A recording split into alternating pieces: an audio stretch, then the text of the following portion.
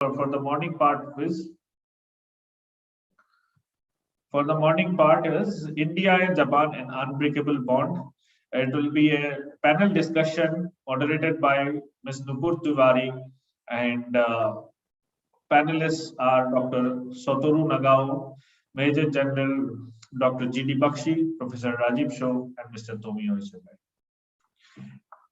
At the same time, for morning session stage 2, as I already told you, currently we are having one program by Professor Manava Kusho.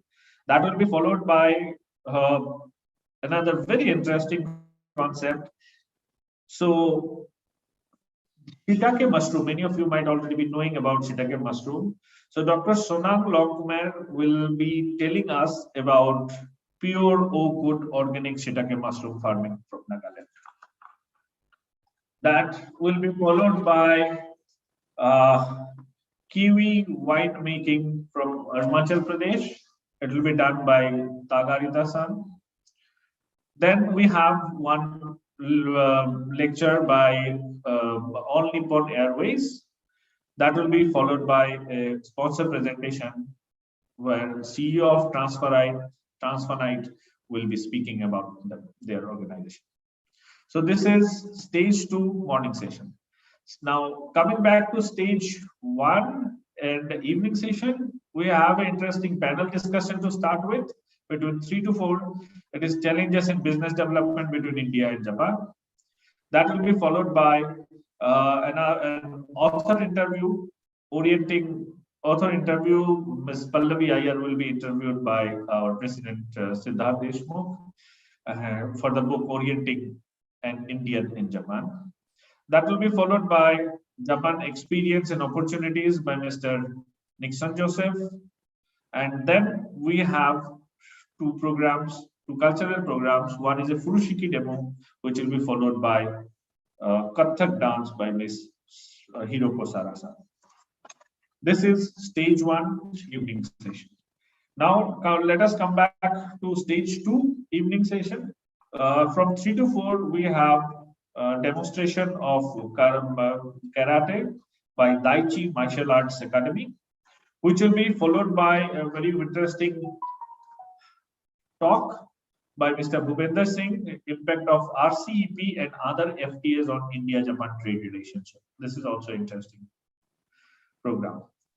Then we will come back to again more on the cultural side, and we have a talk on ometonesido, and that will be followed by the art of slow cooking of Naga delicacies by Ms. Sentila Yangar. So this is what we have you can see that we have a wonderful mix of events today, number of good talks followed by cultural events. So with this, I would like to request all of you to visit our website, be live on YouTube, and let's hope for a wonderful day ahead. We will come back again on stage 1. For now, you can switch to stage 2, and we will come back again on stage 1 at 10:30 a.m. And we have Saito-san with us to talk about JICA's plan, India plan. Thank you.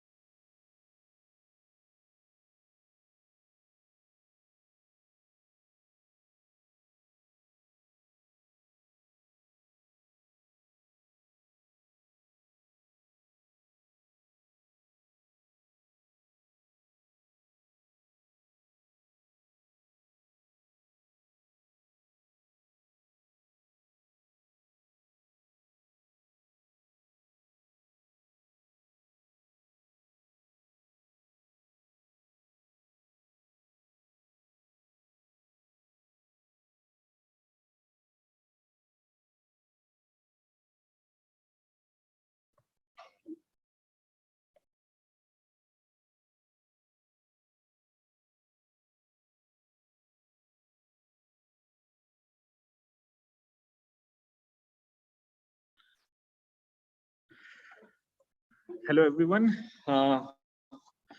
So today in the first, we have another 10-15 minutes to go for Saito-san's message. Let us introduce with all of you our today's host for the program, stage 1, stage 2. I already explained you about stage 1, stage 2. So in stage 1, we have Dhanasri-san.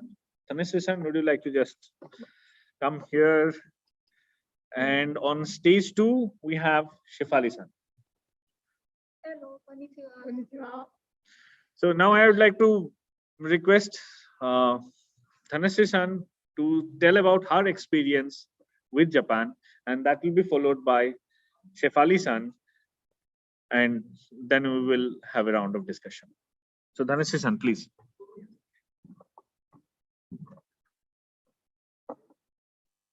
皆さん、こんにちは。Konnichiwa Pune, yokoso. Welcome to Konnichiwa Pune. This is Dhanasri Santa.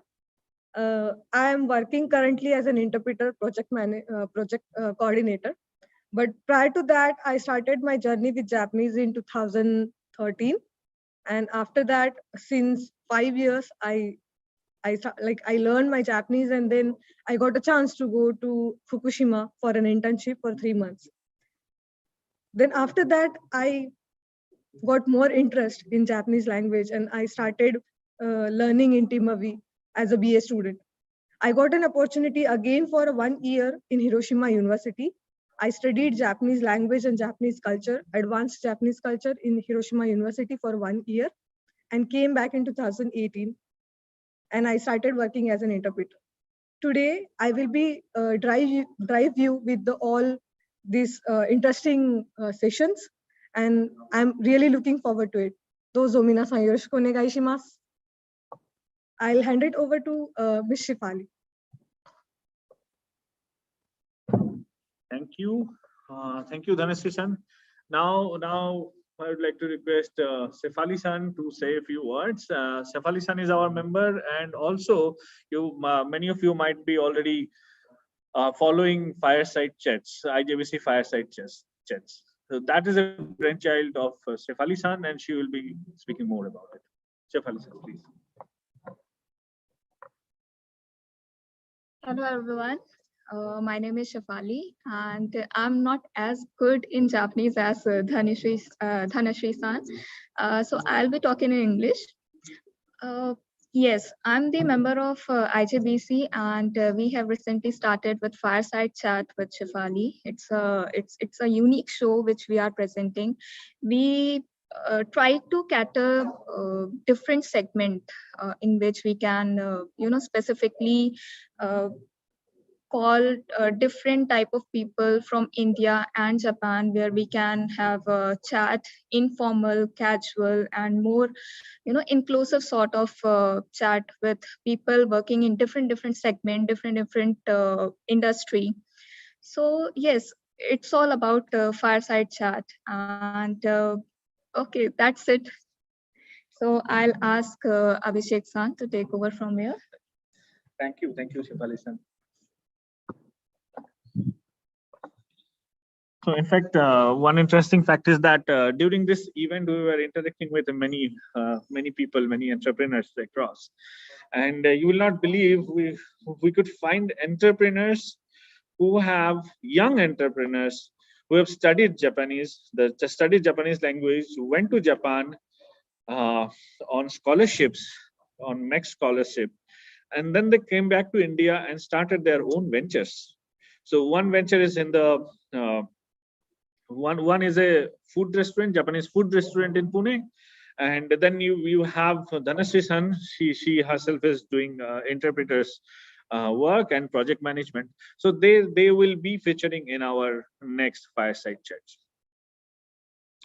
So just to set the context, let me quickly take you through once again. Yesterday, I talked about the IJBC, its concept, and Konnichiwa Pune and its concepts. Let me just quickly take you through once again to some of those things, because many people might have joined today.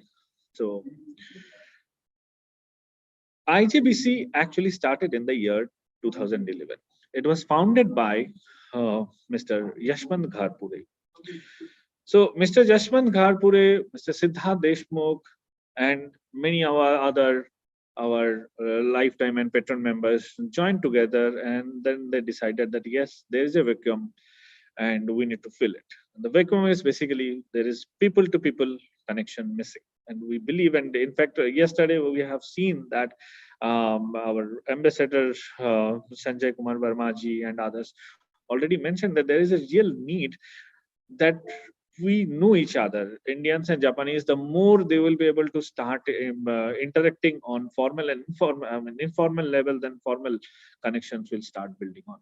So considering all these aspects, Mr. Gharpure ji and his team started this organization, IJBC.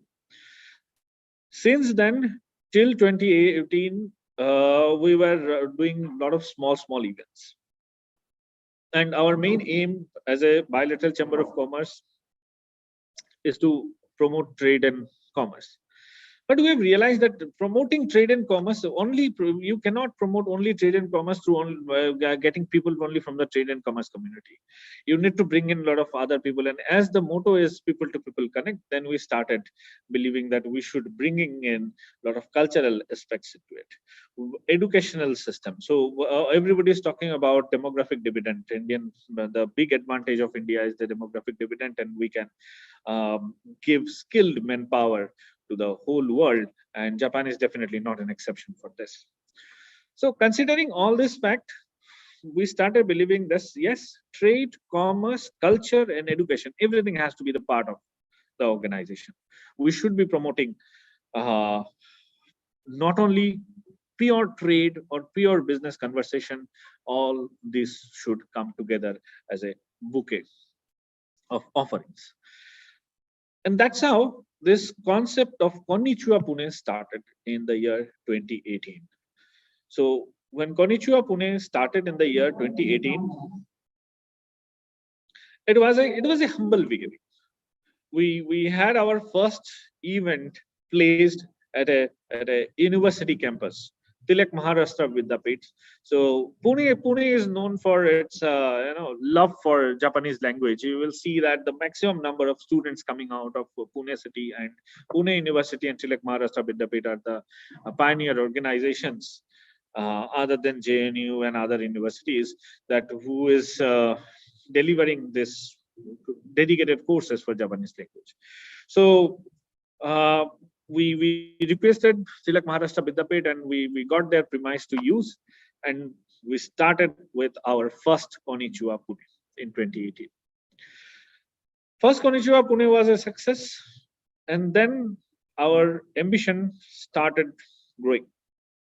And then we decided, okay, fine, next year we have to do it much bigger. So 2019, we went ahead with a 3 days event, 1 full day of business discussions, and that is followed by 2 days of food and cultural events at a big mall, Phoenix Mall in Pune. So overall 3 days, mesmerizing events. We enjoyed, everyone enjoyed, we connected with many people. We started discussing many things. And that's how 2019, we started thinking about 2020 Konnichiwa Pune and all. But then started this unfortunate year of 2020, and COVID-19 actually ruined all our future plans. To aggravate the situation, we lost our earlier president, Shrikant Atreji. So Shrikant Atreji was instrumental to take this Konnichiwa Pune ahead and bringing this people to people connect. But last year, November, we lost him. And that was a really bad time for us. Due to COVID-19, we could not help Konnichiwa Pune. It was already on the back foot. And then we lost Atreji. So we were at a really bad stage. Starting this year, 2021, under leadership of Siddharth San, we decided that yes, this year we have to go ahead with Konnichiwa Pune again. But the question is, Konnichiwa Pune is these days it's November 3rd week is almost fixed for last 3 years, last 3 editions. So till November, we really don't know what is going to happen. Will it be completely open or not? Then we decided, okay, fine, let's go all virtual. So it was our initial thought, we will go all virtual. Well, it is definitely known that you cannot go completely offline. That's not going to happen in, say, lifetime. My personal belief is that now events will be hybrid, and there will be more participation offline, and there will be more discussions online also, but it will not be only offline event. As we progress along, we started realizing just 2 months back that, okay, fine, things are, I mean, COVID situation is getting better, and we will probably be able to take Konnichiwa Pune to at least not completely offline, but a hybrid mode. And this is our first hybrid event this year. This year, Konnichiwa Pune is a first hybrid event. So if you see the journey, 2018, very small event at a university campus, 2018 university campus, 2020 at Maharashtra Chamber of Commerce. First day was held at a seminar hall in Maharashtra Chamber of Commerce, and then 2 days at Phoenix Mall. So completely offline. And this year we are moving towards this hybrid. So we are this is a studio. We are sitting here and running majority of the shows, and many people are already joining us. I can see Saito-san is already joined. So Saito-san is joined from his place. So this brings in the flexibility to the whole system, that we can get think tanks on board to discuss, who won't be able to travel if it would have been an offline event. And also it gives us a pleasure that we are connecting with the bigger mass. And that's probably the reason that this time Konnichiwa Pune, if you see, we have close to 60 plus speakers and performers. And it's not that people are from India and Japan only. There are people from, even speaking at this point in time when I'm talking to you, there are people who will be conversating with us from Germany, Spain, and other places.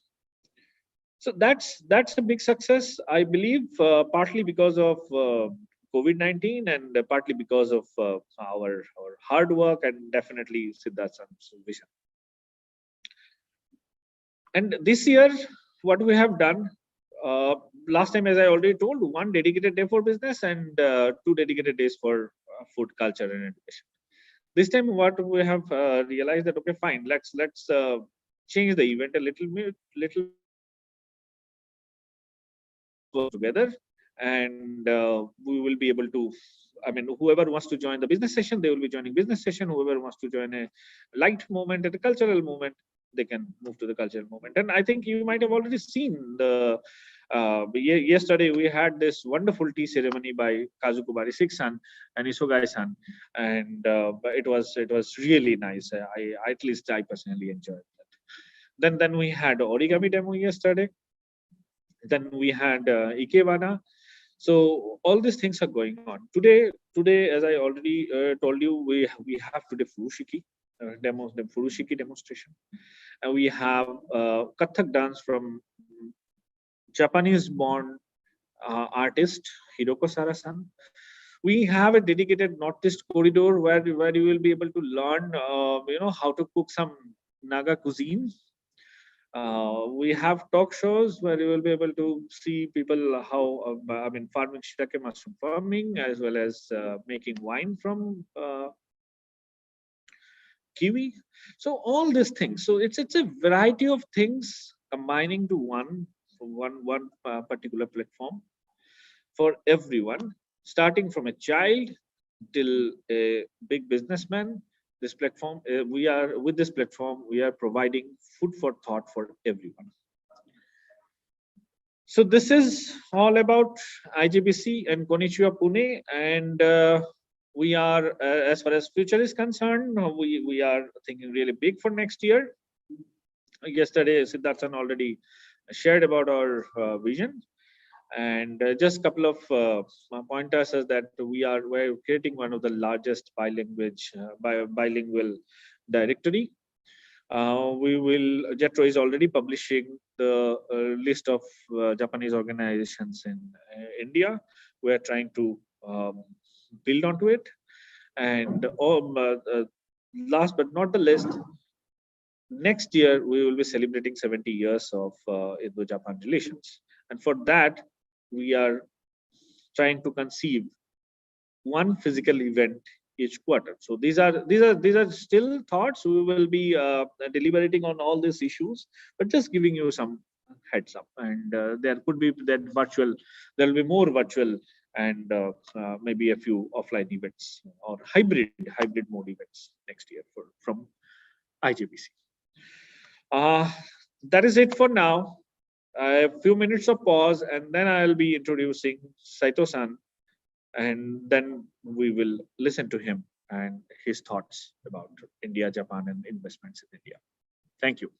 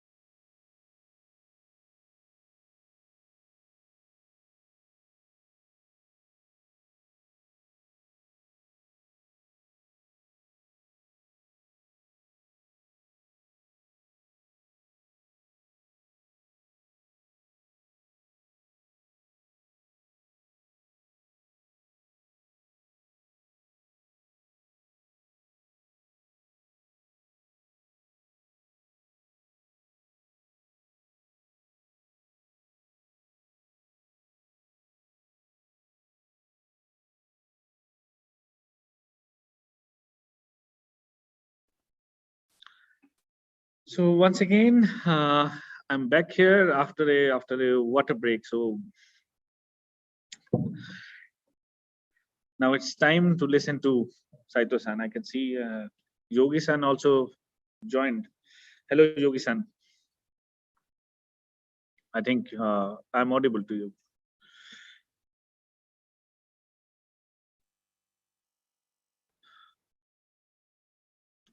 Hello, Saito-san. Saito-san, can you hear me?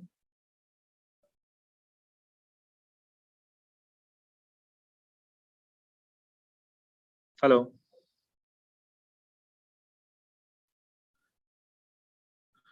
Saito-san, am I audible?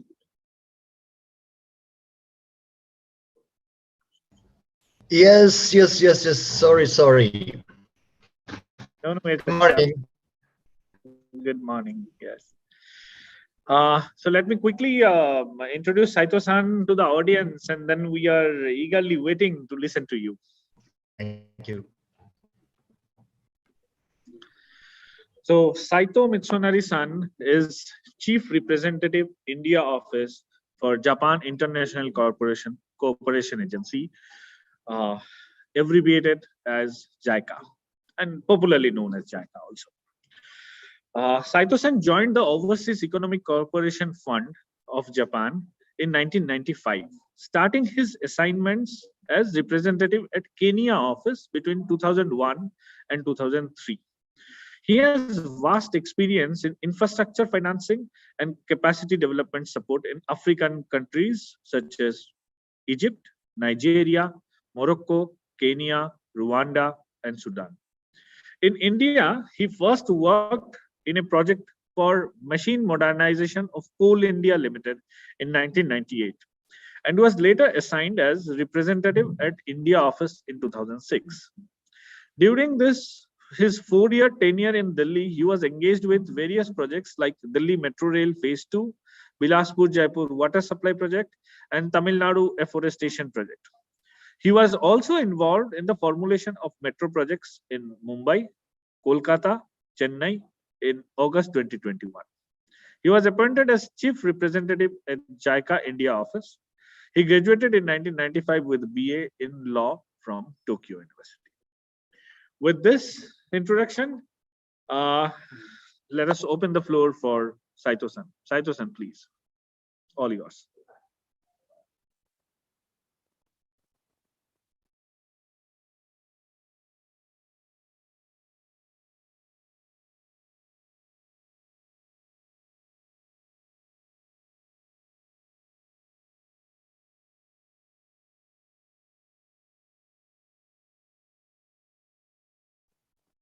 Saito-san.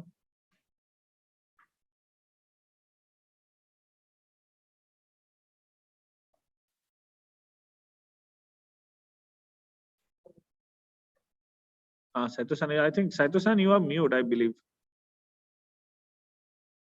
Sorry. I'm so sorry. No, it's absolutely fine. Yes. Okay. Right. Firstly, I would like to express my gratitude to Indo Japan Business Council and the Consulate General of Japan in Mumbai for giving this great privilege and pleasure to make a key presentation on this occasion of Konnichiwa Pune. It'd be wonderful to us if we could make a small contribution, if any, to strengthen the friendship, business ties, cultural ties of two countries, which is, I think, slightly affected by the ongoing pandemic. I look forward to, I very much look forward to making presentation next year, right in front of you in Pune. Yes. Absolutely.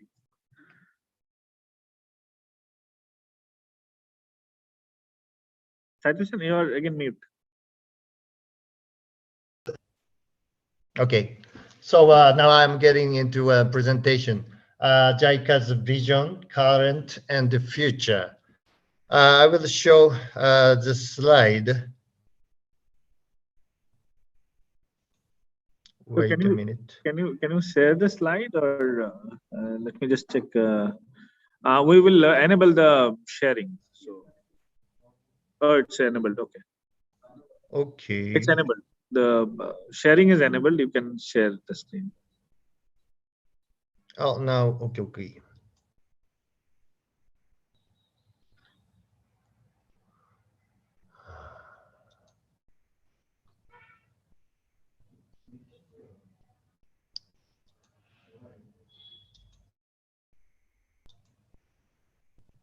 Can you see it? Yes, yes, we can see this. Okay.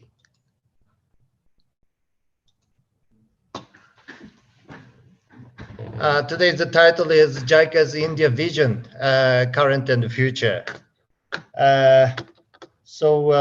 Today, contents comprises of 4 items. Number 1, JICA's policy and activities in India. Secondly, our response to COVID-19 since last year. Thirdly, I'd like to present some projects in Maharashtra. And finally, I'd like to share with you about our cooperation transaction with private sector. Number 1 is policy activities. Before starting, I think it's better to briefly tell you what we are, what JICA is, and what JICA does. JICA is the governmental agency of Japan that coordinates official development assistance, ODA. So foreign assistance of government of Japan is channeled through 2 windows, bilateral assistance and multilateral assistance. While multilateral assistance is channeled through intergovernmental bodies like World Bank, UN agencies, majority of bilateral assistance, which is a government-to-government support, is currently implemented by JICA. And we have 3, roughly speaking, 3 types of tools, namely technical cooperation, grant aid, and ODA loan or investment. So let's say financing as a whole.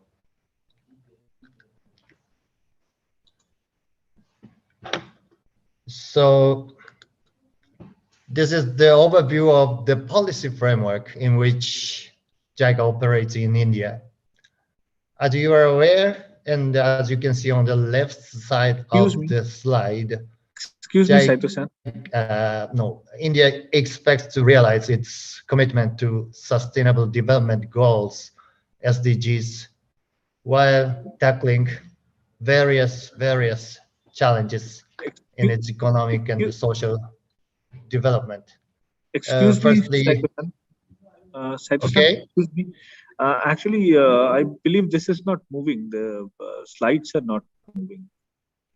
Now I'm on slide 5. Yeah, so but it's still on slide 2, the content slide.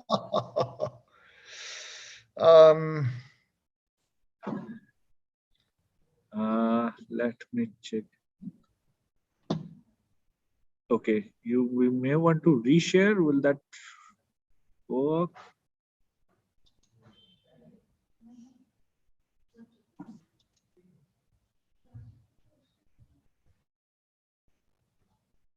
Are you still on slide page 2?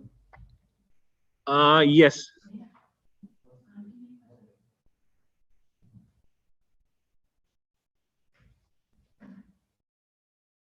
Hello. Yeah, it is still on the content page. You may want to just reshare. Sometimes it works that way. Okay.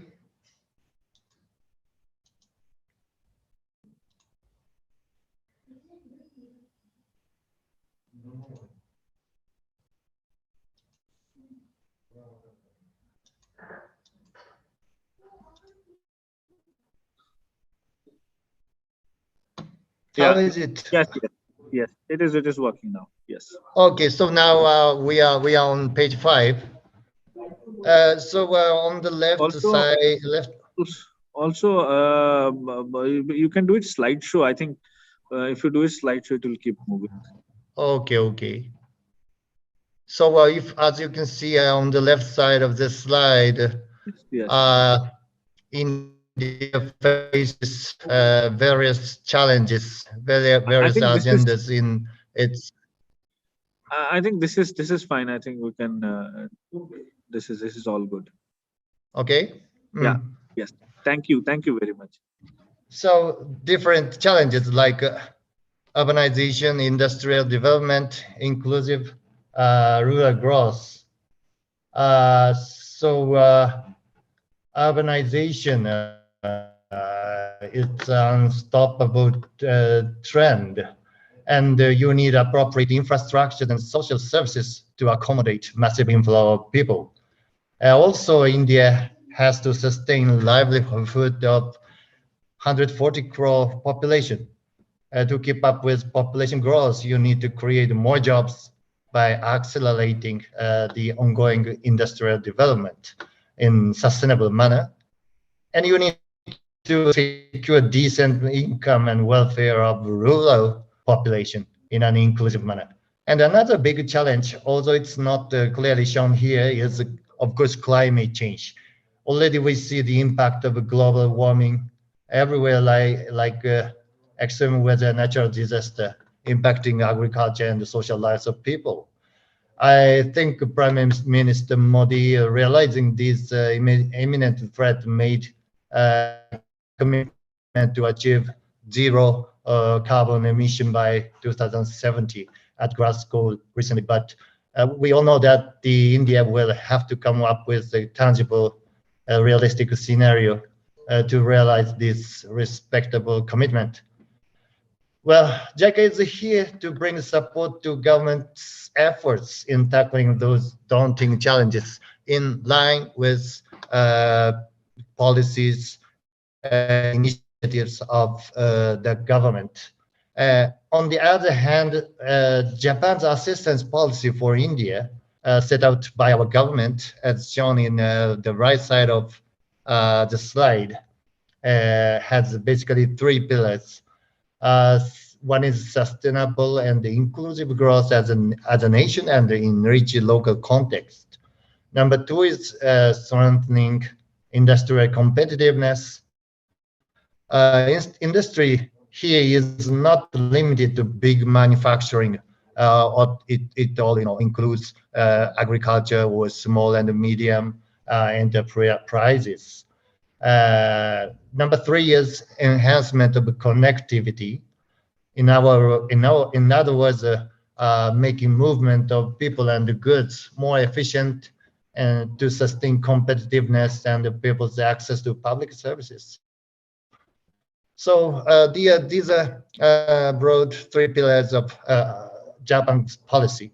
So JICA is providing various support in line with these policy directions, as well as Indian government's policies and direct initiatives in infrastructure development in urban areas for water, sanitation, rail, transport, etc.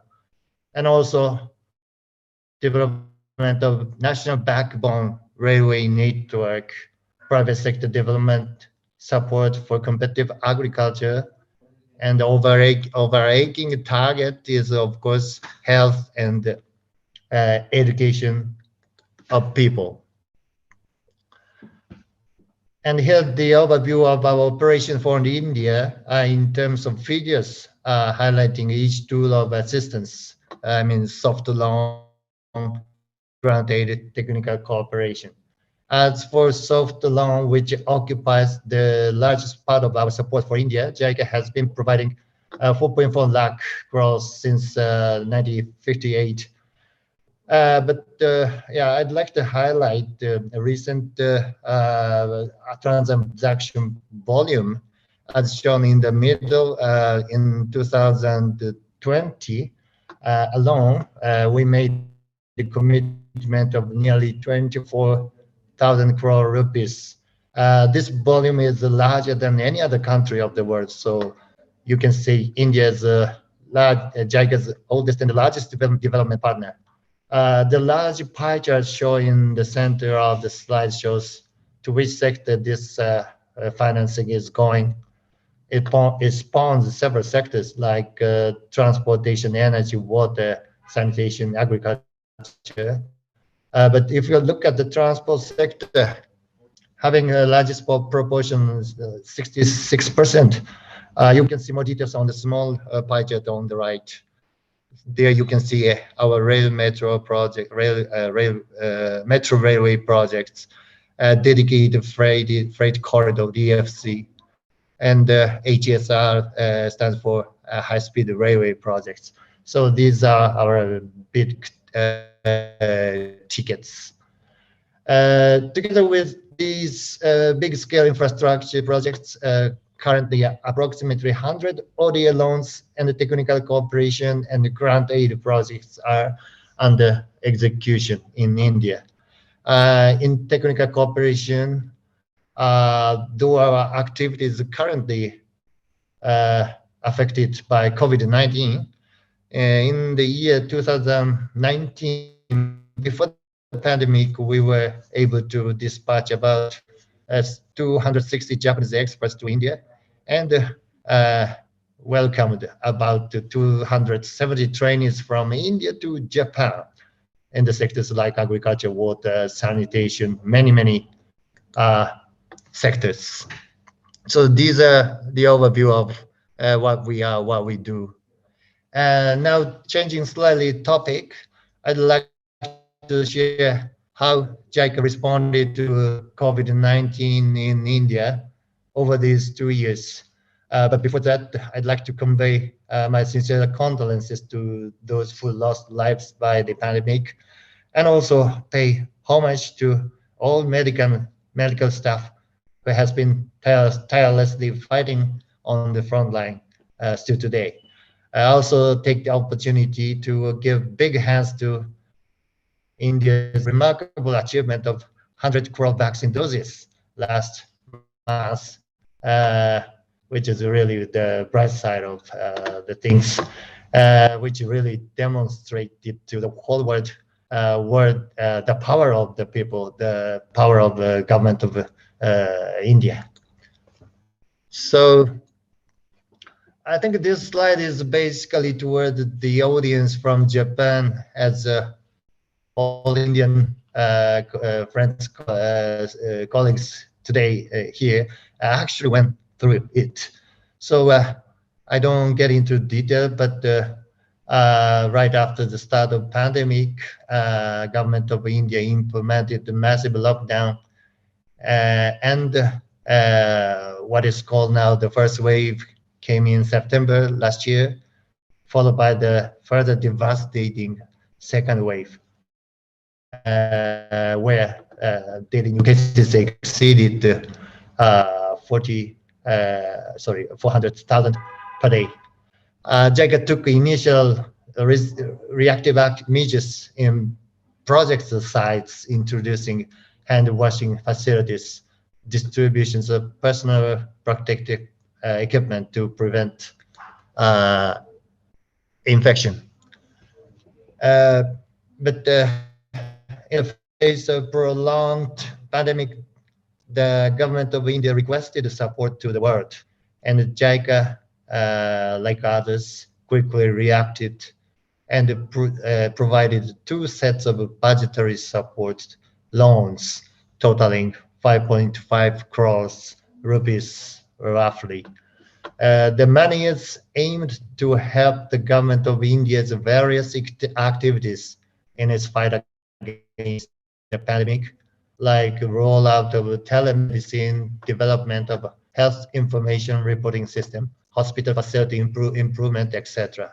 Also, the fund is expected to be utilized for supports to especially vulnerable groups strongly affected by the pandemic, as well as subsequent economic crisis.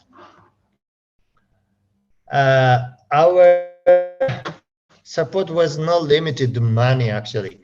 JICA also provided 300 oxygen concentrators, which were very much lacking, especially in the second wave time. They were distributed to hospitals in Tamil Nadu, Kerala, and other states, and currently being used for the patients of the disease pandemic. Another initiative which is not direct support is research activities. Unprecedented pandemic has been putting various negative impacts on everyone, including medical staff or the vulnerable peoples of society.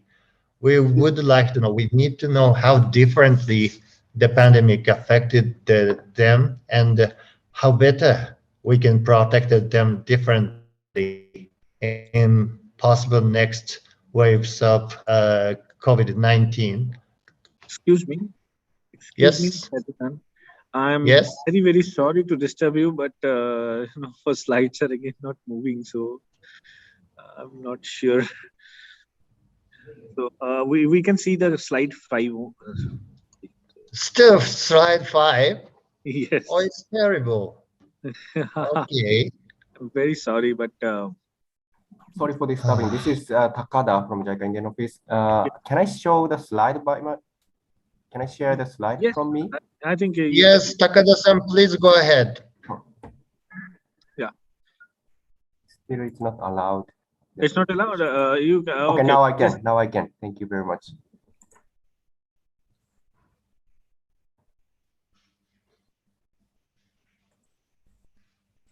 Can you see the slide? Yes, you can see the slide now. Thank you so much. Thank you very much. Okay, go to next page, Mr. Takada. Next. Okay, so these are the salient features of findings of some of our studies conducted in relation to the COVID. One is a study on the impact of the disease on persons with disabilities. And the second one is about impact on medical healthcare workers. In Mumbai, in this case, in this study's case. Persons with disability were often unable to receive proper medical services because of lack of data, limited accessibility. So we need to come up with more proactive measures in the possible next waves. And extremely hard working conditions of medical health workers has resulted in insomnia, lethargy, loss of appetite, etc., etc., and the big, pressures. Appropriate care protection is necessary if society is to face the next round of pandemic. Jacob would like to reflect these findings to future projects in health sector. And in the next slide, I would like to show that JICA has also initiated awareness raising campaign for hygiene practices called Acchi Aadat campaign. Hygiene practice for preventing the spread of COVID, like washing hands, nail cleaning, through different channels of communication, like public programs on the ground at schools and educational, institutions, as well as, of course, social media like YouTube. The campaign receives the goodwill of various Japanese companies. But for example, by the courtesy of Muji, we were able to hold a small campaign in the fashionable Muji shops in Mumbai.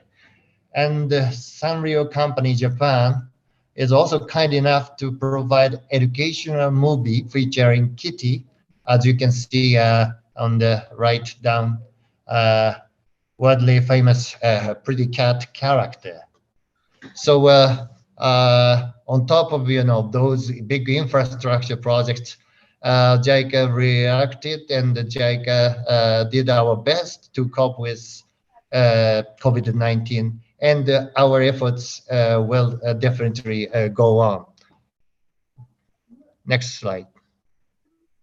So now changing the topic, and I know time is running out.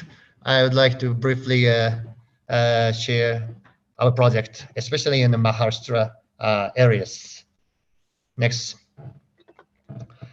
So dedicated freight corridor, which is one of our flagship project, the backbone of Delhi-Mumbai Industrial Corridor, construction of 1,500 kilometers, dedicated freight line.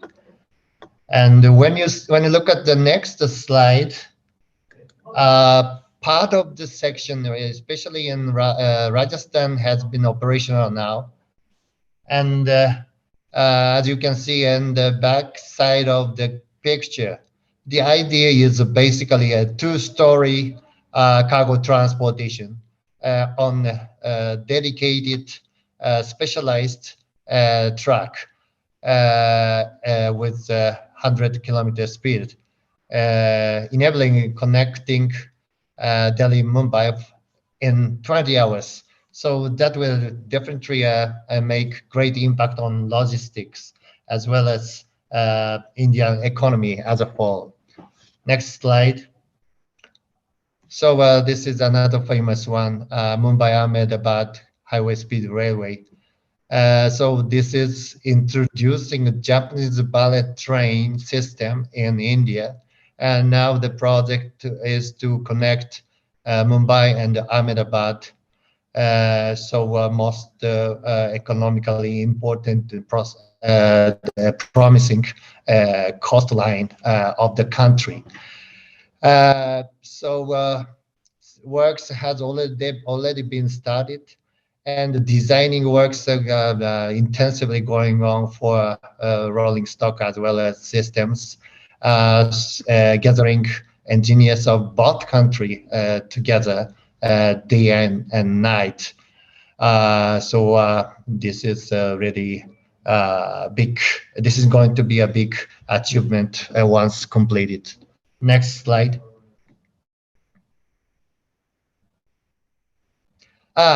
So this Mumbai Metro project. This line 3 is expected to connect airport and central business area like Nariman Point, let's say. So you connect them in 40 minutes time. So this will definitely make a good benefit for people's life as well as probably your business as well. Next one. Next slide. Okay, Trans-Harbour Link. Yes, the idea is the same. How to reduce or divert, traffic congestion and ease logistics. So these big projects are going on in and around Mumbai area. Next slide. I think it's more important for you. This is a project for you. Pollution abatement of Mula-Mutha river in Pune. So water quality of the river is very bad, 5 to 27 times higher than the drinking water standards. So we will be, we finance, and the Pune Municipal Corporation will construct 11 sewage treatment plant and laying more than 100 kilometers sewer lines to realize clean water in the river, which is a kind of the highlight which is going to be the highlight of the beauty of the city. So works are going on. So I very much would like to early completion. So these okay, you can skip this. Time is so these are our recent projects, and now it's almost 11 o'clock in India. But let me briefly share with you our recent another initiative, which is the private sector. Basically, JICA's mandate is a government-to-government cooperation assistance, but we do have tools and tools and modalities directly supporting private sector's activities, which is expected to boost, contribute to economic and social development of recipient countries. We have basically three modules: private sector investment finance, shown in the top. This is a lending or investment directly to private entities. While the loan project explained was government to government loans, the borrower is government of India. So private sector finance is more private transaction. Second is supports through feasibility study and the service of Japanese company, which has great promising technology to resolve social and economic agenda of Indian companies. And we do have thirdly business matching activities. Let's move on to the next slide. As of now, we have 5 private lending and investment projects, like supporting micro, small, medium enterprises or self-help groups. This is a kind of microfinancing. And also we have financial support through those non-banking institutions for investment in renewable technology. You can see one of our projects being financed through Tata Clean Tech Capital. We would like to accelerate and increase these type of investment and lending. Private sector has definitely growing important role to resolve social and economic agenda of India, while every government has limited in resources and human resources, financial resources, capacities. So, private sector is the key. Sure. Next slide. So these are our support in feasibility study or preliminary studies, Yes. so that technologies of Japanese companies, especially small and medium Japanese companies, can be applied to tackle social and economic agenda in India. So we have several studies. We supported Japanese companies technological experiments as a rollout of their technologies. I hope these companies will become our client in future of our private finance for India. Yes. And finally, in the last slide, another support. This is matching of Indian entrepreneurs, social enterprises with Japanese counterparts. We call it SDGs Business Co-Creation Lab, Tsunagaru Lab in Japanese.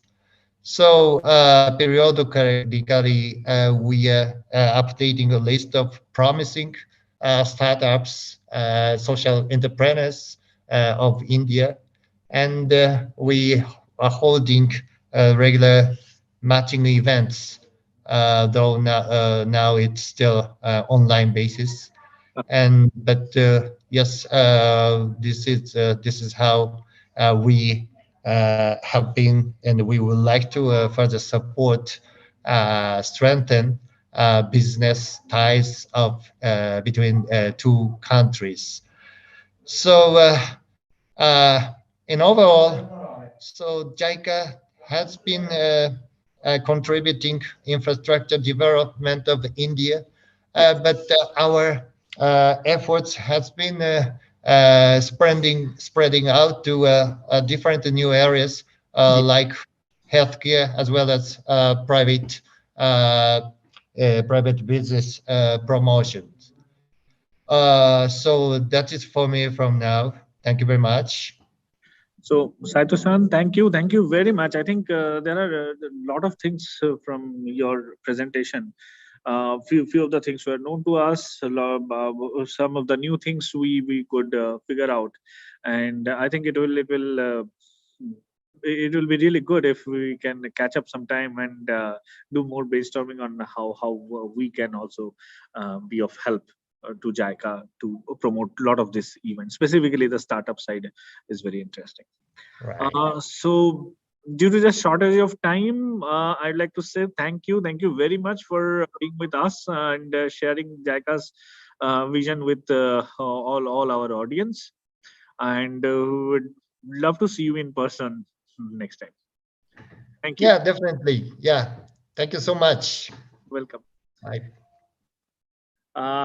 Now we are already 6 minutes delayed for listening to Yogi San. I mean, we lovingly call him Yogi San. His full name is Yogendra Puranik, and a lot of accolades I can read through. I already have a list of accolades to be written, but for now I think it will be unjustified if I step onto his time. So just for the viewers, he is the first Indian-born Asian origin assemblyman in Tokyo. It itself is huge. I don't see that there are more things needed at this point in time, but all of you can go look at his profile online and getting to know him better. Yogi-san, the stage is yours. Please. Yogi-san, your microphone is mute. I'm sorry, we all do that mistake. Yes. I'm sorry. So good afternoon, everybody, and thank you for the introduction, Abhishek san. And I first of all congratulate the IJPC team, the whole organizing team, and the committee there for organizing this event amid COVID. Although I feel now that COVID pandemic is slowly coming to an end. Diwali has been going fine. We were actually all worried what would happen in Diwali. Yes. And just recently, I spent around 45 days in India. Half of the tour was my personal philosophical tour, and then half of the tour was what you can say, an official tour, where I visited, actually, I met a couple of chief ministers, I met some mayors, and I visited some schools. So it was all organized centrally from the ministries, and it was really a wonderful tour. So I, honestly speaking, it was an opportunity for me to see India from a different perspective after almost 20 years. After almost 20 years. And to realize the difference where India has moved on to within these years. I started living in India, in Japan from 2001. And since then, I had been to India many times on business tours, but I couldn't get an opportunity to slow down my life and see into the life of Indians in India. So, this time it was real eye-opener. What I personally feel is the India I saw in 1980s, the India I saw until the first half of 1990s, and the dramatic change in India after that, once the economy was opened. To some extent, once GATT was actually forced on us, and we went industrial boo blah.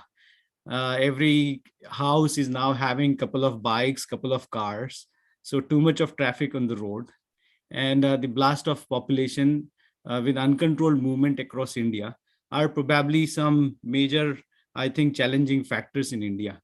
So how we can actually work on these factors will be probably a key thing. Just now we heard to Saito-san's presentation, amazing work. Japan is actually supporting in so many initiatives in terms of infrastructure, in terms of improving the quality of life of people. I think that's a tremendous job actually JICA and JETRO and other organizations and the overall Japanese government is doing with India. So I would really like to congratulate the whole ecosystem. They are working strongly on these initiatives. And at the same time, being a banker and being from a financial background, I would be also worried like the amount of funds or loans. Of course, I'm quite low interest, but at the end of it, it should not overburden the economy of India and the pockets of the taxpayers.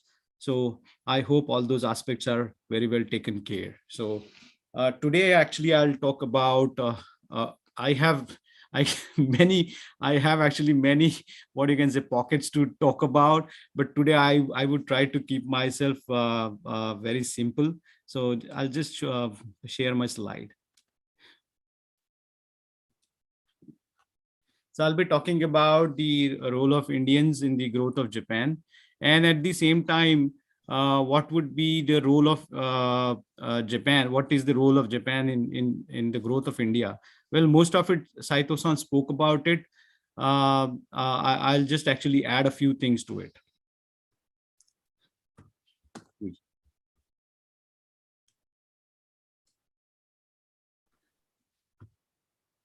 So these are actually a few things I'll talk about.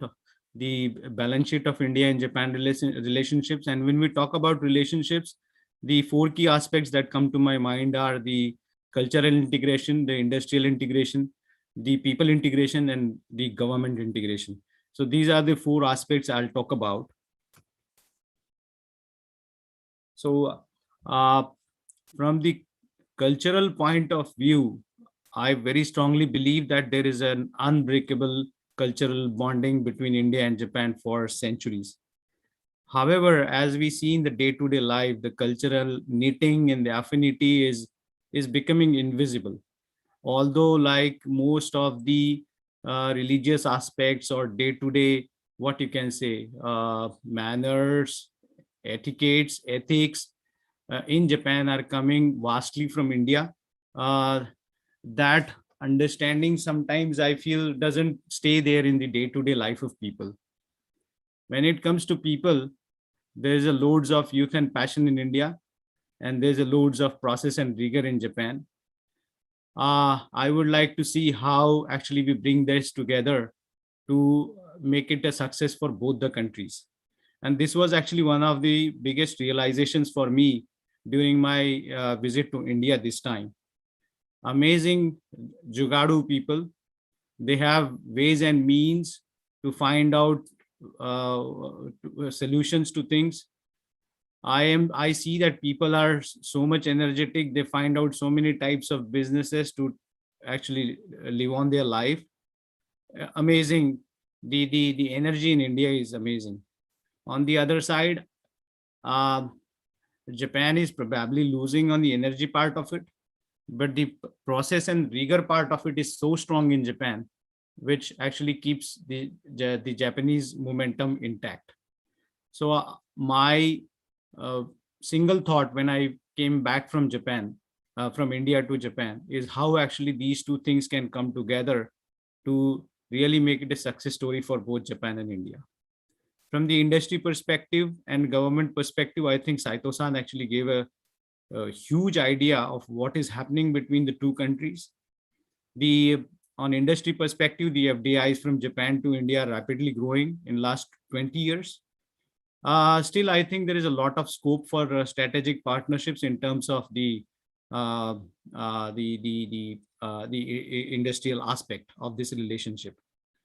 From the government perspective, amazing interaction in the last 20 years, particularly the railroads, the electricity projects, water cleaning projects, sewage projects. Still, I would say that there could be a much more greater substance that could be added to this bilateral relationship. What I'll do is I'll stay on this slide and I'll talk a bit more details on each of these topics. And I'll take you through these topics. So from the cultural perspective, as I said, like there is a very strong bonding and a strong relationship between India and Japan for centuries.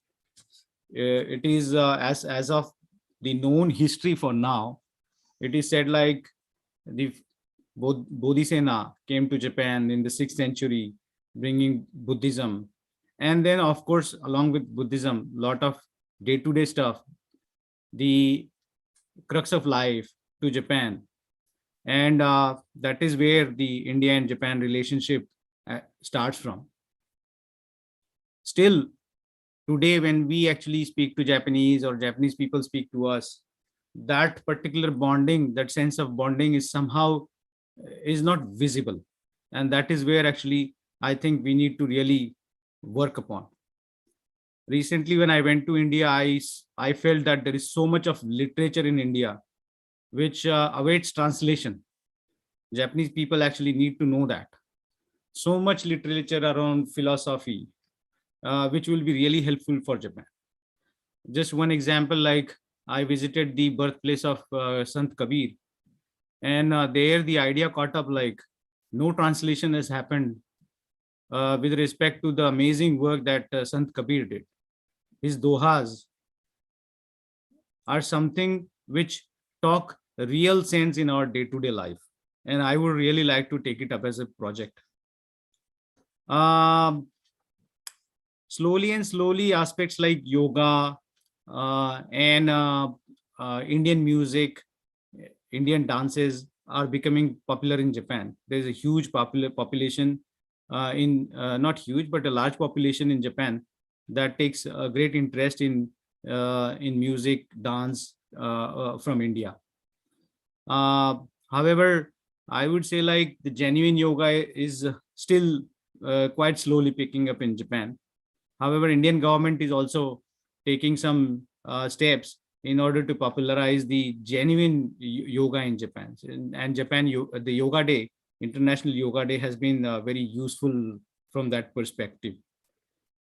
The sister city relationships are not happening as much. I feel like the Japanese bureaucratic system or administrative system is still quite westward looking than looking into India. So the sister city relationships are still very limited between India and Japan. The recent one being the Kyoto and Kashi. But even if you take the example of Kyoto and Kashi, the cultural aspect between these two cities is yet to start. While there are some projects like the Ganga Ghat project, or there was this auditorium that was built up in Kashi, Varanasi. Beyond that, the cultural exchange, like people coming from Kyoto to Kashi or people from Kashi coming to Kyoto and performing some traditional arts, etc., of both countries, is something that is yet to start up. I think these the sister city initiatives need to be rolled on to more and more cities. Only then the people-to-people interaction will start, and there will be more realistic interaction between the two countries. Well, while saying that, on the contrary, today we see like we have around 40,000 of Indians living in Japan. But seldomly I see any Indian taking real great interest in the Japanese music or the Japanese style of dances. Barely a few people. I think there is a lot of scope. Until now, the Indian community in Japan was busy settling down. We are still just the first generation. Of course, there is a chunk of people who came here around 100 years back, but very few now. So the larger Indian community is still the first generation, trying to settle down, trying to be what you can say, financially stable, and now slowly worrying about the aspects of the second generation. So I think it is still time for Indians to take their own time, find out time to take interest in the Japanese cultural aspects. So slowly we have to actually increase on that perspective.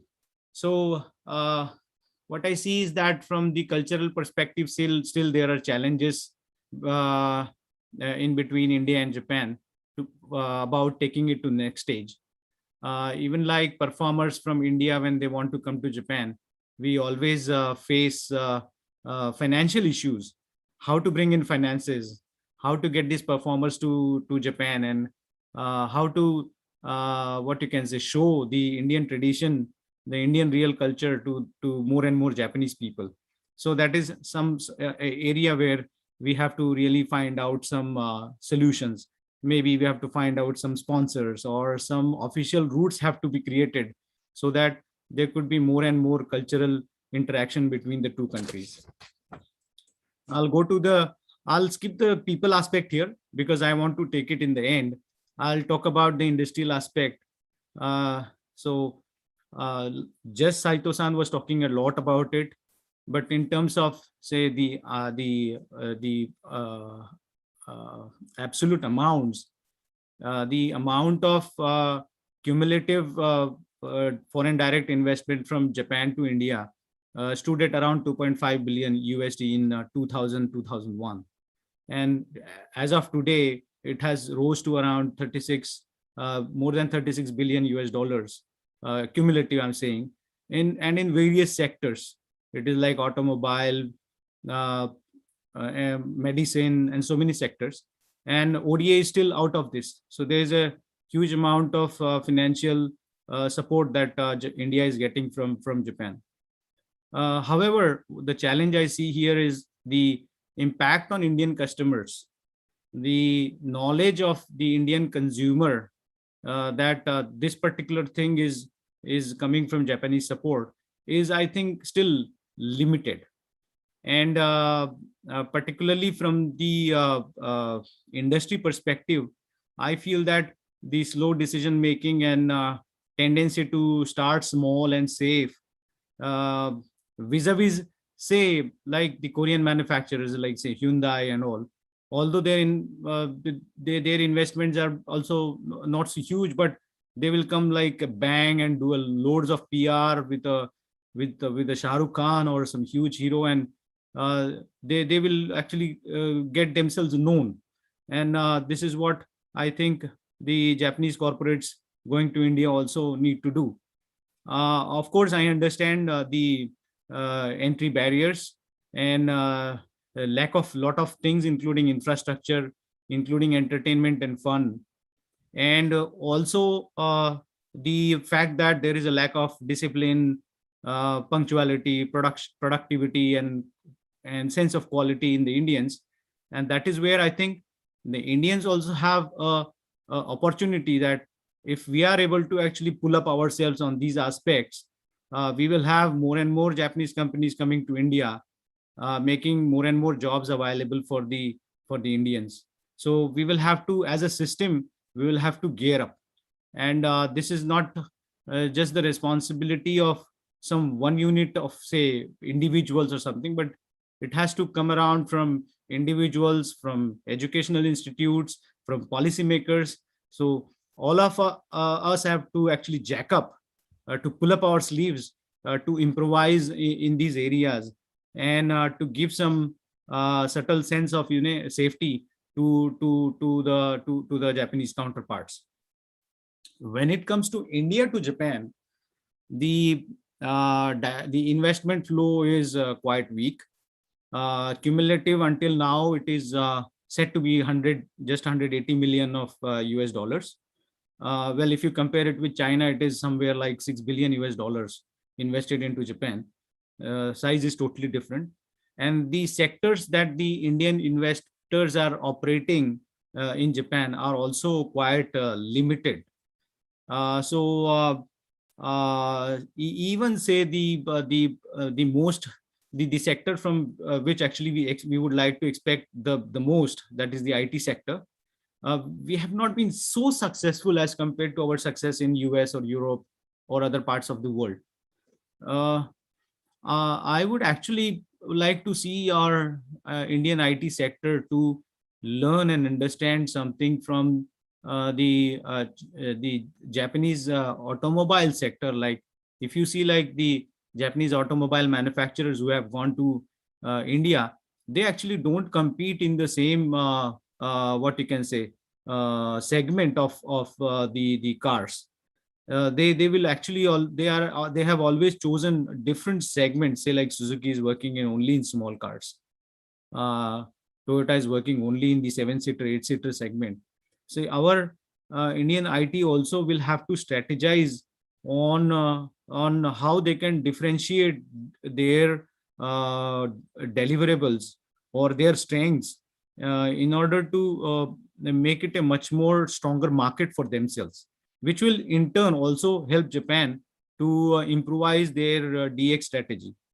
So, well, in that, there are a few challenges, like the Japanese are known to create very strong internal ecosystems between the customers and vendors, where they do not very easily allow external parties to pierce in. So somehow that part has to be taken care. How is again a part of strategy. We have to actually work together. So from that perspective, I think India and Japan needs to sit down together to, if they are saying, like India and Japan are saying, if we are a global strategic partner, we'll have to actually work on these aspects as well. Otherwise, many of the things will not work. It will be just on paper. And at the same time, like if we see the way Japanese work, they are not jugadu like Indians. Their decisions could be slow. They are not emotional like Indians. So we will have to actually see how the industrial, what you can say, relationships can be further strengthened. We have seen some, like Hero Honda has gone separate way. Some other case studies are also have happened like a similar way. So we will have to see how actually the real integration between India and Japan can happen, and it will be finally actually fruitful for all of us. The third aspect is the government aspect. For last 20 years, India and Japanese government have been very openly saying that we are global strategic partners. But typically in the Corona pandemic, I have seen we saw like Japan banned the entry of Indians for more than a year and a half, and which was quite tolling on individuals in terms of their careers and educational opportunities. And it was also tolling on the Japanese corporates who actually ran short of people again. I have a strong belief that Japan is a country of process, and that is what they have shown. And my very humble expectation was like Japan would actually create some process to overcome this problem. And it went on for 1.5 years. So many students who got government scholarships, who had paid their fees, they could not come to Japan. This 1.5 year was really tough on all of us. And I hope, like, first thing, I wish that such kind of pandemic never happens again. But then if it happens again, we have to learn from this experience and not repeat the same mistakes in the future. Then one more point I would like to talk about is about the TITP and SSW, the Specified Skills Worker Program. These programs, while on one hand, Japan needs a lot of people, trained people. Japan has also signed a TITP agreement with India. But ultimately, we couldn't actually drive results out of it. Even SSW is right now in pipeline. I think things are right now moving. We will see some agreements being signed, or maybe already signed last week. I hope it starts moving from next year. But again, what I believe is, like, if India and Japan has to be strategic partners. I think India has real good youth, trained youth. India has a very strong educational platform, and Japanese local administrations must directly sign up with the Indian counterparts in order to bring these trained resources to Japan and make them a part of the Japanese success story. And from the ODA perspective, my last 45 days in India, I realized India has a real huge garbage and sewage issue. And I think Japan should consider on a very top priority about setting up more and more waste to energy projects in India that will really help India a long way is what I would like to really wish it happens from the government perspective. And one more thing I would like from the government perspective to happen is about bringing a focus on educational integration between India and Japan. Japan, as I feel, in the undergraduate studies, it really lacks the global vision in the education.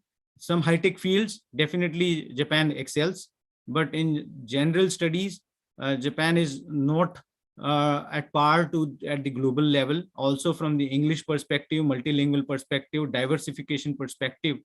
So I think India and Japan can work on the educational aspects and bring in what you can say, make a difference here in this. Last, I would like to come to the people aspect. I'll just finish in a minute. Day in, day out, I receive inquiries from people about how I can go to Japan. Every other person is so much interested in coming to Japan. Japan has become a fairyland in India.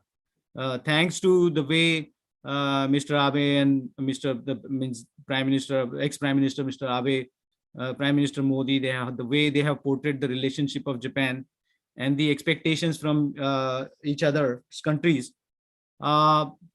Japan has really become a fairy tale land for many people in India. Not just Japanese learners, but even those who were still not, in fact, connected anyway with Japan. Tens and hundreds of inquiries.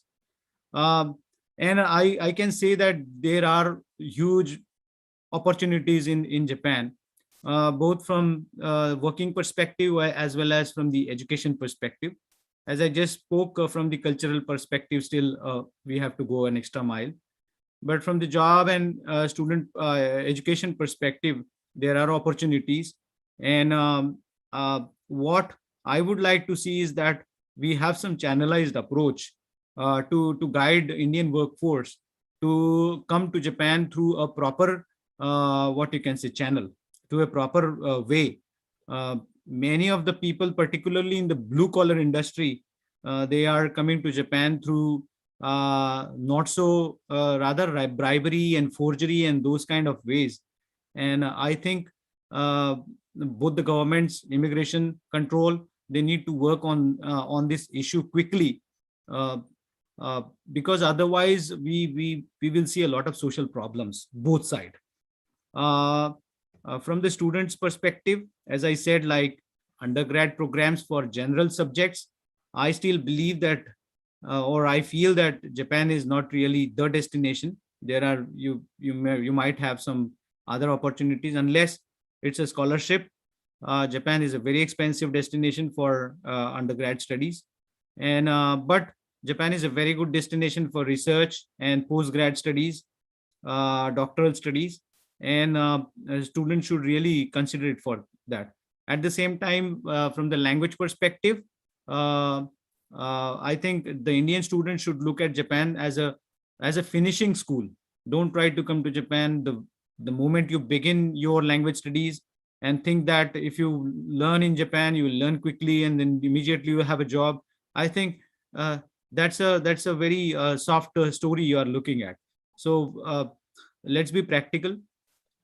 Do your best, create your base in India, come to Japan as a finishing school, and then try to take up jobs or something like that from here. So with that, I think I'm shooting over time, and I'll just leave the last message that ultimately the relation between two countries, this depends on the people. And we people, we have to work together, tie up both the ends to take this relationship between India and Japan together. We have to walk extra mile for each of us in making this relationship successful. So with that, I'll come to an end. Thank you so much. Thank you very much, Jogi-san. I think a lot of insights. So I think we will anyway catch up separately and discuss some more on various topics. So today we are running short of time. So once again, thank you. Thanks for your time. And now I'll be requesting our host, Dhanasri-san, to take over from here. So once again, thank you, Yogi-san. Thank you.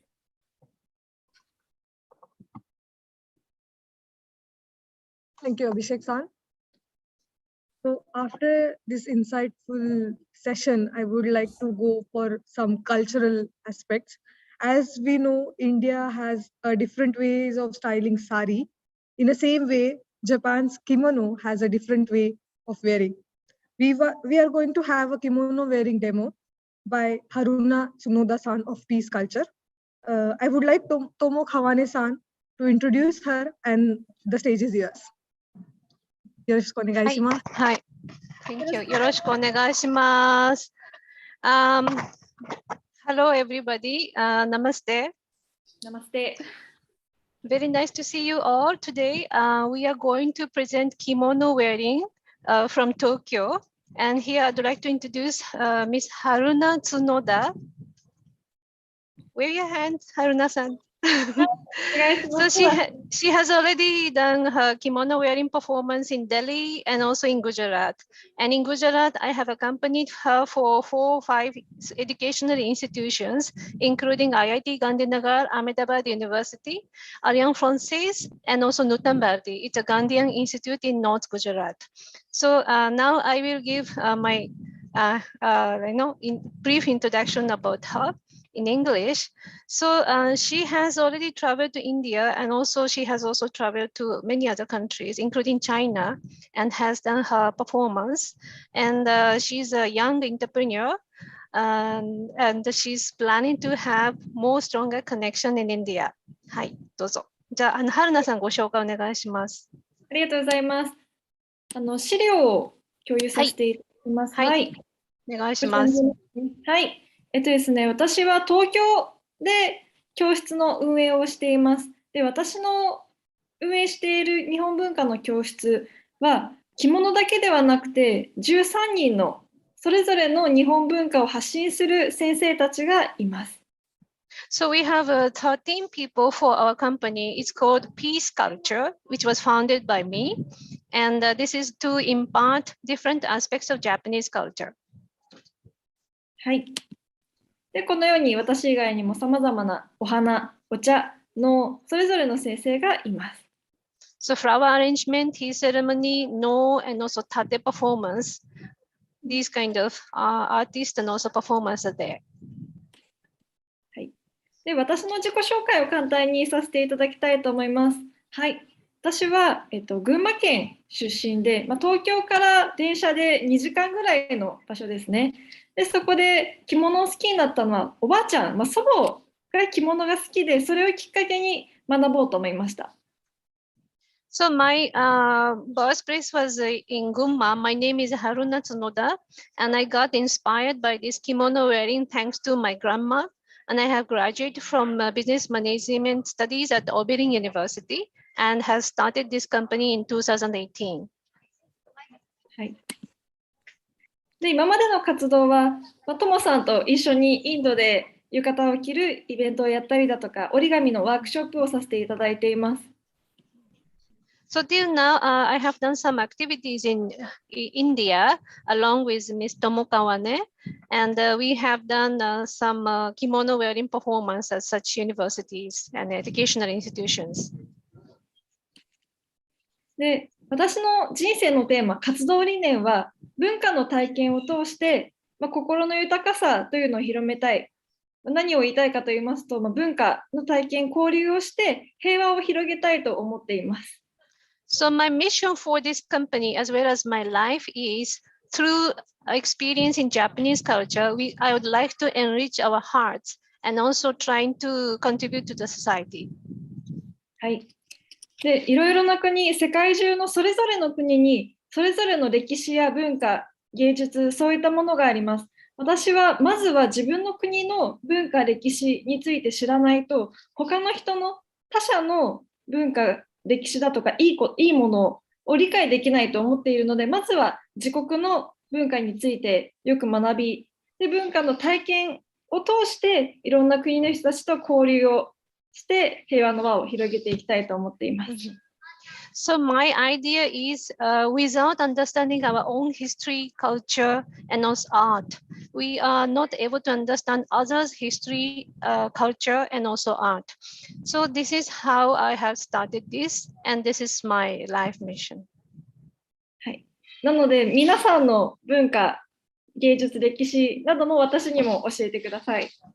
So I'd like you to teach me about your culture, about your history, and also about your art. はい。では今日は私が皆さんに日本の文化と歴史をお伝えしたいと思います。So today I'd like to share some of my ideas about culture and history of Japan. で私は着物の専門家なので、日本の歴史を通しながら着物の歴史についても皆さんにお伝えしようと思います。So as I am an expert in kimono wearing and also kimonos in general, I'd like to see the history of Japan in the view of kimono. はい。皆さん、日本にどのようなイメージをお持ちですか？ First of all, I'd like to ask you what kind of image you have about Japan as a country. まあ、例えば富士山だとか、あとはまあ着物、浴衣、天ぷら、寿司、そういったものが浮かぶ方もいると思います。Maybe you think of Mount Fuji, kimono, yukata, tempura, that kind of things. はい。この後、もしかしたら出るかもしれません。Now you may find some of them. まずは日本の歴史から少し触れていきたいと思います。いろいろな About 時代が Japanese history now. Yeah. まず最初に貴族たちが活躍した時代から見ていきます。Let's have a look at the noble period. はい。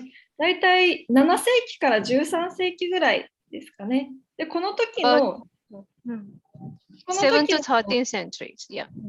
着物はこの左下にあるようなこういった絵の形でした。So at that time we had kimonos in these kind of forms. この貴族が活躍した時代では流行っていたものがあります。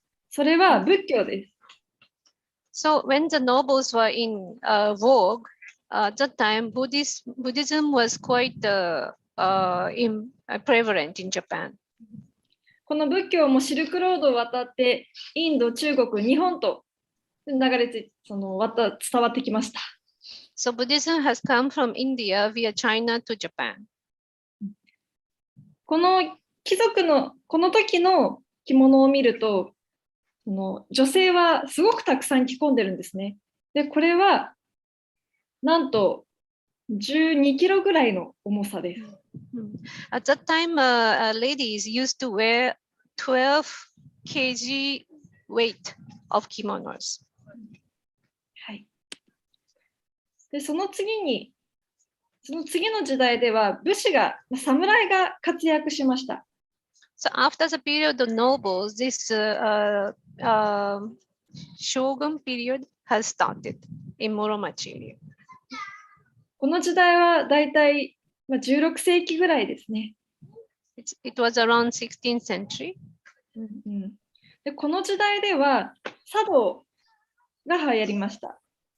And at that time, tea ceremony was quite in vogue. 先ほどの貴族の時代では、12キロぐらいの布をたくさん着込んで、すごく豪華な衣装だったんですけれども、この侍が活躍した時代では、すごくシンプルな作りになってきています。So compared to the nobles period, in this Mula-Mutha period, you see a much simpler way of kimono wearing. これはなぜかというと、戦がとても多かったので、華美な華やかな衣装よりかは動きやすいような目的になり、このようなシンプルさになりました。That was because at that time there were lots of fightings and also wars. So because of that, they tend to wear light wearing kimono. で、この時代は戦いも多いので、人々の心の癒しとして、お茶の時間が皆さんの癒しになりました。ということで、お茶がすごく流行りました。And at that time, also tea ceremony came to be quite popular because it was considered to be able to console the hearts of people that was tired of wars and also fightings. はい。では次は江戸時代ですね。この江戸時代というのはとても平和な時代で、400年近く時代が続きました。Edo period was quite peaceful compared to earlier period, and it lasted from 17th to 19th century. 国が平和になると、それだけ娯楽だとか文化というのもどんどん豊かになってきて、この時代に今皆さんが日本を思い浮かべるような、日本食だとか文化っていうものが生まれています。So compared to earlier period, in this Edo period, we started seeing lots of cultural activities, which you may find as something considered to be quite of Japanese. 例えば、歌舞伎だとか相撲、そういったものが、大衆ですごく盛り上がったんですけれども、盛り上がったからこそ、プロマイド代わり、写真みたいな感じですかね。その代わりとして浮世絵が流行りました。So kabuki, sumo have become very popular among people, and also this kind of ukiyo-e painting has also caught the heart of people. はい。で、皆さんが思い浮かべる寿司、天ぷら、これらは高級レストランで出るようなイメージをお持ちかと思います。So now you have a look at this Japanese food, sushi on the left side, and also right side we have tempuras, which we find in a little bit posh restaurant in Japan. はい。でも実はこの江戸時代では寿司と天ぷらはファストフード、庶民の人にも愛される食べ物でした。But in fact, in Edo period, these Japanese food, sushi and tempuras, were considered to be a sort of fast food for Japanese people. で、お寿司は、今ではもうこのぐらいの手のひらに乗っかるぐらいのサイズなんですけれども、この江戸時代ではおにぎりぐらい、こんなに拳ぐらいの大きさでした。So at that time, now you have the sushi in quite a small shape, which could be just put on your palm. But at that time, that was just like a rice ball. はい。では、着物はどのような姿になっているか一緒に見てみましょう。Okay, now let's see how the kimono is shaped. はい。これが江戸時代の着物の姿です。So this was a late Edo period kimono styles. はい。で、今私が着ている着物の形。Now, let me show you. Please have a look at the shape of my kimono. この私の今着ている現代の着物の形と江戸時代の着物の形、ほとんど一緒なんですね。Don't you think that what I'm wearing today and also what you see in this picture seems to be quite similar and almost same? で、日本でも着物の中で浴衣といって、カジュアルな夏に着る着物があります。In Japan, we have some light casual wear called yukata, which has a shape of kimono. その浴衣はこの江戸時代では、お風呂の時に着るものとして、バスローブ代わりとして着られていました。So at that time in late Edo period, we used to have this yukata as a sort of bathrobe. After you take bath, you wear it. It was in this manner this yukata was used. なぜ、江戸時代の人はお風呂の時にその浴衣を着るかというと、銭湯、大衆風呂がすごく流行ったので、そこで、公共のお風呂場に行くという時に裸だとちょっと恥ずかしいので、着るものとして浴衣を着ていました。At that time, we had started having a common bath common baths open to general public where you can pay money and also take a dip of the hot water. So after it started becoming very popular, people started thinking that, oh, if we go there, we should have some proper clothes to wear. But after bath, it need to be, comfortable. So that's why yukata was invented and also started to be used by the people. はい、で皆さんが想像するお風呂というと、シャワーと、もしかしたらバスタブがあるイメージかもしれないんですけれども、当時この江戸時代でのお風呂というものは、蒸し風呂、サウナというものが一般的なお風呂でした。So if you say taking a bath, then you might imagine to have a shower. But in Edo period, at that time, we had more like a kind of sauna type arrangement for taking bath. はい。このように時代が変わると、姿も変わっていますし、この江戸時代の時に、バスローブとしてお風呂の時に着るとしていた浴衣も現代では、夏のおしゃれ着として若い人たちが、楽しみながらおしゃれとして着るっていうような状態です。So at that time, it was used for the young people, by the young people, to was a sort of fashion for them to add color to their daily life. はい。で、こういった伝統文化というものはどんどんその形を変えて、で今もなお残っています。So these traditional styles of kimono have evolved and also changed, but still today we do have kimono in our culture. はい。では早速実際に着物がどのように着ることができるのかというのを、一部分帯だけですけど皆さんにお見せしたいと思います。Now I'd like to show you just this belt part, obi part, how to wear kimono. はい。今私が着ている着物、このような姿ですね。Please have a look at this kimono. 後ろもこのようにすっきりとしています。はい。Backside is quite transparent and clear. でこれはこの一本の細い紐だけで留めていました。So this was tied only with one long cloth thread. ここからたくさん道具が出てくるので皆さん驚くと思います。You will find so many things from this obi part. はい。では、この帯、これだけ This is a belt, obi. とても長いです。It's quite long. はい。この長い布、これ帯というんですけれども、この長い帯を巻きつけて着付けています。So waist part is covered with this long cloth that is called obi. はい。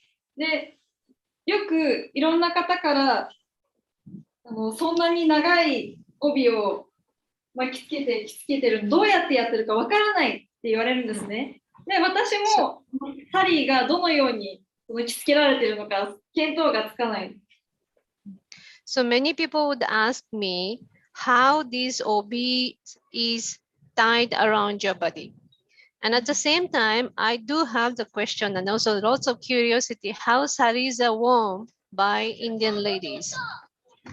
I also don't know how to wear saris.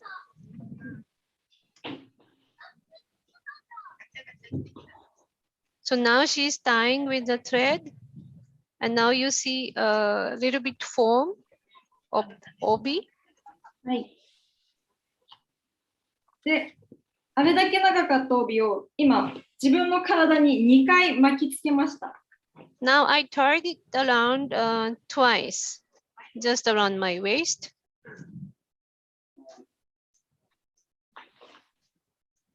で、ただ巻きつけるだけではなく、ちゃんと結んでいます。結んで固定してます。Actually, not just tying, but I'm also trying to make another knot so that this obi will be tied tightly to my body. で、巻きつけた後に結んで、で、その、余った布たちをきれいに折りたたんでいます。So this tied part is hidden just below this obi.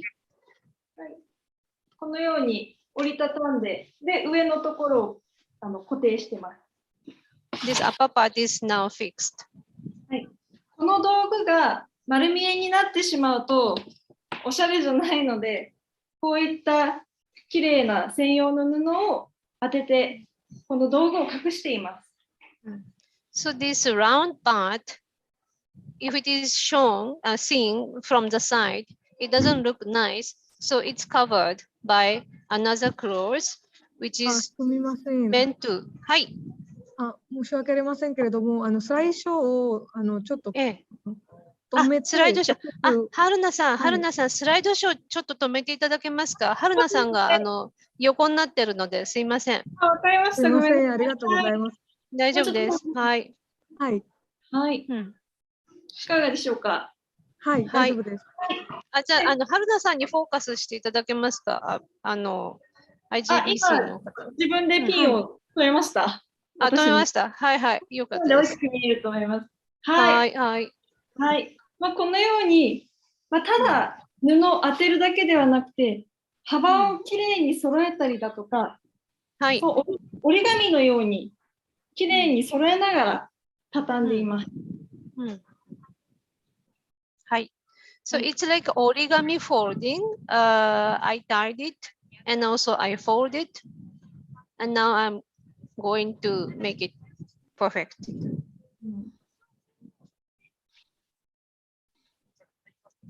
で、この私が今着ている着物、すべて糸もほどいて、で、ただのまっさらな布の状態にすると、また着物を作る前の材料となっていた布の反物、布に元に戻ります。なので、その布を再利用したりっていうふうに昔はしていました。So actually this kimono is very eco-friendly because once it is untied, each part of it, it could be used again to make another kimono or to use it for something else.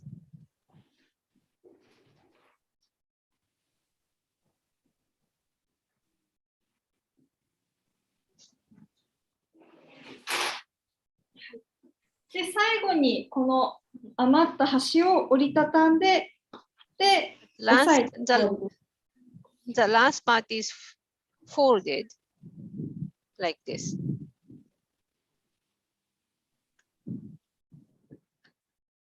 四角い形にします。はい。It's making a little bit squarish shape.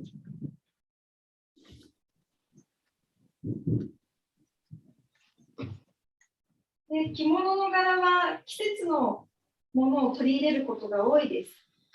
And actually, the design of this kimono, we normally take it, we normally try to incorporate the kind of plants, flowers, or all kind of seasonal things. 季節の、自然のもの以外には、縁起がいいものを or something that would bring auspicious blessings to us. That kind of motifs are also included in this kimono design, obi design. で、あれだけ長かった帯をこうやってきれいに折ったり畳んだりしました。So now you see that the long obis could be folded, tied, and arranged very beautifully like this. で、最後にそれをこの一本の紐で締めて押さえていきます。So the last part, this one. それって何て呼ばれるんですか？これは帯締めです。帯締め、じゃあ帯締めもう一回見せて。見せてください。はい。刺繍があったり、金の糸。it's got a different kind of embroidery. It's called 帯締め。はい、ありがとうございます。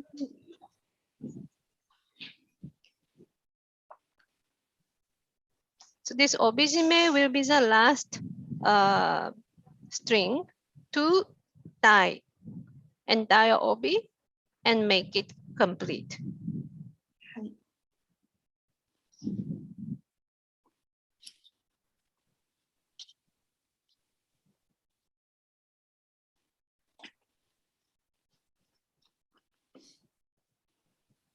It's very mind-boggling to see entire process.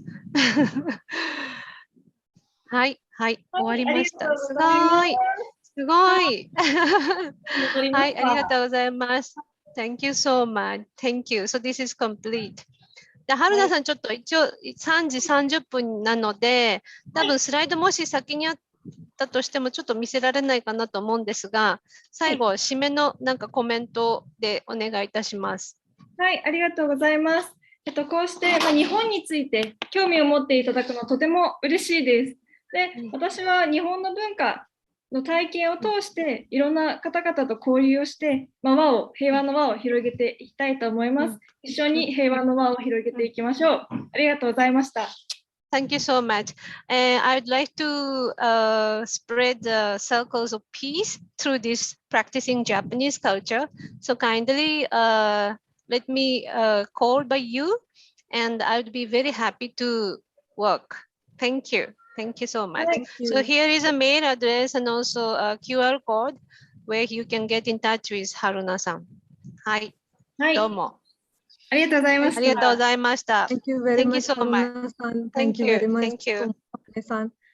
着物だけではなくて歴史も触れてすごい面白くてとても楽しかったです。プレゼンテーションは。I really loved the presentation and I hope you also enjoyed the presentation as well as the obi wearing part. Thank you very much, Tomo-Kane-san again, and thank you very much, Tsunada-san again. Moving to the next session, we have a very interesting topic again, the change management for Japanese manufacturing companies in India. The presentation is given by Mr. Tomoe Isogai-san. He is a freelance advisor in Indo Japanese relations, former managing director to Sharp India Limited, director Kansai Japan India Culture Society in Kobe, Japan. I would like to request Mr. Tomoe Isogai-san to share your presentation and share your thoughts about it. Okay, thank you, Dana-chan, and thank you for the introduction. I'd like to talk just briefly about India-Japanese relations post-COVID-19, which we all hope that will come sooner. And just let me share my screen first of all. Okay, within the limited time, I like to speak my own perspective. So this is my personal view. Okay, so today's topic, is it visible now? Yes, it is visible. Great. So I just put the title change management, but this was requested by IJBC. My true title is Indo-Japanese relations post-COVID-19. So let me just go through. Number one, what is change management? Number two, beyond industry 4.0. Number three, India-Japan strongest partners. Number four, becoming world-class. Number five, ideal Indo-Japanese relationship. Okay, so let me just go. First, what is the change management, so to speak? Yeah, many people say, oh, talk about this topic. I just took from the internet one good definition about it by ASQ. Change management is defined as the methods and manners in which a company describes and implements changes with within both its internal and external processes.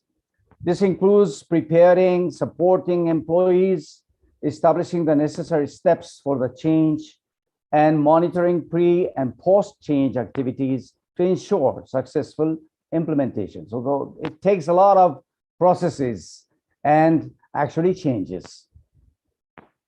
Significant organizational change can be challenging.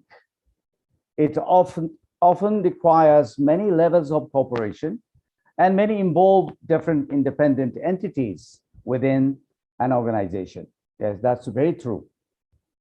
Developing a structured approach to change is critical to help ensure a beneficial transition while mitigating disruption.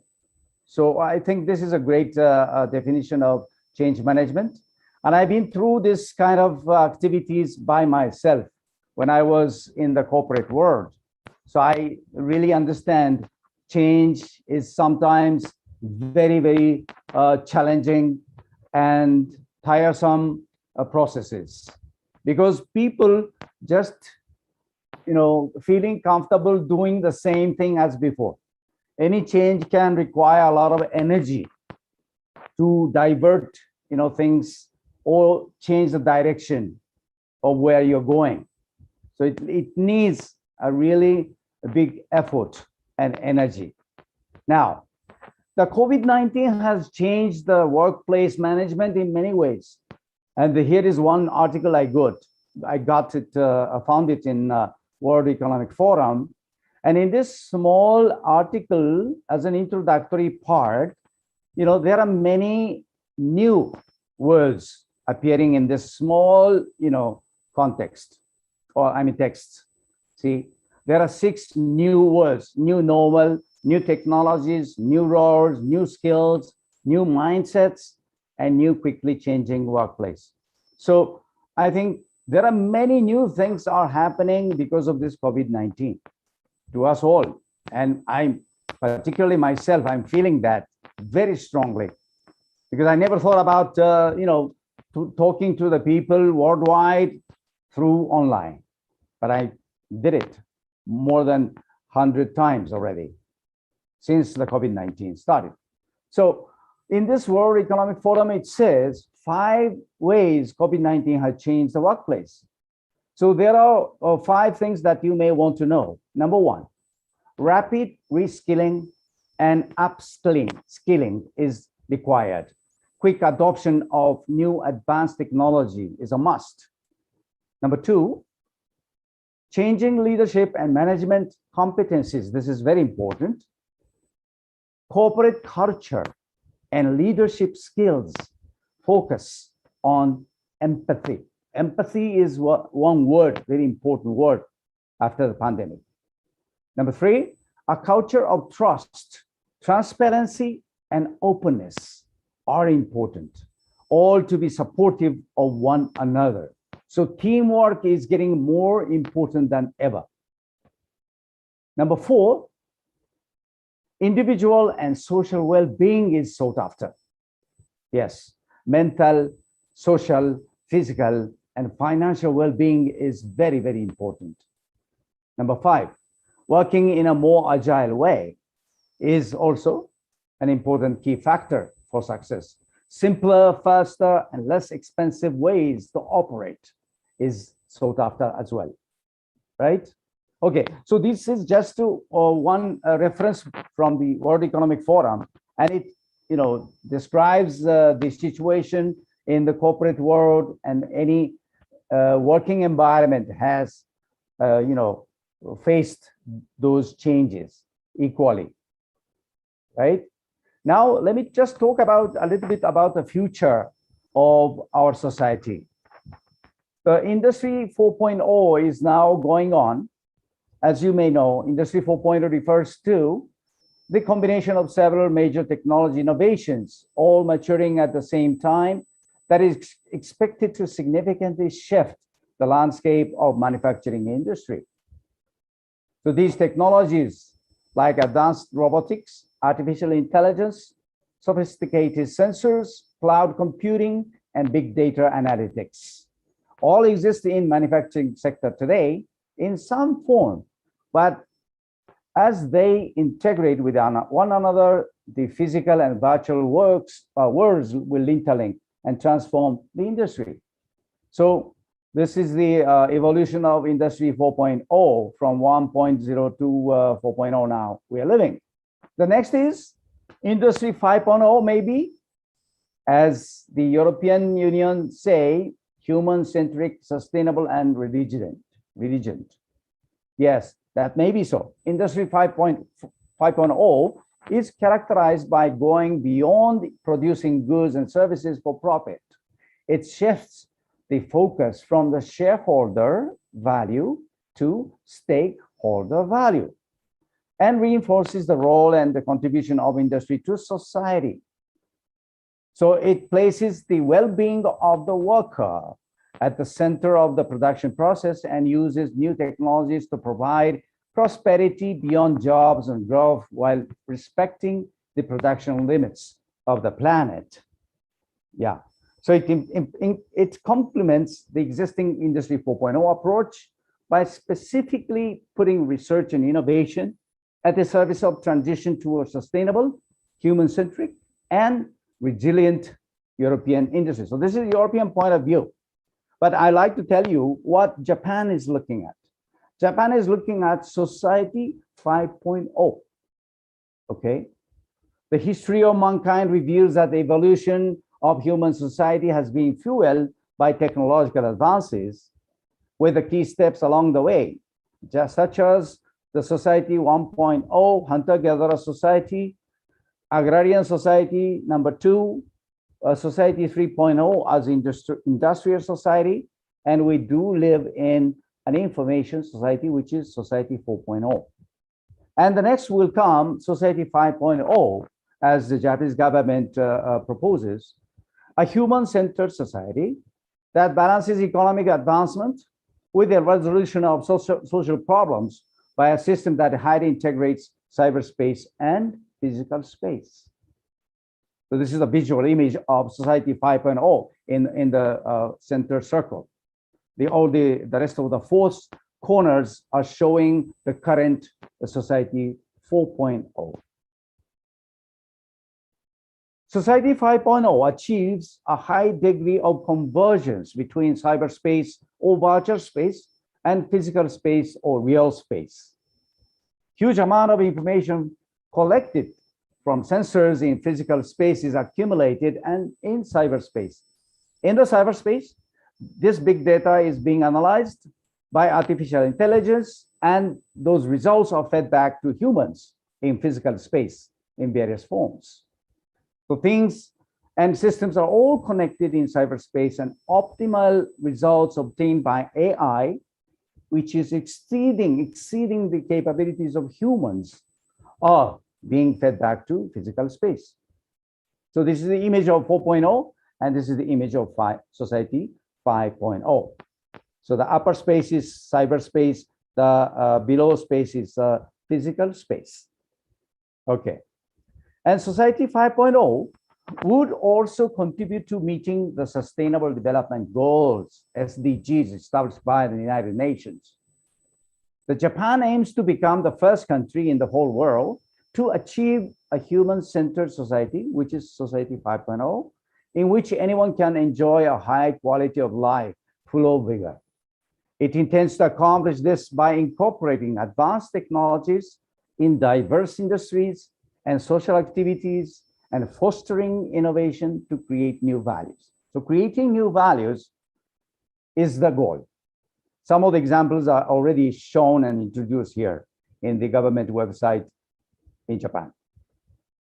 So this is the image: comfort, vitality, and high quality lives is, surrounded with the Society 5.0. Okay, India and Japan. Let's talk about India-Japan relationship. It has become this special strategic and global partnership, as you may know. It's not a bilateral relations anymore. It's a global partnership. And Japan-India Vision 2025 has been agreed upon by the both nations, especially in the field of IoT and AI solutions. So this will bring about a convergence between India's flagship programs such as Digital India, Startup India, and Smart City with Japan's Society 5.0 to promote societal benefits. And one concrete memorandum has been signed off by the two nations, two ministers, and this agreement reached in the field of information and communication technologies, ICT, by both the countries on the developments of 5G technologies, telecom security, submarine optical fiber cable system, spectrum management, smart cities, high altitude platform for broadband, disaster management, and public safety, etc. And Japan Industrial Township has been established in 12 cities, right? And there will be 13 in the near future. And very important point here, the Quad, the new allies, right? The new Quad allies means USA, Australia, India, and Japan. Has been formulated since some years ago, but it has been very much getting the importance. Now, becoming world class is the target for both India and Japan, because we just keep our strengths and competitiveness in the whole industries. So particularly in the manufacturing sector, I would like to recommend one book authored by an Indian researcher, ex-professor at JNU, Dr. Prem Motwani has published this book, and he was talking about this book yesterday, his sessions. So this book expounds the Japanese manufacturing management model, which enjoyed tremendous popularity in India, but has not yet been adopted in its entirety for various social and economical or cultural reasons. So he's talking about those issues, and he's proposing what India should do and to see what Japan has done in the past. There are many lessons to learn from. Okay. Now, let me talk to you about Indo-Japan relationship even a little bit more. We have to establish a win-win relationship. Yes. What is win-win? In my perspective, win-win means co-work to win. We have to collaborate and not to compete, but to cooperate each other. One more factor is mutual growth. The mutual growth is very, very important. How? To help each other to grow together. That is the point. Okay. Work together for with the mutual trust and respect. That is very basic factor for success. So when the new Japanese investors are coming and Indians are welcoming them, and let's work together, forming a joint venture or whatever it is. The true ideal Indo-Japan relationship, as I think, is such that no more seller or buyer. You are not seller or buyer, right? We are the seller, you are the buyer is a very, traditional relationship. Let's forget about that. No more discounts or rebates. Talking about rebates and discounts all the time in discussion, let's stop it. We need to discuss more on incentives and bonuses that should be won by the hardworking, right? And no more principal or distributor. Who is a principal? Who is a distributor? Who is the boss? Let's not talk about that. Let's be a good relationship and no more no problems. I like to ask all the Indian people not to say no problem when you are being asked by any Japanese people. What about this and that? See, no problem sounds like a very positive, but if it is followed by excuses and sorry, then that will not make sense. So in short, my ideal Indo-Japan relationship will be like this: strategic, sustainable business partner to be. And we can do that through co-development, through learning, and with respect, mutual respect. Okay, so this is what we need to do, and this is the mindset I think both Indians and Japanese should maintain. That is a new relationship. Okay, so when it comes to a team, if you have a team like joint venture team, some of the important factors or elements to make a strong team and successful team, there are 4 things that I want to mention here. T for transparency. See, especially in terms of joint venture, endeavors, this transparency is a very key word for success. You can't just keep any secret, right, behind. Number 2 is the empowerment.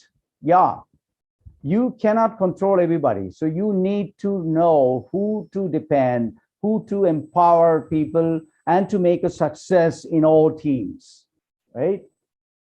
Number 3, A, for appreciation and acknowledgement.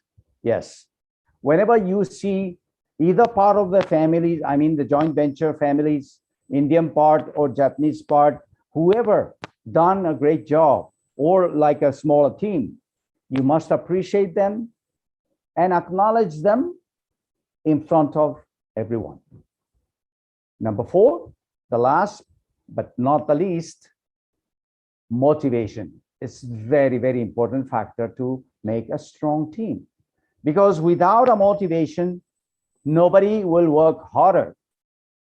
Everyone can work harder for themselves, but for somebody else, for the company, yes, motivation is so important factor.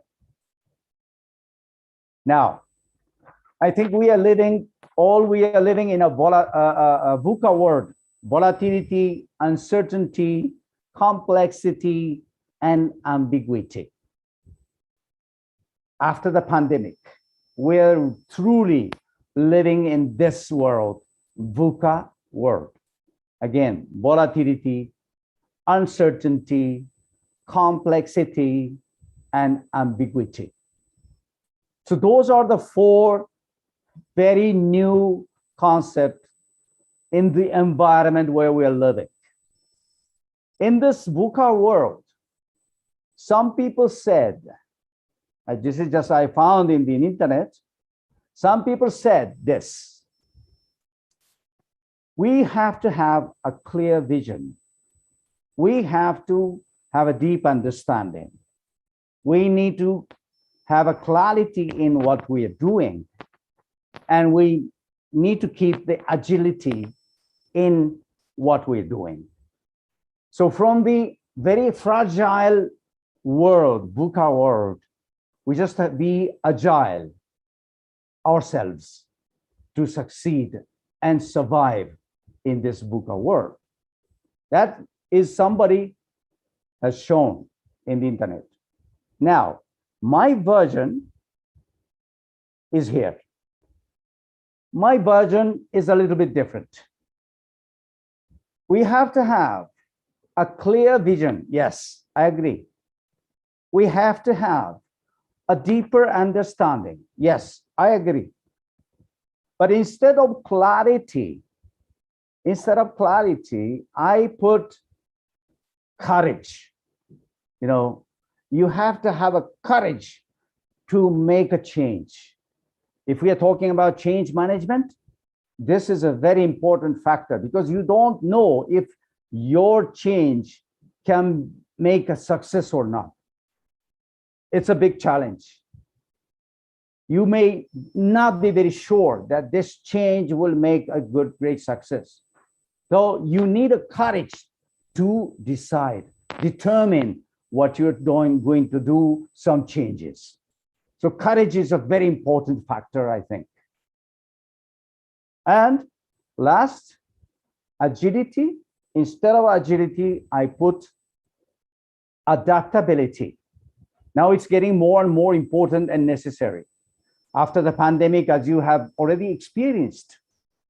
Yes, adaptability to the changes of the world, to the changes of the environment is what is all needed. So, in my opinion, to survive in the VUCA world, we need to have a clear vision, deeper understanding, and courage to change the things or enter into the new endeavor, and adaptability to suit yourself into a new environment.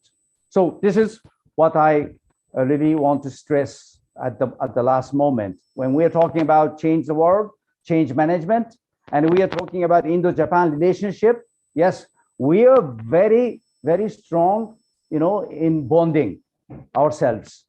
But to make a joint venture, particularly in the field of manufacturing, to make it a very successful endeavor and to make a world-class industry, there are still a lot to do. Yes, let's work together and make Indian economy #1 in the world someday before 2050. Thank you. Let's build a solid partnership for a prosperous future together. Thank you. Over to you, Dana-chan.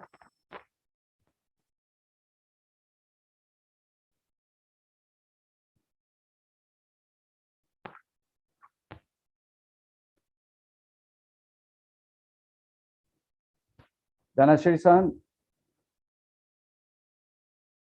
I'm done. Hello? Hello? Yes. Am I audible? Yes, yes. Hello? Yes, you are audible. Yes, thank you. Thank you very much, Mr. Tomio Isogai-san. It was a very informative session, sharing a factful thoughts. I really thank you for sharing with us. Before moving towards the next session, I would like to remind you that we have another stage 2, where we also running with interesting sessions. You can go into konnichiwa.igbc.org and check the stage 2. Now, I would like to move forward with the panel discussion. We have the topic is India and Japan, an unbreakable bond. Our panelists are Dr. Satoru Nagao, Major General Dr. G.D. Bakshi, Professor Rajiv Shaw, Mr. Tomoe Isogai, and our moderator is Ms. Nupur Tiwari. Nupur Tiwari is a motivational speaker, transformation and mindfulness coach. I would like to request Nupur Tiwari to handle this session. Over to you, Ms. Nupur Tiwari.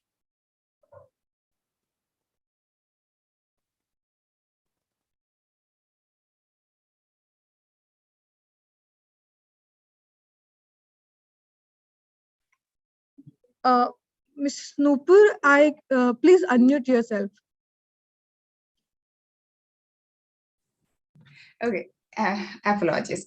So yeah, on your name, it was Abhishek Chaudhary. So may I know your name, please? Yes, this is Dhanashree Santa. Okay, Dhanushree, thank you so much. Thank you so much, Dhanushree.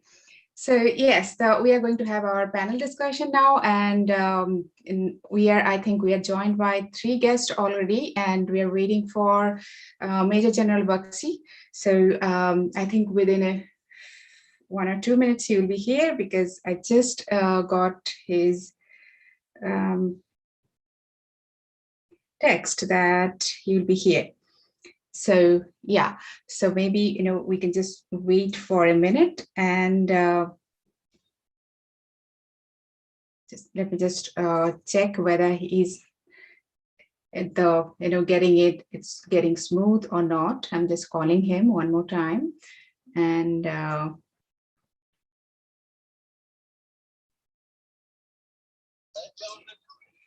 Uncle हम लोग है already, आप आ जाइए, ठीक है? Okay. So yeah, he's going to be here. So maybe before I start, introduce my panelists. I think we should be joined by four of our panelists before I started. And as you know, we are also joined by Isogai-san, and Isogai-san was having his own session. So I think I don't have to introduce Isogai-san one more time because he's a very known person there. And he's more Indian than Japanese, I guess. And yeah, so I think Pune knows Isogai-san more than Japan knows him now. That's great. Right. Yeah, it's really true. Yeah, very true. So that's why I thought, I was thinking of introducing my 4 panelists, but I thought, okay, I'm not going to introduce Isogai-san, definitely. That would be too much. Yeah. Thank you so much. So, Yeah. yeah. So yes, Major General Bakshi will be here soon, within a minute. And I'd like to congratulate the organizer of Konnichiwa Pune that organizing such a wonderful program, especially, this pandemic. We need a lot of motivation. We need a lot of, more enthusiastic staff than before, because things are not normal anywhere in the world.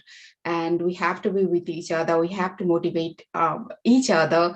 We have to pull each other up. And we have to just face this situation everywhere in the world. And again, as we all know, that after the storm, the next day, even in the next day, the sun rises with the brightest form.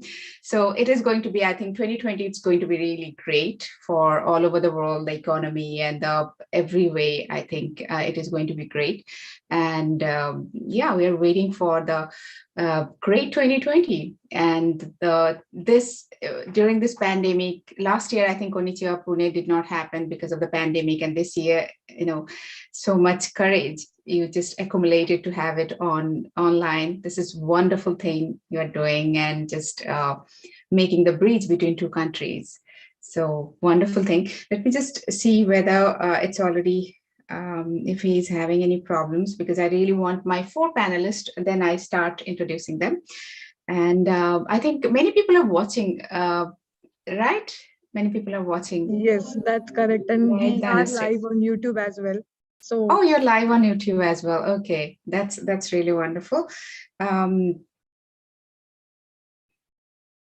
Okay, yeah, I can see. I think, yeah, he's calling me. Huh, Uncle?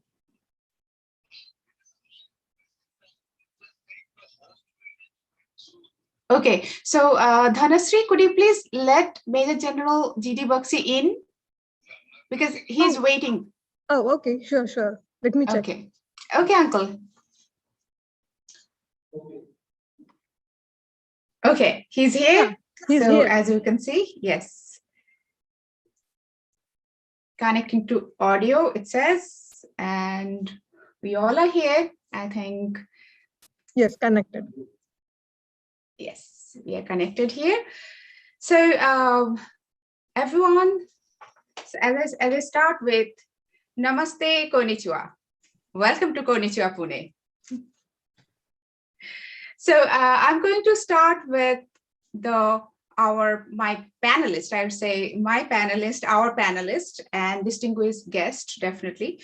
So I'm going to start with Major General GD Bakshi. He's SM VSM. He's from 6 Jammu and Kashmir Rifles, commissioned in the Indian Army from IMA Dehradun in November 1971. He was awarded the Visist Seva Medal for commanding a battalion in the Kargil War. And not only that, I think you all know that he has written many books. So there are his books you will find on Amazon, on everywhere. He has definitely authored many books. He cannot hear.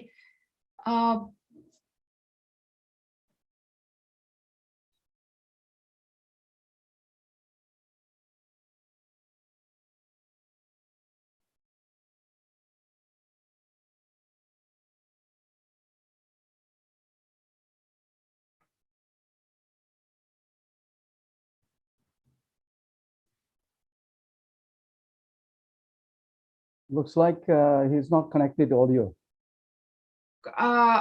Check. His mic icon is not there.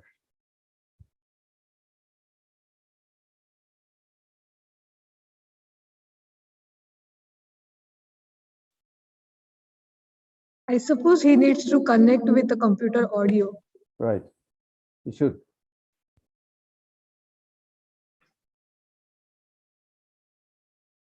Can you hear me? No? Yes, Nupur, we can hear you.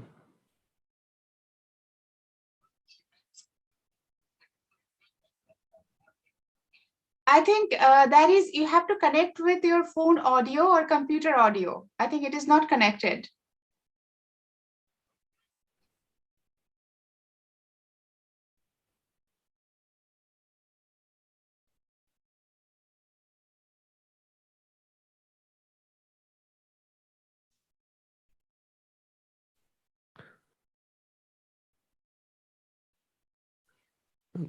Nupur ma'am, we request you to ask Major Sir kindly leave this meeting and rejoin with the computer audio. I think Aditya ji is there. I think he can help.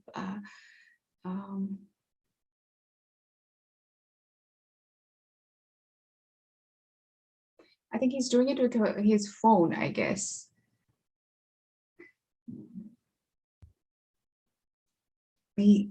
Okay. Connecting to audio. Yeah, I think now Yes, it is fine. yes. It's going to be fine. Yes. Major Sir, request you Can to you, kindly unmute yourself. could you please unmute? Yeah, can you hear me Okay. now? Yes, Yeah. we can hear Hi. you. Yeah. Wonderful. Okay. So Right. everyone, Hi, I think, Satoru.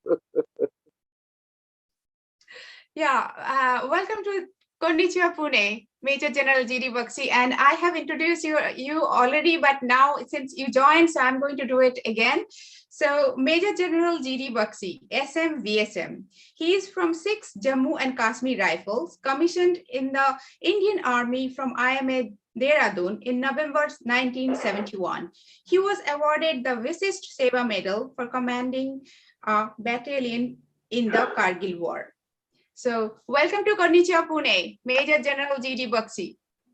Thank you. Thank you so much for having me in this very prestigious conference with my very dear Japanese friend, especially Dr. Satoru Nagao. Belated happy birthday. Wonderful. And the next guest, Dr. Satoru Nagao, a defense expert and fellow non-resident at Hudson Institute. And our third panelist, Professor Rajiv Shaw, Keio University. He is the professor of Keio University and he was awarded with Pravasi Bharatiya Award. And he believes that work is worship. And definitely, as I said before, I don't have to introduce Tomio Isogai-san. Mr. Tomio Isogai-san is ex-MD of SARP, and he's just making bridge between India and Japan. So thank you so much, 4 of you, for joining Konnichiwa Pune. Thank you. So now I'd like to start with Major General GD Baxi. Sir, what do you think the defense-wise, how India and Japan can be more close? Thank you. Thank you for initiating discussion on a very, very vital topic. If there are 2 countries in Asia and the world which can really counterbalance the growing power of a rising and aggressive China, it is India and it is Japan. These are the only 2 countries which have the military economic capacity to take on, contain, and counterbalance China. And I'm saying we are already part of the Quad arrangement, the quadrilateral of democracy. But even more than that, I think India and Japan should now head for a bilateral relationship which elevates from the strategic partnership level to the level next, because it is essential in the interests of our own two countries. We have seen how the United States has formed the AUKUS in addition to the Quad. In addition to the Quad, we have the AUKUS. You know, Australia, UK, and the United States have formed a grouping of countries with a very strong military component in which they are going to share nuclear submarine technology with Australia and help Australia build 8 nuclear submarines, which will, of course, in a very major way, add to the deterrence against China. So, in addition to the Quad grouping of which we are already members, and as part of which we have our annual Malabar naval exercises and a lot of other cooperation, military to military cooperation ongoing, we now need to go to level next, which was the original vision of the Japanese Prime Minister and also the Indian Prime Minister. So, as I was trying to say, when we talk of military to military cooperation,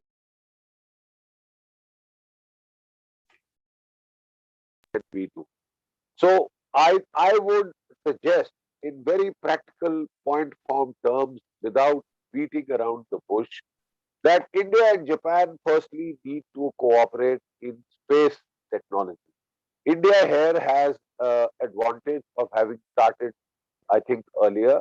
And to that extent, we can launch many more Japanese military satellites, reconnaissance satellites, communication satellites, and we can share rocket technology with them, and we can do joint space launches. Certainly, we could even think to the level of going up and setting up a space station at a point in time, because space is the next high ground. Space Wonderful. is, Since you are talking about just like they used to say earlier, that, you know, if you control anybody who has air superiority will win the war. In the Second World War, Japan had, because of its excellent naval aviation, had gained total air superiority by attacking the Pearl Harbor, destroying Pearl Harbor, and therefore their operations in Malaysia, Singapore, Burma were highly facilitated by air power. Space is the next high ground, and India and Japan must cooperate very closely in space. Okay, so Next, since you talked about space, Major General okay. No, there are a few more points, please. I'll just finish. The other is cyber security. There, Japan has a great advantage, and Japan and India must cooperate in cyber security. Japan is building a 5th generation stealth fighter aircraft. So is India. This is another region where we could jointly produce a fighter. And that fighter would get us economies of scale, because many more would be required by the air forces of India and the air forces of Japan. So we could, work jointly to develop an Indo-Japanese 5th generation stealth fighter aircraft, right? Next would be, I think, one of the most experienced countries in submarine warfare is Japan, courtesy their experience in the Second World War.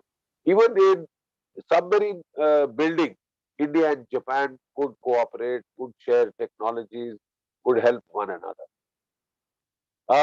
Next is, we have developed a very good artillery 155mm gun in our private sector. This is called the ATAG. The Kalyani Forge and the others have done that. The American 155mm gun has a range of 45. Our gun has a range of 48 kilometers. The American gun has a 3 round per minute fire capabilities. Ours has 5 rounds.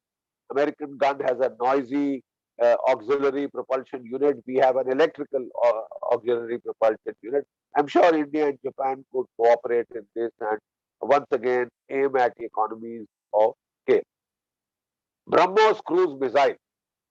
Vietnam is asking for it. A number of other countries are asking for it. And this will greatly, this is a supersonic cruise missile. We already have it and we are working on the hypersonic. So this is another area of major significant cooperation. And my personal suggestion is India as a nuclear power should give a guarantee to Japan and Vietnam that if any country threatens Japan with nuclear weapons, whether it is China, whether it is North Korea, any country, threatens Japan or Vietnam with, these are both Buddhist countries. So we have a very special relationship with them. And we would not appreciate any country threatening Japan with nuclear weapons. We could at that stage have a kind of a treaty like we had an agreement with the Russians that both countries in such threat or actual use would urgently hold joint consultation and take measures to thwart that threat to Japan, to Vietnam. Two Buddhist countries, two very brave countries which are threatened. India, since India is a nuclear power, I think it would be very, very much in the fitness of things if we extend our nuclear umbrella to Japan and to Vietnam. Till such time, Japan, they have their own debate, and if they want to, make their own nuclear weapons, because the threat to Japan is increasing exponentially, not only from China, also from a very, very unstable North Korea. So it is for Japan to decide whether they want to go nuclear at any stage. But as an interim solution, this is a personal suggestion, that I think India should offer Japan and Vietnam a nuclear kind of consultation and insurance agreement, that should somebody threaten to use nuclear weapons or do actual use of nuclear weapons against Japan and Vietnam, India will urgently consult with them to take measures to defuse that threat. So these are some of the suggestions that I have. As we go on, we can have more. Yeah. Yeah. So definitely your strength, reaching to Japan, and I'm sure that both government will listen to you, and definitely, both government will take steps towards the whatever your personal and the those suggestions you have given today. So definitely we can feel that strength. We can feel that Indian Army strength. I can feel that so many thousand miles away. So since you talked about the space, so I'm going to the education sector. So education sector from Dr. Rajiv Shah, Professor Rajiv Shah is with us. So Professor Rajiv Shah, what do you think, how we can Japan can attract more Indian students? Thank you. Thank you very much, Nupur. Let us see that why people go to America. They go there to pursue American dream, right? I think we have not been able to show the Japanese dream to the youth of India. And to me, Japanese dream does not necessarily mean, or it is not exactly the American dream. If American dreams talks about technology and finance, I think the Japanese dream is more on innovation, more on omotenashi, which is the service-oriented mindset, healthcare, tourism, social innovation, and there are lots of other different sectors actually. And we often, our Indian students actually don't know all these aspects where there are lots of strength in Japan. 2 years back in Keio University, we established what we call the India Japan Laboratory with the objective to undertake some of the cutting edge bilateral, multilateral research on different topics, and also to enhance this higher education and the partnership, also facilitate this intellectual capital actually. We did some work. We have actually an Indian study course where we invite all different experts from different disciplines. We also do different types of idea incubation for the students, internship programs in Japanese companies, as well as undertake specific research in project. What we try to do actually, it's a balanced mix, I say, between Indian talents and the Japanese talents. And in India, this word called jugaad is quite common. And jugaad for our Japanese colleagues, Jugaad is an Hindi word for innovation mixed, or what we call the improvised solution. And the whole India's ecosystem of startup, the startup ecosystem is actually built on this Jugaad innovation. There has been actually a very good book on Jugaad innovation. If you just Google it, you will be able to see that. So this is, we have that mindset actually in India. And what Japan has, Japan, I often use these two words. One is omotenashi, as I mentioned, that is the quality of services. And that possibly makes Japan what Japan is. And another particular term in Japanese we call kaizen, which is the perfection. So this is a very traditional PDCA cycle. Like whatever you make in Japan, plan, do, check, action, you see it, you see what are the faults there, and then make it better in your next model. And that is like the whole Japanese, like made in, whether it is car, whether it is like different electronics, whether it is the cameras, that Kaizen concept has actually made the quality of Japan. So this, I say that Jugaad and Omotenashi and Kaizen, that particular mixing can really make India and Japan the champion in the world. Major General Bakshi has given one example of why India and Japan should be the defense partner.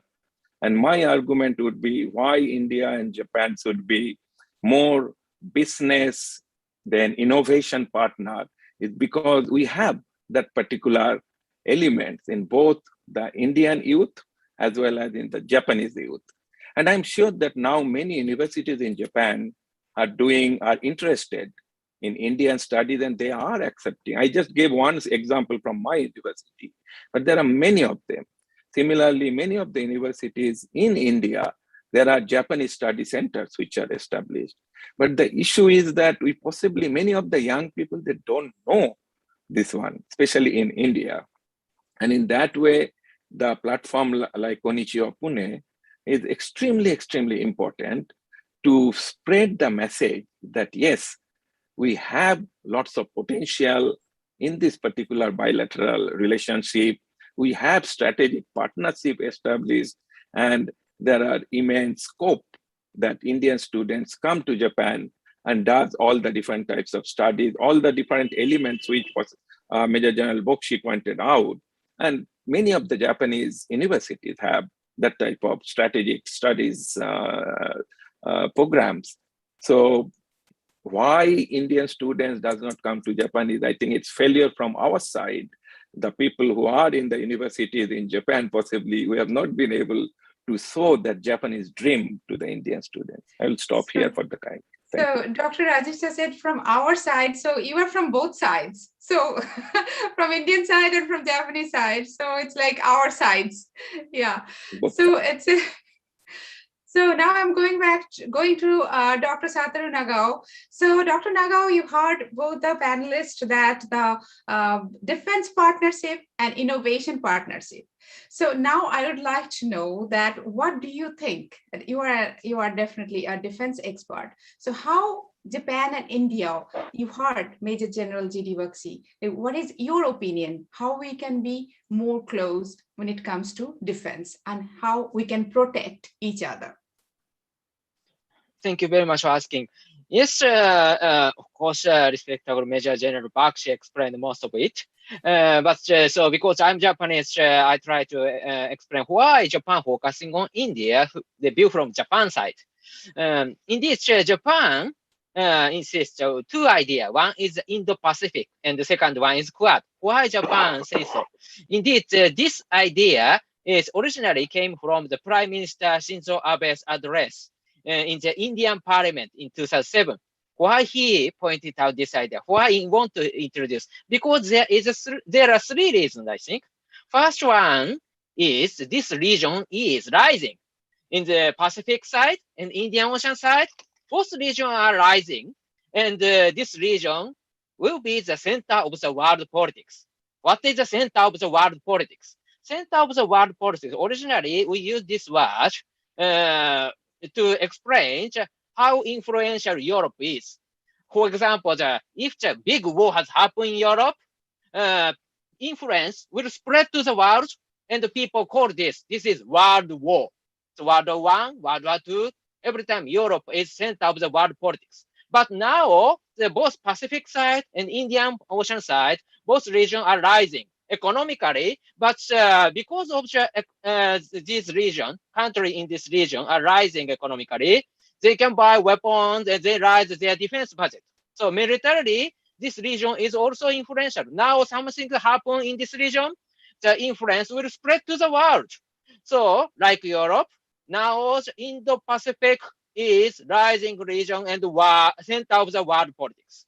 So that is the reason that he want to introduce. But this region is under the threat, because if China dominated this region, it is not a good situation for both India and Japan. That is the reason Shinzo Abe introduced not only the Indo-Pacific, but also the Quad at the same time. And in 2012, he published one article, Asia's Democratic Security Diamond. Why he published this? Because he need to explain how to deal with rising China or assertive China or China's aggressiveness. So Quad is the key. Quad is the key for the Indo-Pacific, for the secure of the Indo-Pacific. If India and Japan cooperate each other, we can divide China's defense budget two sides. That is very important because when we check China's activity in the South China Sea, when France withdraw from Vietnam, that timing China occupied half of the Paracel Island. And when US withdraw from the Vietnam, another half of the Paracel Island occupied by China. And when Soviet Union reduced their troops in Vietnam, they expand their influence to the Spratly Island and occupy the sixth feature of the Spratly Island. And when US troops withdraw from Philippines, China occupied the Mischief Reef. So when they find a power vacuum, when the power vacuum created by the changing military balance, they occupied it. So how to maintain military balance with China is the key to deter China's aggressiveness. If India and Japan cooperate each other, China need to divide their defense budget two sides. So now is the time for Quad. If Quad country cooperate each other, China need to divide their defense budget multi-direction. That is the reason how to maintain military balance is the key, and the Quad is the key in the Indo-Pacific. But in this case, why Prime Minister Shinzo Abe want to introduce this? Because India is the most important in the concept. Why he introduced this idea in Indian Parliament? Because India is the most important. Why? Because for US, Japan, US, Australia, this is alliance, formal alliance. There are plenty of chances to cooperate. But India is a newcomer. When we need to deal with China, we need to include India. That is the purpose to introduce Indo-Pacific and the Quad. So this is a concept to cooperate with India. So view from such kind of situation, if the people understand this, we can motivate, we can persuade the people how important India-Japan relation is. So this is a very important motivation that we need to explain again and again, and the people should understand. So view from this idea, this is my idea. Advertise this idea again and again. It's very important. Well, that's the answer of your question. Thank you. Until unless people, they put it in their brain. So we have to just keep repeating this idea. Yeah. Right. Okay. So I'm going to our fourth panelist, Mr. Isogai. So you heard, Mr. Isogai, that our three panelists from the education sector, from defense sector, what actually defense is very important for both countries. Without our security, the economy cannot grow, definitely. And here we are getting closer day by day, India and Japan, not only defense, but every way. So now I'm coming to the work culture. The India and Japan, since still we have very different work culture. As Professor Shaw said, that Jugaad and here Kaizen, it's like a totally opposite kind of thing, the totally opposite. So how do you think we can just bring peace there and we can collaborate? We can teach the Japanese working style to Indian and Indian working style to Japanese. Well, okay, thank you for your question. I do believe from my heart that India and Japan can become the only strongest partners in the whole world from many reasons, from many historical backgrounds, some of the spirituality that we share each other. And even though we look different, we are seemingly different looking in terms of the work culture, as you said, and in terms of all the societal, value systems. Those are very different. So we look different, we physically look different as well. We mentally may be thinking differently, but spiritually in the mind and the hearts, we have something in common. I think which is very strong bonding between the two. And I believe there is no other country that can be shared equally. Only India and Japan. This is what I feel my heart. My heart means my blood and my skin, my five senses can detect that. Otherwise, I'm not here. I'm here in Pune, India. It's been 10 years now, right? Why I keep living here and working for Indo Japan relationship in many aspects. Security, as Major General told, and Nagano-san also agreed about the security issues. Without a doubt, no questions. India is a focal point in this Indo-Pacific region. No question about it. India has been a bit more independent, and India has been very much, diplomatically collaborating with many parts of the world. But now we should focus on how to fight against aggression by China. There is no doubt, there is no question. And we can do together a lot of work. And as Professor Shaw said, yes, jugaad is very, very important concept. I always teach, to the students. I always tell the students, as you may know, see, Japanese teamwork spirit and accountability combined with Indian jugaad concept, that can make the best manufacturing system in the world, because Japan has lost its competitiveness in the last 3 decades, big time. And China has got onto the top of the competitiveness. Why? Very simple. China has the jugaad concept. Japan does not. But India has that. So when we get together, working in, closely, the important thing is understanding each other and respecting each other, and to complement each other, to work out, to come up with as any project, either in the security, either in the defense system, either in the airspace, technologies, or in the IT or IoT, AI industry, whatever it is. I do believe the Japanese minds are very much stronger in the hardware, making the things in hardware, right? Of making things in a perfect quality. We are very good at it. But Indian people have the jugaad, which is the flexibility, adaptability, see, and adjustability to the environment. And this jugaad concept can bring us to the strengths that we have never had before. And that is the reason why we lost the competitiveness to China. They had that. See? So we need to come back again to work together for this concept in any fields, any aspects. That's my, from Kaizen to jugaad.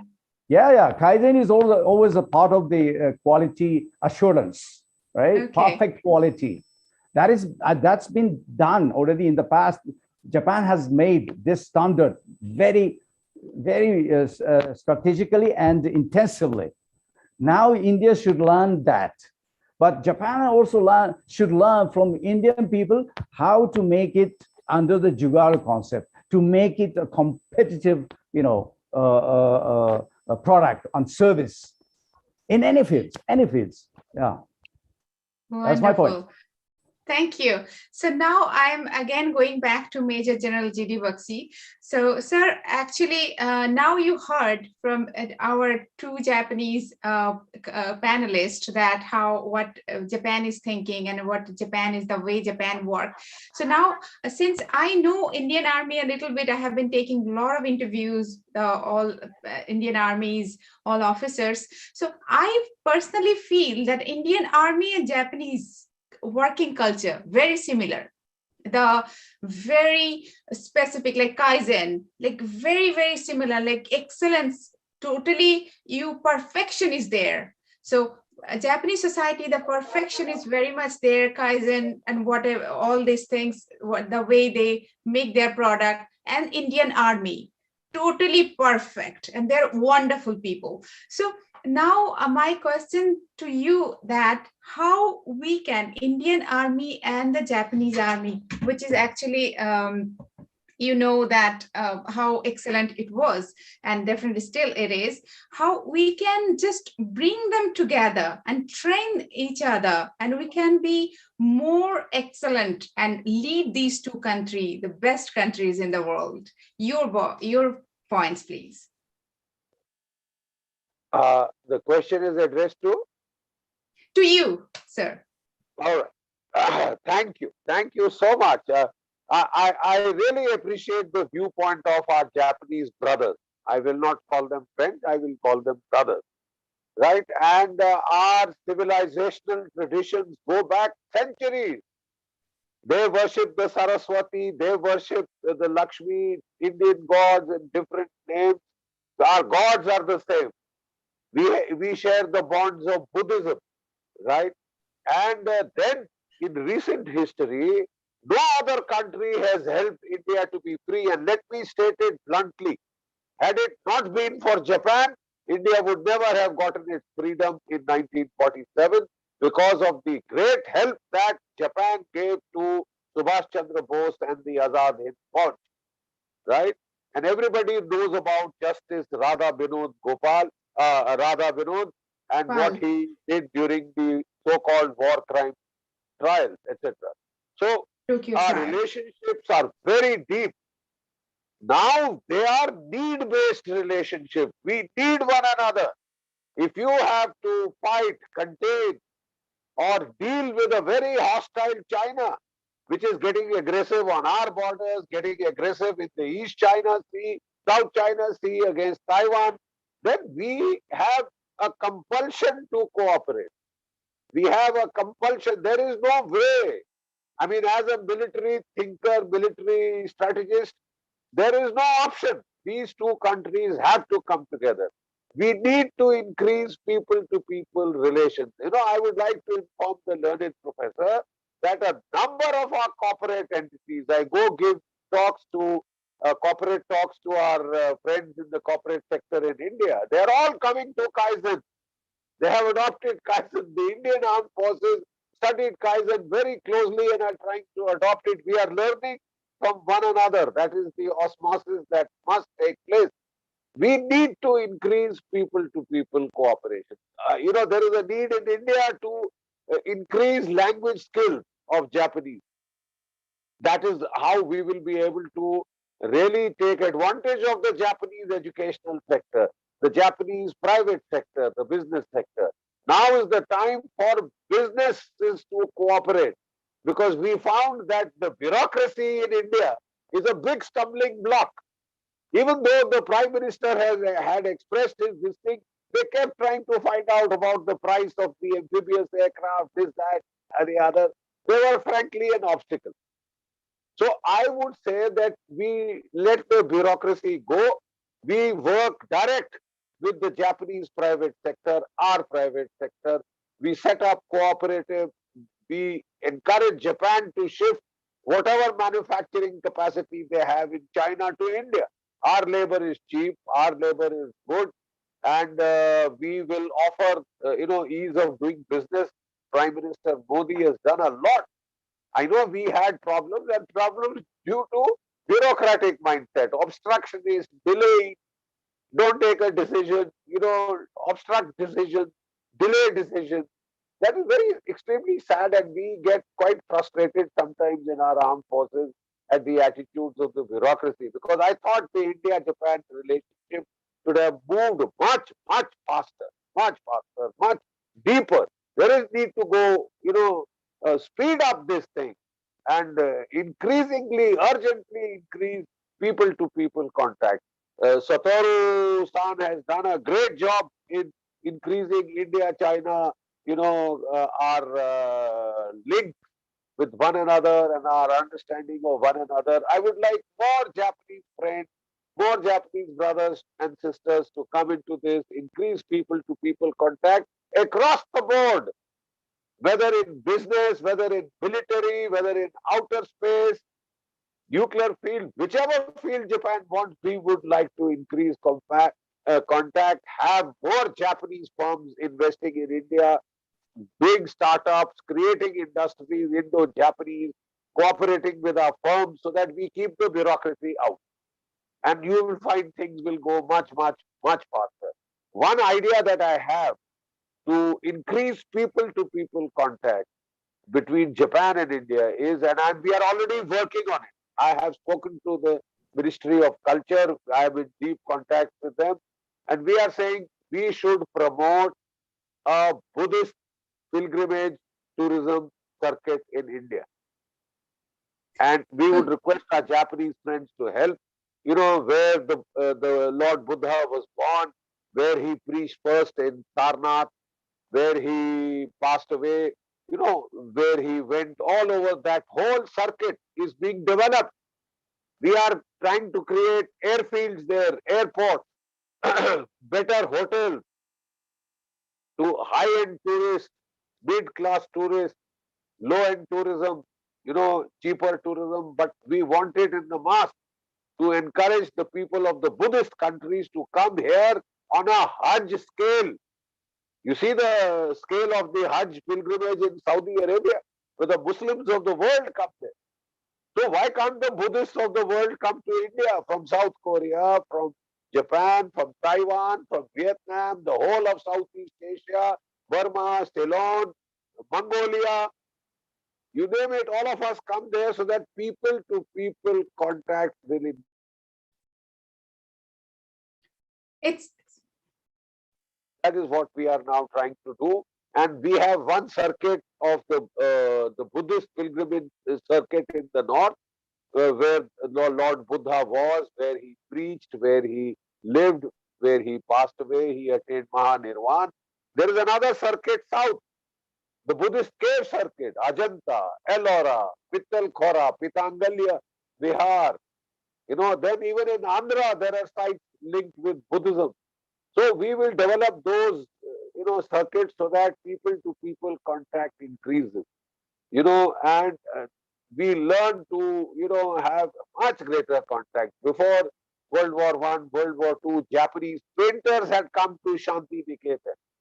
Artists, they had taught our people their style, and we tried to create a fusion of the Japanese style. Rabindranath Tagore did that. Why is that not happening now? That should happen. And the Ministry of Culture, the Minister of State for Culture, Madam Meenakshi Lekhi, very dynamic lady, she is now taking full steps to reach out to Japan.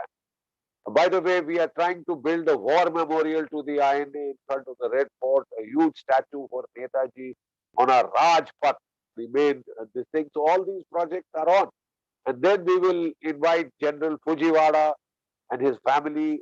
I believe he is unfortunately no longer with us. So the family, we will try and get them over. Families of those who helped the INA, Japanese, we will try and get them to India. This is the 125th anniversary year of Netaji Subhash Bose. A major year in which to increase contact, increase points of contact. We must do that. And like I said, the Indian and the Japanese military industries must cooperate in building a fifth generation fighter, building submarines, building warships, building artillery guns. Possibly, why can't we design a joint tank for amphibious operations? There's so much Japanese experience there. The Japanese have one of the world's best military cultures, the samurai culture, the knights of the Bushido. And we have recent combat experience. Last 40, 45 years, our army has been fighting, Air Force, Navy, more or less they have been fighting non-stop. So the recent combat experience we will share with them, and the Japanese military culture of the samurai tradition is so strong. So with the two of us, we can be an unbeatable combination. And Unbeatable we can combination. make China run for its money, not only in Asia, in the rest of the world. We must cooperate. We have no option but to cooperate. And whatever hesitancies there are, we have to overcome. There's no question. If the language is the problem, the Indian students are pretty good. They are pretty hardworking. Let them learn the Japanese language and let them learn it fast. And I'm sure vice versa. You see how well Satoru-san is communicating with us now. He comes almost every year to India. I would like more Japanese scholars to come to India. I would like more Indian scholars and retired military to reach out to the Japanese military, call them for seminars, call them for discussions, talks, and more of this. Our people should go there. Their military people, retired people should come here. Serving people are already interacting. We need to double, treble, increase this 10 times. It is not to my personally. We think the vision that Prime Minister Shinzo Abe had and Prime Minister Modi had has not been fully implemented. We have to implement now, from now. Have to do it. And these are the kind of programs that you are doing, Nupur. You have also been doing a great service to the India-Japan friendship, brotherhood. And we would like you to encourage and have many more such webinars. Webinars cost nothing. You don't even have to pay for tickets and hospitality. So let's start with these straight away. Have more of these. Have one a week. This is what I would like to tell you. With your blessing, let's start it. With your blessing. आपके आशीर्वाद से शुरू कर देते हैं. Japanese Cultural Society, I am now forgetting the name. They are in touch with a number of our people, and they have poetry reading sessions. There are Indians writing poetry in the haiku style, and trying to learn.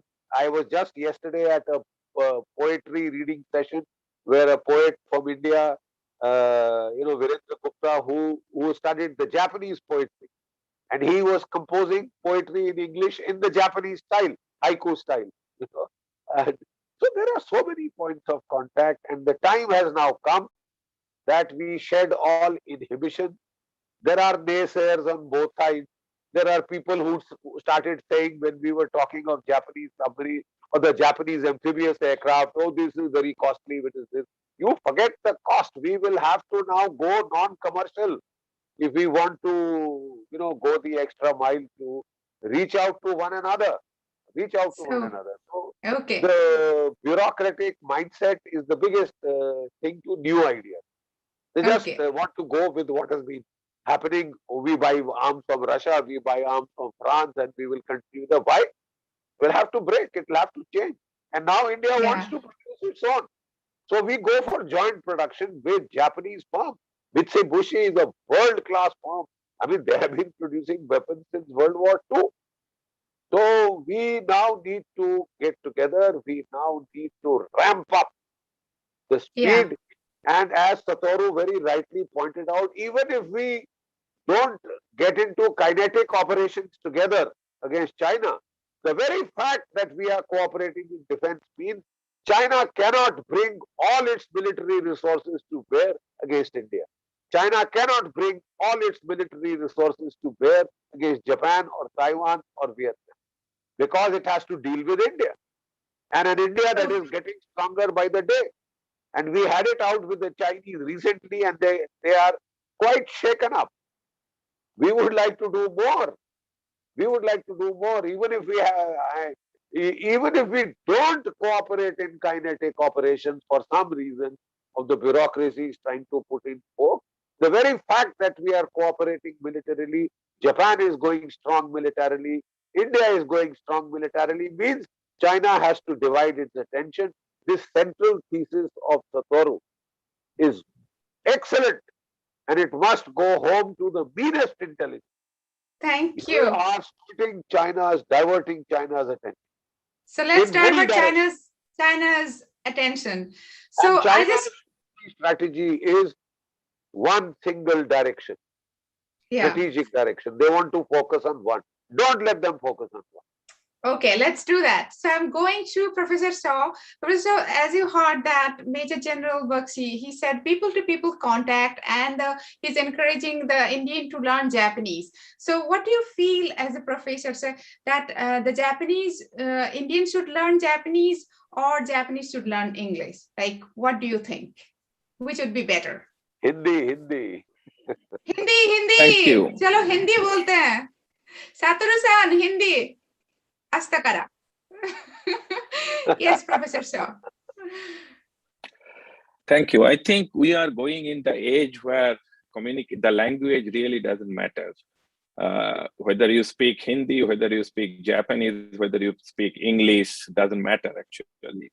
And with all the new technologies, what Japan is proposing, I'm not sure whether our Indian colleagues or friends are aware about what called Society 5.0, which is a very technology-oriented, human-centric, futuristic society, which brings many different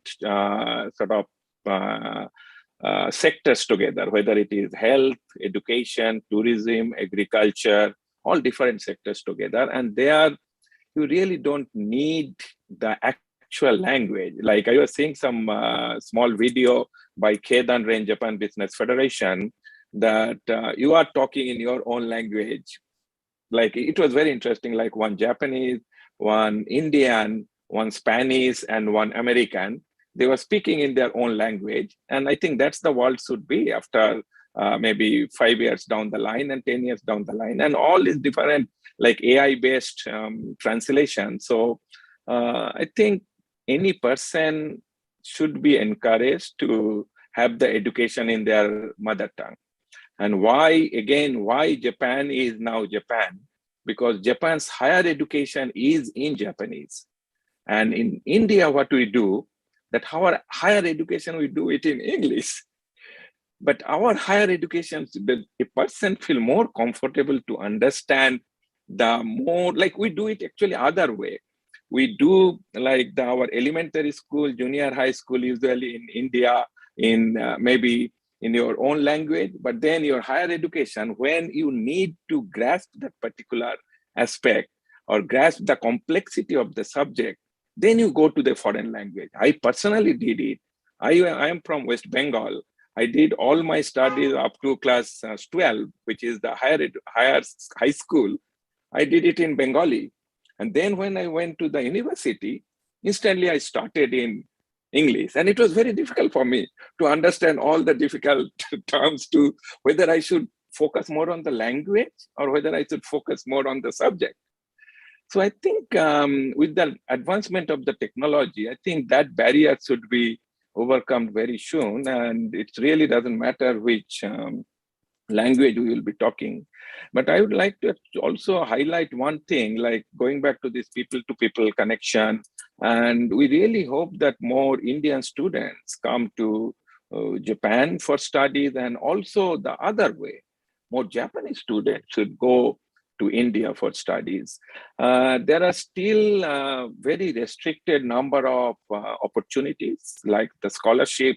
The most famous one, the Ministry of Education scholarship, which is the MEX scholarship. Still, with that Indian population, we have only 40 or 45 MEX scholarship, which is similar as Vietnam or Indonesia. we see the population distribution is totally like unrealistic to have that limited number of scholarship. You know that in every year from India to US, the students go in the level of 100,000, around 150 to 200,000.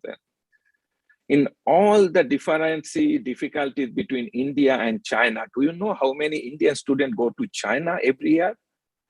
It's the level of 10 to 12,000 Indian students are going to China. And how many Indian students are coming to Japan? It was earlier around 1,200, and in recent years it has increased to 1,400 to 1,600. So still it is 1/10. Still it is 1/10 of the students who are going to China. Why still Indian students are going to China? Because of, again, like the scholarship. In many of the Chinese universities, they are providing scholarships. In Japan also, the recent concept of the scholarships have been changing. When I came here 27 years back, it was the Ministry of Education scholarships. But I think now there are lots of private scholarships which are coming up.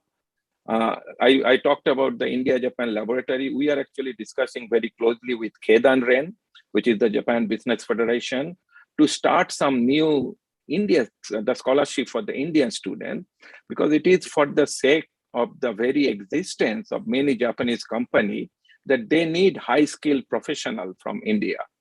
So the Business Federation only, and I agree with General Bakshi, that when you talk about the government to government, there are lots of bureaucracy. But that when the private sector comes, and that's why we are working more with this Business Federation, try to encourage them, that try to bring more Indian students to Japan, and then Japanese universities, and then ultimately try to enter into the Japanese companies. And I have seen actually in recent year, even a couple of my students, they have joined Japanese companies, but it is not only just in Japan or India, like they are actually heading the bases in, say, for example, in Dubai, they are in Singapore. So within this India-Japan bilateral collaboration, I think with the Indian mind and the Japanese mindset, with the Indian education system and the Japanese education system, as Isogai-san mentioned, that it is totally different, but there are lots of commonalities, and the commonalities are the spirituality and that human touch. I think that can really, in the business sector also, in the innovation sector also, that can really lead the business in the world. Thank you. Thank you so much. Thank you so much, Professor So. So now we're going to Dr. Nagao. Dr. Nagao, so you heard that people-to-people contact and the language, actually, Professor So also said.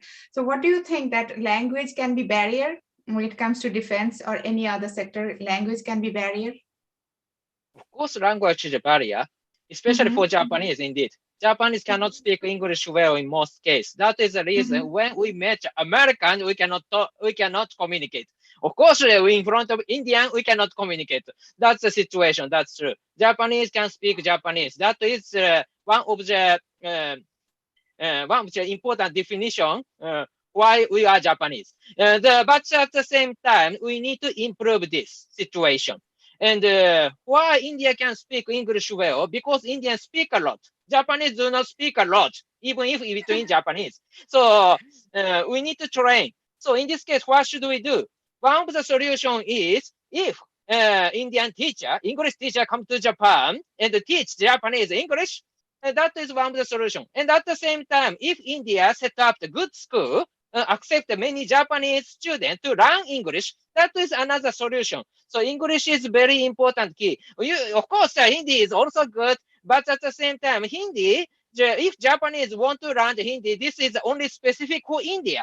But if we can use English, we can communicate many other countries, including all of the Quad countries. So, from the security issue, language barriers exist, that's true. But at the same time, I need to point out one more thing. One more thing is very important. Why Japan ally with other countries? Indeed,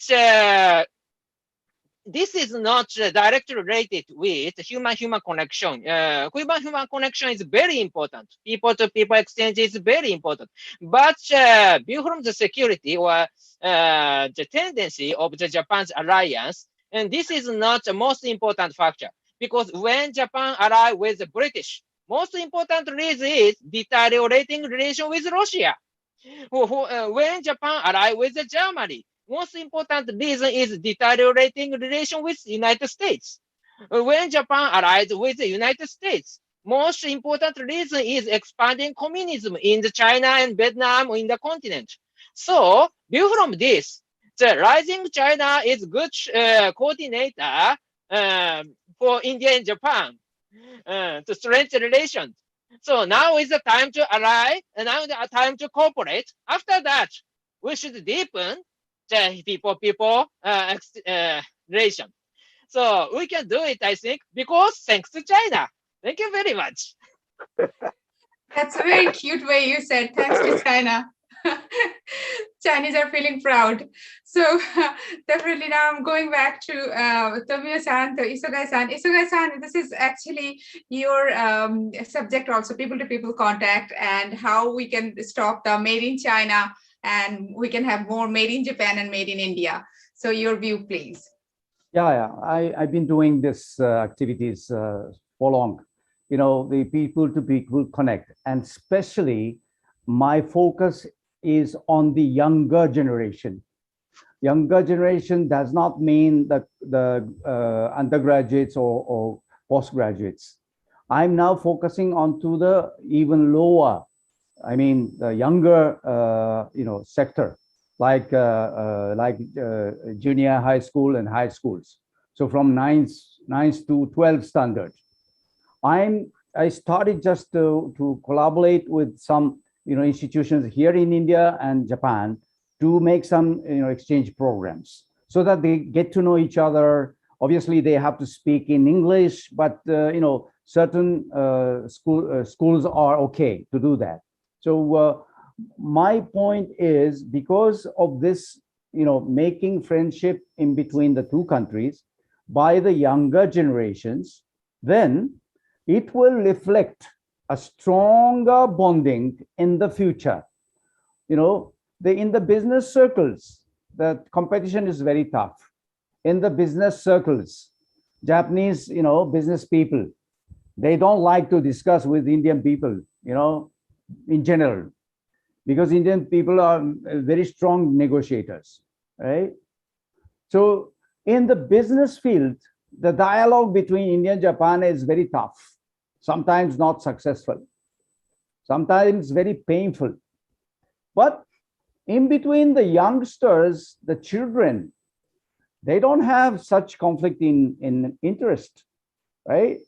So they can be easily coming up with a strong friendship. That friendship can lead to the confidence and trust each other, respect each other. And when they grow up, when they go out in the society, a part of the members of the society, they can be, acting as ambassadors to each other. So this bring out a strong bonding for the two nations. I'm talking about 2050, not 2030, not even 2030. I'm looking at 2050 to be the time when we see India and Japan, the strongest allies, and in the very important economic power in the world. I believe this will happen. Thank you. Wonderful. So today's discussion, I think we have learned a lot of things from different perspective, and from, our panelists are from different background and defense background, corporate background, education background, and they all are the best at their own field. And that is the beauty today. So actually the people-to-people contact and definitely having the securing India and Japan's border, and definitely, those things, how we can have without even language barrier, how we can communicate more. So these points, I think we have learned from our four distinguished panelists and guests. And I think this is already the time. And thank you so much. Thank you so much, Major General G.D. Bakshi. Thank you, Professor Rajiv Shaw.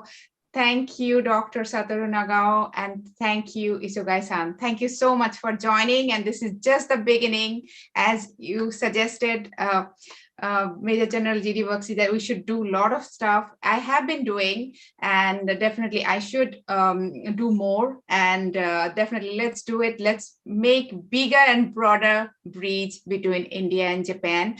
And one more thing for the viewers, I would like to say that the Indian Army is since I have been taking many interviews of very many Indian Army's officers, so I can say from my personal experience that the moral values are very high. As you can see, as you heard that Major General Baxi said, not my friends, but my brothers. I think you have already noted that, and they are just wonderful people, the people from Indian Army, and definitely, my personally, I have been experiencing it. And all four of our distinguished guests, thank you so much for joining. Thank you for your time and so much knowledge you did spread. Thank you so much. Thank and you. Namaste, arigatou gozaimashita. ありがとうございます。 Thank you very much, Thank you very much. Nikhil-san. Thank you very much to all the panelists. I think I don't need to say any words because you have concluded it so wonderfully, and we really had a fruitful discussion. I would just like to say a thank you for being with us, join us, and had a discussion. Thank you very much. Thank you, Dhanasri-san. Thank you. Thank you. So our panelists, we can leave now. Just thank you so much. Thank you. Thank you.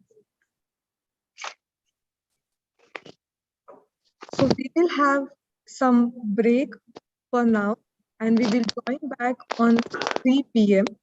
We are going to have a next panel discussion again on challenges in business development between India and Japan.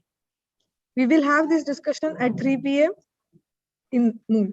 Thank you. Thank you very much. Be with us.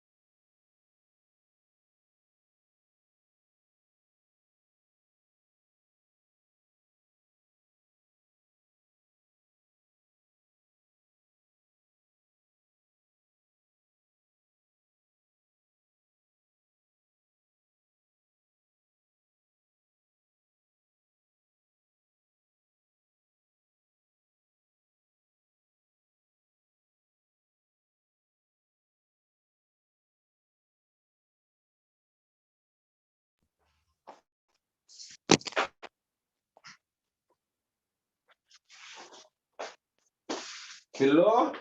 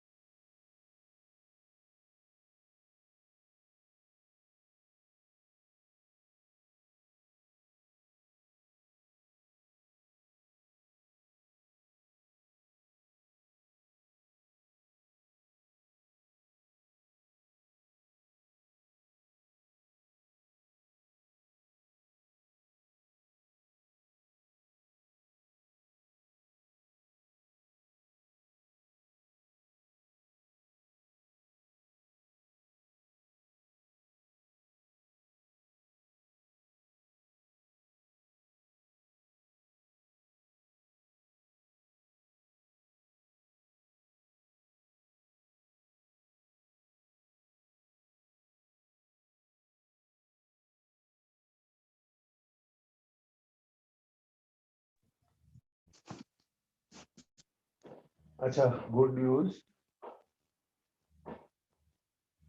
वो they have साइकोरियम के through गए, एक लड़की इनको मिल गई है doctor, यार बंद है यार,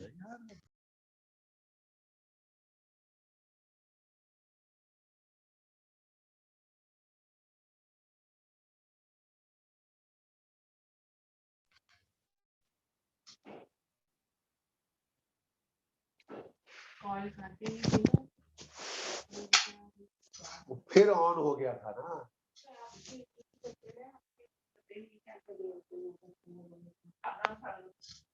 अच्छा सुन लो ना पहले, वो लड़की इसको मिल गई है, उसका भी एक डिवोर्स हुआ था ऐसे ही म्यूचुअल कंसेंट से, डॉक्टर है, 30 साल की है, शरीद है खत्री, और फादर वो बिजनेस में है, 6-7 बार ये लोग मिले हैं लड़का लड़की।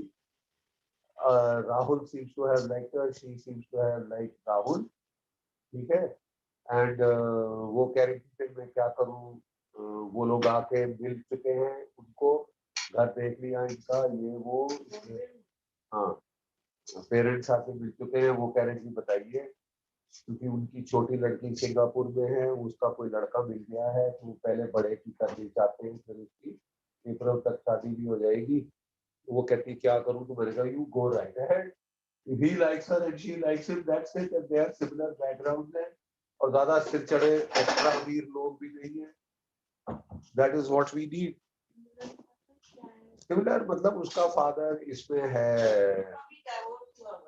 उसका भी डिवोर्स एक बार हुआ है, वो फैमिली में गई थी, फादर डॉक्टर, मदर डॉक्टर, लड़का डॉक्टर, और इसको वो घुड़कियां मारने लगे, ये तूने नहीं ठीक किया, वो नहीं किया, तूने चार्ज ठीक नहीं किया, तूने ये नहीं किया, तो शी स्टार्टेड फीलिंग स्टाइफल्ड की है, तो मेडिकल शॉप खोल दी है मेरे लिए, तो वो म्यूचुअल कंसेंट से डिवोर्स उनका हो गया।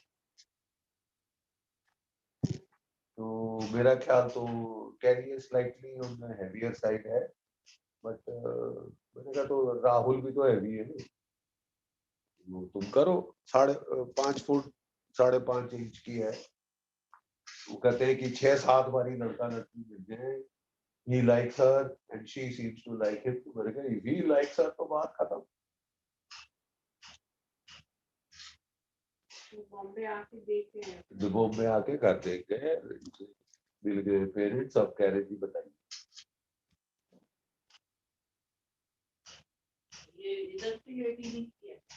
नहीं साइकोरियम,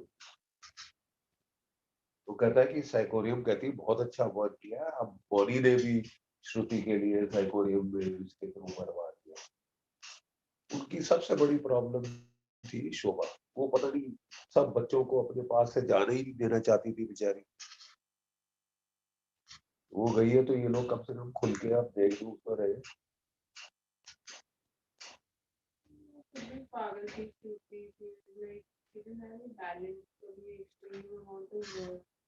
काम कर रहे हो कभी अमाउंट ऑफ स्पिरिचुअलिटी वगैरह पार्ट नहीं है मेरे पास बैलेंस भी होना चाहिए ना लाइफ में अगर आपको नॉर्मल भी चाहिए लाइफ से इवन मेंटेन दैट बैलेंस अब जा रही हो तो नौकरी में नहीं जा रही है ना स्पिरिचुअल तो कुछ नहीं है अभी to yourself and find that balance your own fault not to matter सवा तो चलना है बेटा we'll go at 3:30 or so ओ बेटा वहां पे जाके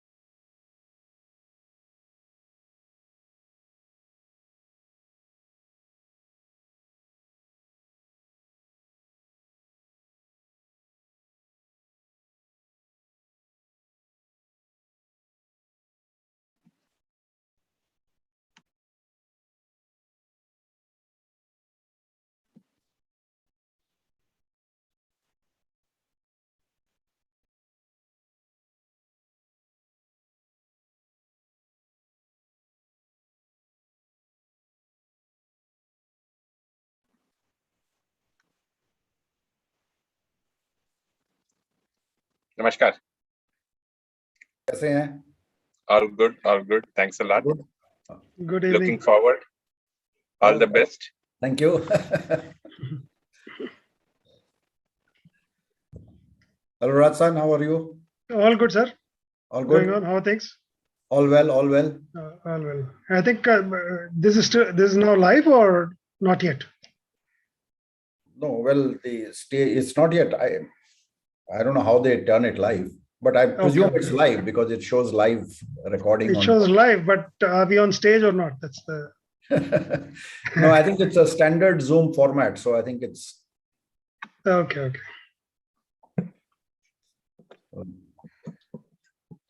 Otherwise, these days, I think the number of platforms available for virtual events is just going up and up, leaps and bounds. Correct. Of course.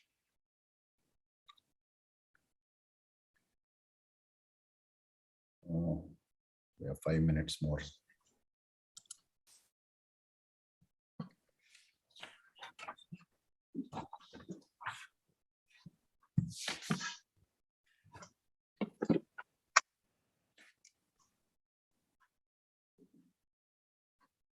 How is the fever on the new SSW TITP now in Japan from India? SSW is not much because there is no examining centers in India, right now. Like January, they'll do one first exam. Yes. So till that happens, I think SSW, I think I heard that there's one team that came, but those guys actually wrote their exams in Indonesia. Oh, well, I don't know how, that is Navis, Bangalore. Yes, Navis. Yeah, so three people. Rajsan, yeah, I didn't confirm with him if it's true or not, but yeah, that's what I heard. So I think they wanted to prove a point, and so they got it done. If it is, I'm sure it's true because it's been fairly advertised now. Yeah. And but if that's true, then that's a pretty good achievement because despite not having examination centers in Japan, in India, I think taking the pains of going to Indonesia, write the exams, and bringing them here is definitely a good achievement.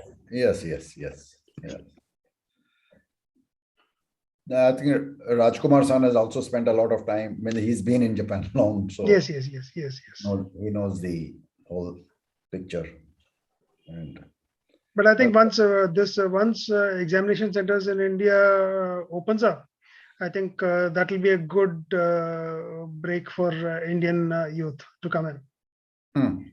Because right now TITP is very rigid in terms of this one, in terms of requirements and everything, and the documentation is huge because I've gone through the whole thing. So documentation is huge. So SSW, I think, is a bit more relaxed in those terms.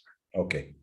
Yeah. So I think there should be a lot more people doing SSW than TITP. Okay.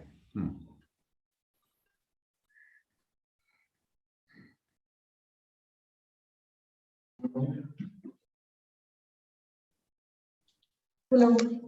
Good afternoon, everybody. Good afternoon. We are meeting again after the short break.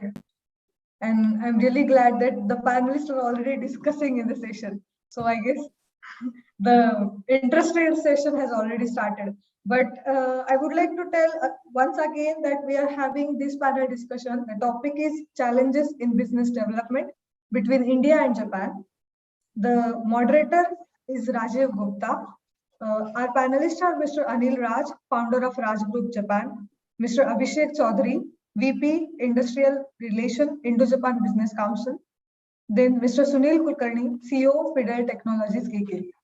I would like to briefly introduce Mr. Rajiv Gupta, a moderator. Rajiv Gupta is a serial entrepreneur and has a diverse interest based in the Northeast and also in the parts of the country. He has many firsts to credit his including set up India's first fully integrated modern farm to grow fresh roses for export. Exporting fresh cut flowers to Japan was no small feat, which he ably executed.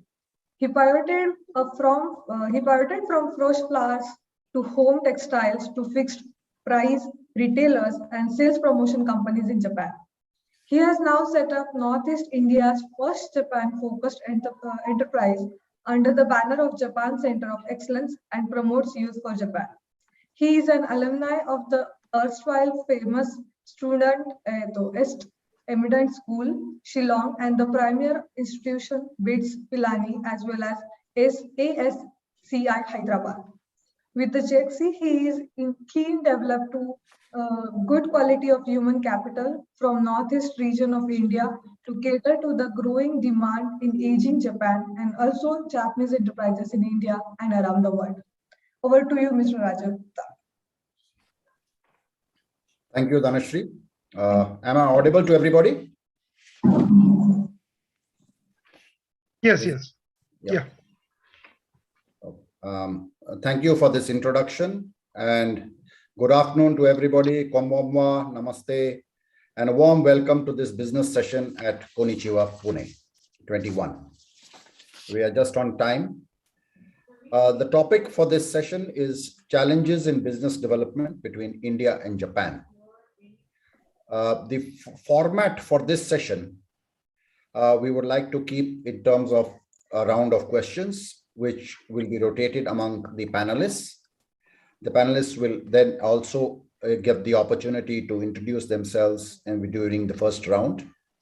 We'll get the views from everybody and then take it forward to the second set and the third set as the time permits.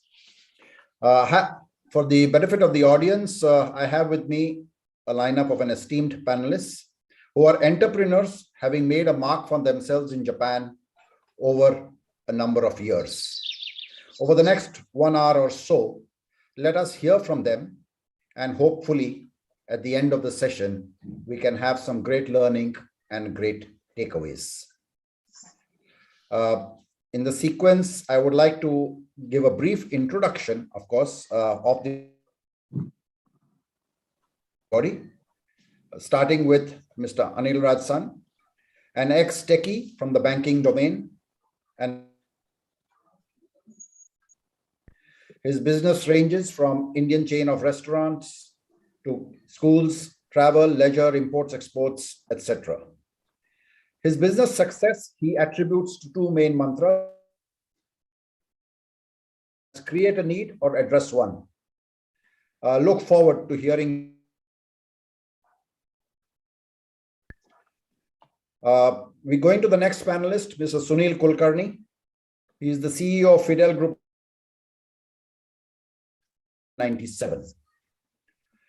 He is one of our great technocrats.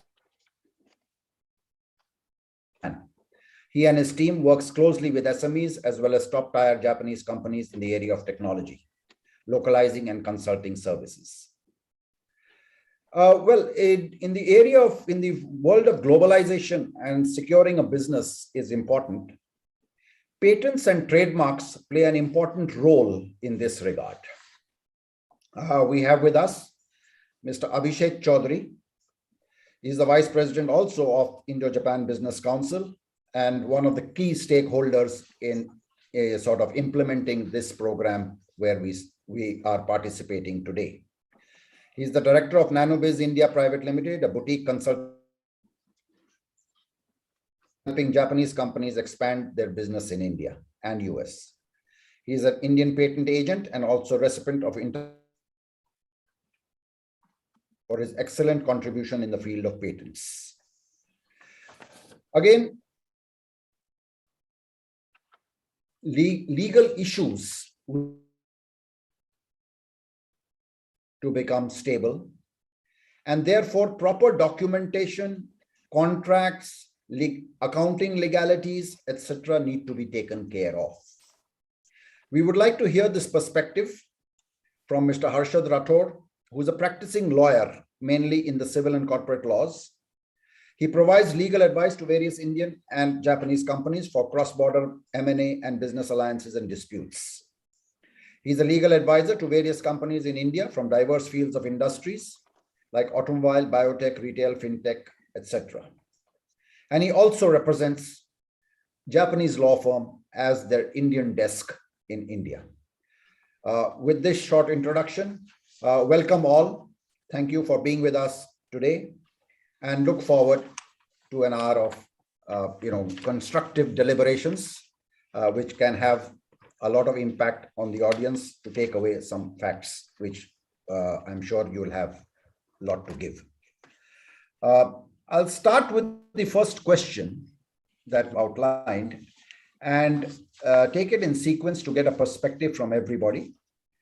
So one of the things that is noticed is there is a vast difference in the Indian style of decision making and the Japanese style. My question here is, what are the main reasons? Then, do you feel that long time decisions and discussions that the Japanese take is very frustrating?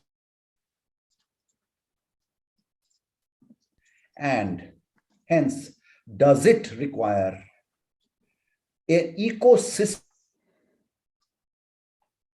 in the business? Do we need to actually develop an ecosystem where both sides are able to understand the business aspects of both countries? What should the ecosystem contain? So it's divided in two parts. The decision making by the Japanese, is it a deterrent? And what do we involve? Do we really need to build an ecosystem to actually achieve results? And what should it involve? So Anil-san, I'll start with you. And with your years of experience, I'm sure you have a lot to say about this. Thank you, Rajiv-san. Thank you. Thank you very much. I think you were breaking in between. I don't know if everybody else have faced that problem or not. So some parts of the questions were broken. So yeah, I understand that in general you were looking at the decision-making process of India and Japan. So basically, having been here for 22 years and having been into business between India and Japan for 16 years. Yes, you're right. The decision-making process of Japan is quite slow because they focus more on the micro levels and their focus is more on the consensus-based decision-making, right? So the consensus-based decision-making takes a lot of time. But having said that, their execution is very fast. The ones they have decided, the execution is very fast. In contrast, Indian side, they have a let's say a single point or dual 1 or 2 points of decision making. They don't we don't go through a consensus based because there's a manager who decides everything, right? In Japanese system, even if the manager has the right to decide, he will never decide on his own. He will actually get a consensus from everybody, right? That takes a lot of time.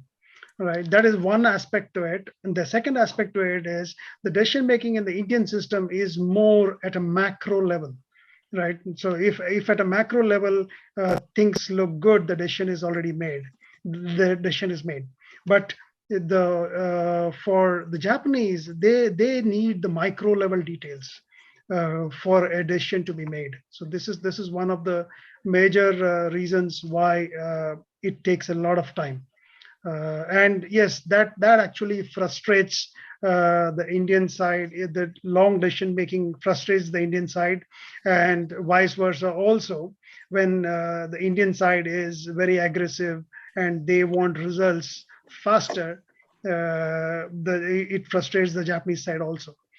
So both sides, it's there, and that is where I would say people like us in the panel who have India-Japan experience can smoothen that, right? Smoothen that, because we have experience of both sides, the India and Japan side, and bridging that would help this ecosystem of Japan-India relationship, right? Because without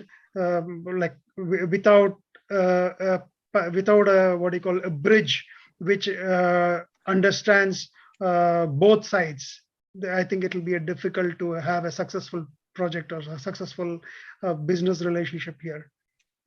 Right, that is my take on it. And coming to the ecosystem that we have to build is like, let's say we have to build interactions such as Konnichiwa Pune, which IGBC is doing a very good job about bridging this gap and smoothing and bringing the understanding between Indian side and the Japan side. Right, so that this itself is a part of the ecosystem, I would say, and we would have to build on this to develop more interactions between the Indian side and the Japanese side. So that will actually reduce. I see it has reduced in the past 5-6 years, right? Ever since PM Abe and PM Modi had those initial conversations, I've seen a lot of improvement in the Japan side, on the Japan side, and also a lot of interactions between India and Japan. So I think that also is a part of the ecosystem that we probably will have to try and build it to the next level. Hope I've answered your question. Oh, thank you so much. That's a good perspective. That basically that means there is a bridge always required in India-Japan business development relationship. Let me also, at a final point, let me also share an interesting point where this decision-making process, consensus-based decision-making process actually has its roots. The decision-making process of Japanese firms has its roots in Japan's feudal period. Large population depended on rice farming, and rice farming was not what you call due to economies of scale. Rice farming was done collectively, and the decisions that were made was done collectively, and that is where probably I heard that the roots of this consensus-based decision making lies. That's an interesting fact from the very interesting anecdote, very interesting fact. Yeah. Although rice farming in India is also a collective way of doing it, but I think we have left it to rice farming. Yes. So taking the same topic, Sunil-san, you have also developed your business from scratch in Japan. Yeah. What is your perspective on this fact and going about it, both from a point of view of decision making as well as an ecosystem development, because you know the India side also very well. Correct. So thanks a lot. Thanks a lot for inviting me to this panel today. Thanks to Konnichiwa Pune IGBC to create this platform between Japan and India and foster some dialogue, communication, business, and education amongst participants. I hope I am audible. Yes, you are. Yeah. So thanks to Anil as well. He has covered some of those points. Yeah. So basically, I think each country, meaning, has its own way of doing things, right? Business in India. So if a Japanese comes to India, they struggle in India. Vice versa, when we go to Japan, we struggle. So a point is whom to talk to. Like if I'm going to Toshiba or if I'm going to Hitachi, how to start, meaning, so or whom to start with. So many times what happens is till reaching that exact right person who will open doors for you, that itself takes time when you go to Japan. Likewise, it happens in India as well. And there, I think, as Anil mentioned, you need, if there is someone who actually points out that talk to this person or connect to this person, and then that reduces or condenses that some time frame to reach that. Two, as again, in Japan, the decision making is slow. One other reason is the timelines that they look for. So in Japan, if my own personal health life is for 100 years, my retirement is still 70 years, I don't have any pressure to take any quick decision, right, tomorrow. Or so many times, even my Japanese friends tell me, like, Sunil, why you are hurrying so much? You should make all the mistakes till the age of 50. After 50, you start thinking seriously about your business. And I say, like, either in India, people want results in 18 months. My own employees ask me, why aren't we growing fast, and so on. Whereas my Japanese counterpart is saying, take it slow. Why too much hurry? So the timelines that they see versus we are seeing sometimes are a bit different. So many times we just want to rush in. So again, that's one thing where we need to moderate our expectations sometimes. And Thirdly, I think is again as the decision making is different. Obviously, in India has different making, but now that we all know that Japan has this consensus making, each of these participant or stakeholder who is involved in that consensus making needs some different set of information. So even if I want to take a product, if I am trying to sell something, if I'm trying to take a say agri product or whatever, the manager will look from a say cost perspective or something. The engineer might look from a security or a quality perspective because they have to maintain that product or something. So many times what happens is our own preparation, my own preparation, even after 20 years in Japan or whatever, it's not enough. So if somebody is able to take all these documents or whatever required thing from each perspective, you again condense that decision making, because otherwise every time you go, they are going to ask, hey, by the way, you talked about security and what about quality? Next time you take about quality, somebody asks, hey, what about space? Why is this much space required? Why is not this much space? And so on. You just, and then you feel that, okay, it's going to take 2 years. So again, how to address this? Who are the stakeholders and what I'm supposed to do all this? So again, this could help one in moderating expectation about the so one is that part where decision making, yes, it takes time, obviously due to differences in business, what they want, what each stakeholder wants, timelines they see. B is lastly, I feel both ways it takes same time. In Japan, in India, what happens is we want chalo yaar, shake hands karte, immediately we want to start something. Let's go. Without planning, we'll jump in, and anyway, it will take 1 year, because now when it comes, then we start planning and we might end up. Whereas in Japan, when you do business, it takes anyway 6 months, 8 months to decide something, and last 2 months they will again do the same planning exactly. So again, it takes 1 year same. So by and large, I think it takes time, but again, ecosystem is important. Organizations like IJBC are important. People who are staying there, like Anil is there, you are there, or Yogi-san is there. Whoever are there can be connected, and again, information or their trust can be leveraged. The trust that they have created in that market or the society can be leveraged to reach out again and understand better. So, and lastly, training of your own staff or own members, sales team, or the pre-sales team, or the delivery teams is equally important in building that ecosystem. Yeah, thanks a lot.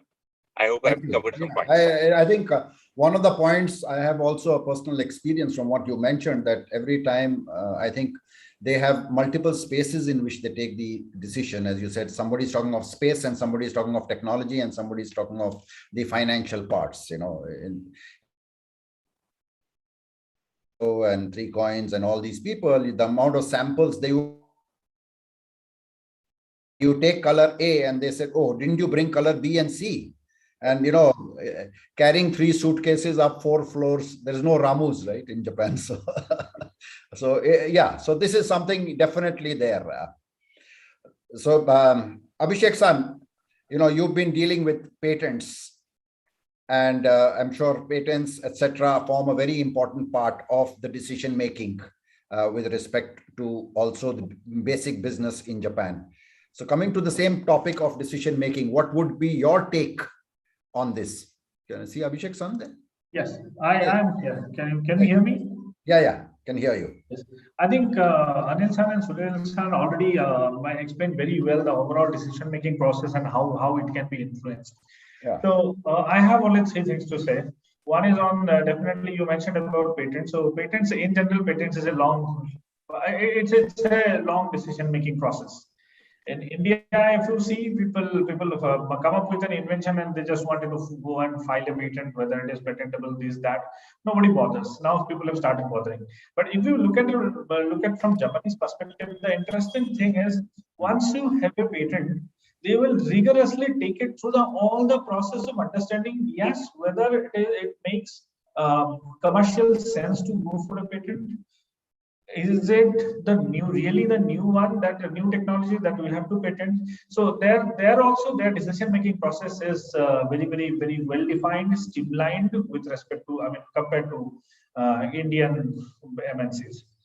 So that is there. And also what I believe is that in general, overall, if I see decision-making process, I have realized that, and from the business development point of view, when we have internal influencers, it might, the time taken for getting to a final level of execution is definitely the same. But if you have an influencer and if you are keeping in touch, it's relationship driven. It's not one transaction. Okay, I have done one transaction and my job is over. I have given one sales presentation and my job is over. It's not that way. I have given one sales presentation, then I have found something interesting for them, so we keep passing on. Then there is something else we are touch basing with them, and slowly you build up the relationship over a period of time, and then you finally start reaping on the fruits. So these I think are the best things. And the third point from my side will be, over a period of time, if you see a lot, I mean, right now, definitely not that much of Indian philosophy influencing Japanese businesses compared to Japanese business philosophy trying to influence Indian businesses sometimes, or at least who are there. But over a period of time, it might come that Japanese business, I mean, decision-making process will get little more, time dependent. And when some Indians are expecting that, okay, fine, overnight things are going to happen, they will also come to a level of understanding that, okay, it's at least not 18 months, but we have to wait for 6 months, 1 year, build the relationship, and then it will happen. So as an organization, the more and more dialogues we will have, there will be a cultural shift over a period of time, not today, tomorrow, but maybe 1 decade, 2 decades, 3 decades time, that we will probably be able to influence even Japanese decision making, or at least convey some message that, okay, you are taking a decision with well thought out process, but maybe you have to cut down some time on that just to be global. So this is just a thought, and as an organization, if you can bridge those things, then it's nothing like it. Great. So this is on the decision making. What would be your take on the next one, which is, from a development of an ecosystem?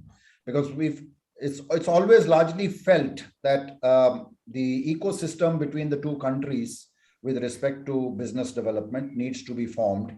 And that's how then only people will be thinking. So do you have any perspective there? Yes, of course. I mean, that ecosystem has to be built, and that ecosystem has to be built from both the sides. It should not be only for Indians telling them how to do business in Japan. It has to be even for Japanese companies and Japanese people to tell how to do business in India. So the more we move towards those kind of ecosystem, we will probably be able to see more actual transaction, and the overall trade deficit that we have, we will probably be able to reduce those things. Timeline. Fine. Thank you so much for this. Harshad-san, you have been, of course, working with more on the legal side with Japanese companies. And the legal documentation, which is also a very important aspect of any business development. What is your sort of view on how do they handle legal documentation, etc.? Do they take the same time in the decision-making process, or is it much faster with respect to operational business or regular business? So thank you so much for inviting me for this program. And I would like to also initially thank IJBC and also the Consulate of Japan for organizing Konnichiwa Pune. Coming to our question about legal issues between the different transactions which happen between the two countries by the entrepreneurs. The one basic important thing which is different is a litigation, or one can say any legal process is in India is very consequential, while in Japan they do it to secure their whole process. That's the basic difference of approach between the two ways of doing business.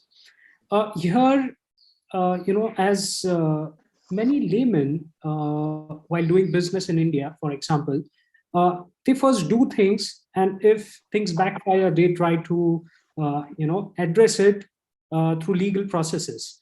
While in Japan, they take all due care about their own perspective challenges which might occur during conducting business. And they try to address those problems not only legally, but also in a practical way, so that, of course, it of course takes a lot of time. But these are the two aspects where both our countries stand very different. Yes.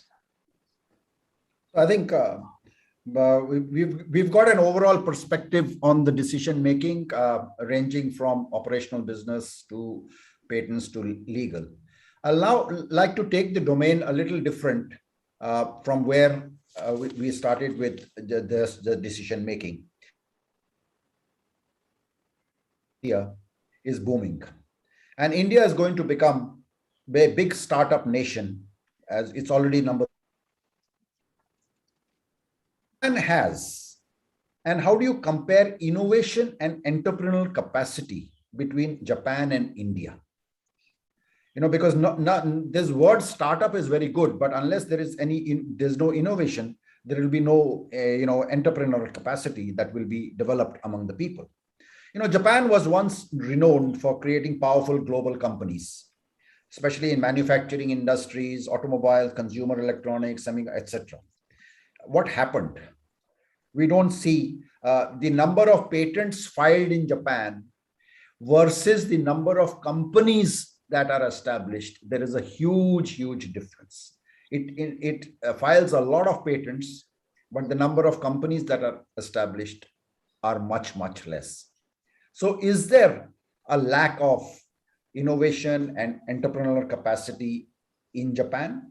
And how do you compare it with India? Anil-san, again, we'll start the round with you. Thank you. You're muted. Sorry, I was on mute. Yeah, sorry, I was on mute. So I think, yeah, you're right. There's a big contrast. The number of patents filed is quite huge. I think Japan ranks number 3 in the world in terms of patents. But when you look at the entrepreneurial activity, it's way too low. It's probably at the bottom of the table, right? So I probably think the main reason is the social and cultural aspects of it, right? So in general, the Japanese culture is not the one that encourages risk-taking behavior or pursuit of unexplored opportunities, right? So Japanese society usually emphasize on conventionality, consistency, community, and they are very risk averse. So that is probably the reason why the entrepreneurial activity is not very high. Still, there are a lot of parents who encourage people to either go into bureaucracy or go into what you call big companies like Mitsubishi, Mitsui, and all those kind of this one. They don't encourage people to start up their own Rakuten or Gree or Dena or those kind of entrepreneurial activity. Right, so probably it's more about social and cultural aspects, which actually reduces this. That is why you cannot see much of entrepreneurial activity in Japan. And not only that, one more aspect is any Japanese, if he wants to get a job, it is quite easy, right? It's not that difficult. So why would he actually spend time on entrepreneurial activity, right? In India, in contrast, in India, it is totally different. In India, also we have that cultural aspects. Even let's say if you what you call rewind 20-30 years back, everybody wanted a government job. Yes. Everybody wanted to get into UPSC, IAS, and everything. It is the same thing that is there in Japan also. But the stark difference is basically in India, the ratio between the number of aspirants and the number of jobs available, and in Japan, the number of aspirants and the number of jobs available is different. So that is the reason why India has changed from that government job mindset to an entrepreneurial mindset now. And especially there's one more factor to it. There's one more catalyst to it, because a lot of Indians have studied in US in the last 40, 50 years. A lot of Indians have studied in US and UK. And that actually, there is a lot of influence from US and UK these days.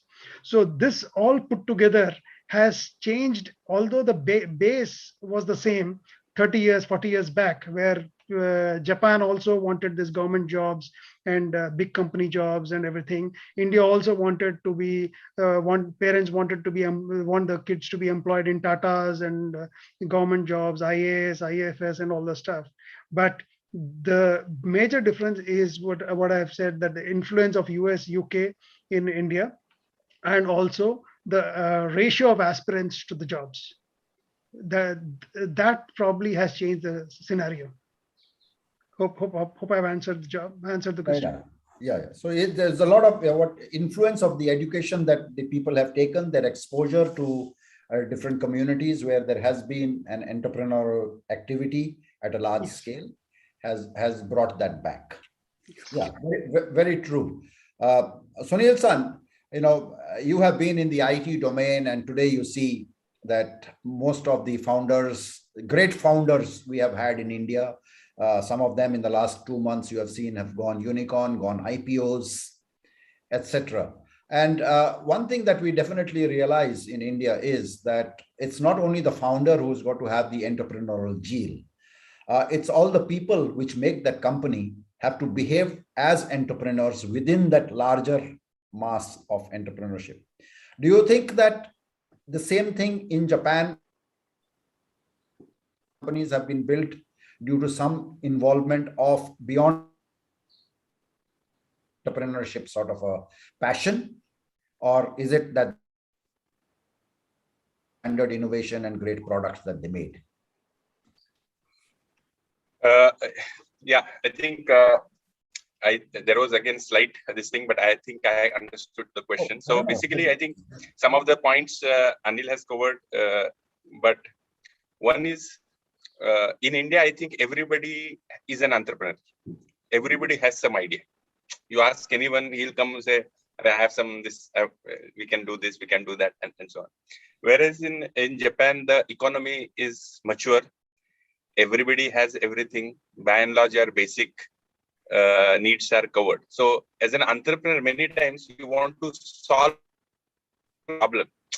You find something. So in Japan, entrepreneurship is happening. There are innovations happening, but they're happening in different areas. For example, in the areas of elderly, elderly or equipments or tools to support elderly, because the aging population is a big problem there. Or in automation, in factory automation, because there is a shortage of workers or shortage of people. Whereas in India, what is happening is we are seeing proliferation of, say, smartphones or mobiles, lowering of data packs, and obviously growing aspirations. So a lot of things, innovation is happening around convenience. So I can now order, say, Swiggy or Zomato or food, or I can order a medical checkup at my home, or I can order or see my net banking. So all these things are happening. So there are these different triggers. In Japan, what's happening is last 40 years, companies have invested in legacy systems, mainframes, this, that. So you cannot overnight change something. In India, new companies, new entrepreneurs are budding. So they are skipping all these investments, directly going on mobile or directly going on different new technologies, thereby reducing cost, starting on cloud and so on. So I think, and of course, scale, meaning the population is 100 million. Here we have a billion population. So if there are 10 entrepreneurs there, here there will be 100 entrepreneurs. So you suddenly see multiplication. There is a huge hunger, pent-up hunger in the Indian society for doing good, for doing great or competing with the best. Whereas, as Anil also pointed, in Japan, what's happened is the first generation, the earlier generations have worked, the society has reached to a certain per capita of $40,000 plus. So you almost have everything. What next, kind of? Whereas here, I'm still struggling to go to buy a bike, and I want to go buy a second-hand car, a first-hand car, and so it's my first travel in flight. So people are going to the next stage, and there I think that's a huge push.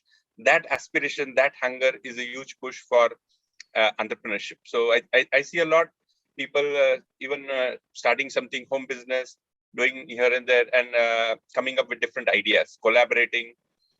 So I think there again, in entrepreneurship or innovation is happening, but in certain different pockets. Whereas in India, again, it's happening everywhere. Yeah, thanks. Okay, great. So I think as Anil-san brought out the influence of education, you brought out the influence of great aspiration. And I think that is how, that is how our tier 2, tier 3 cities are today growing very, very strongly in the startup domain. Abhishek-san, you've also been working long with Japan, and for anybody to work together with people there, whether you call them agents, partners, etc., we all feel that there should be a drive at the other end also. It's like you can't clap with one hand. So do you feel that from your perspective, when you are working with them, you feel that, yes, they have that same sort of a drive, the same sort of, they're driven to get the business, which means that they have that entrepreneurial urge? Or do you feel there's a lot difference in the approach from an Indian side and the Japan side? I think that the urge is not that much. I mean, our urge is much more compared to theirs. So in a couple of cases when we are now working with them, so in a practical scenario, we started giving them partners. So our partners developing business in Japan, it's always good. And for our kind of high-end business consulting, it's really important that we have someone there. And someone there also should be industry expert, or maybe 20, 30 years down the line in an industry, retiring and then helping us getting indoor, as Sunil San earlier said, that you need an indoor. So you need somebody to take you inside the organization. So they are the people who are taking us to inside the organization. Now, they have already reached an age, so I can realize that, okay, they will not be coming to the other side. Last few years, we are interacting with some other consulting organizations there, and they have an aspiration to go to other countries. They have offices in China, they have offices in Taiwan and other places. But if you see their urge to come to India, that's probably not that much yet. It's definitely changing. So now I know almost 5 to 6 case studies where they like to go outside of Japan, but India probably might not be their first market always, depending on what they are doing. But answering just one plain sentence answer to your question on the urge, I think our urge are more compared to them. Great, thank you so much. Harshad-san, you must be having a day-to-day interaction because you're deep into the legal part, the documentation, etc., which requires a continuous effort back and forth of papers and ability to understand. Again, I feel, as I said, that at every step, there is that entrepreneurial feeling where you feel a sense of ownership, I would say. It comes from a sense of ownership. How do you evaluate this when you're dealing with people, especially with the exchange of documentation or correctness of the documentation? Rajivji, so Rajivji, here, I would like to also speak about, the entrepreneurial spirit between the two countries as well, because, documentation part is one of the processes which results when two, entrepreneurs come together for an activity or a venture. Before getting into this, in my experience, when I lived in Japan for a while, I observed the basic difference between India and Japan is Japan is the land of convenience. Everything thrives, all the entrepreneurship activity thrives on solving convenience. Here in India, we are a land of challenges. So here people are solving challenges which are there. So naturally, what has happened is, if we talk subjectively about challenge is something which needs to be addressed with a very immediate effect. And while in Japan, everything is about convenience, is about in the whole process of experience, you would observe novel innovation which happens. While in India, we lack novel innovations because of many factors. These are the basic two difference between what happens in the respective countries, and the principal reason is there's a sociological term called haves and haves not. So Japanese are haves and we are haves not. So these are the our societies, they function in a different way and different environment. But in this process, I feel if we also look back into history, Japan was also at some point in time facing the same issues what India is facing right now. We might be very young as democracies, but in terms of entrepreneurial activity in Japan, I feel that the younger peer who has also lived in other countries. For example, if a Japanese has lived in US or say UK, similar like our young Indian people who have lived abroad and coming back to India for doing businesses, they are a bit keen. I'm talking about an age slot which is below 40. They are a bit keen to jump into entrepreneurship, and as our colleagues mentioned here, that the areas which they address now, I know a few people who are working in UNSDG goals, and they are having a venture on UNSDG goals. So this is which is very futuristic in terms of entrepreneurship compared to India. So these are the basic differences. As far as legal issues are concerned, I think we have to go by the statutes, and the statutes are well defined. And principally speaking, one can go in any country. It is the way social changes happen. Those changes are addressed in forms of laws eventually. So I think there are some changes which are happening in terms of entrepreneurship between India, in Japan and in India, of course.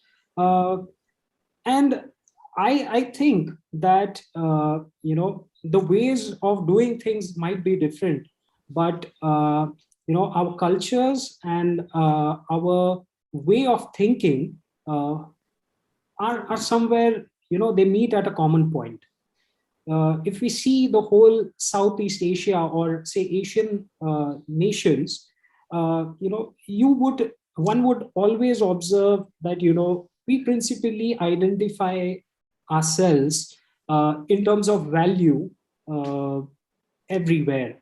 A very small example might be, if one goes to Japan, one could find that they also remove shoes outside their home at a designated area, just like ours, which we do here in our nation. So this is a very social aspect, but it is very deep rooted.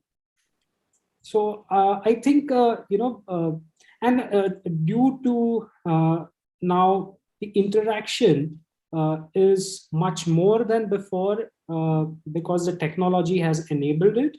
I think the younger peers say, kids as young as 16 or 18, I see more Indian kids involved in exchange programs, which can help to understand culture at a very young age.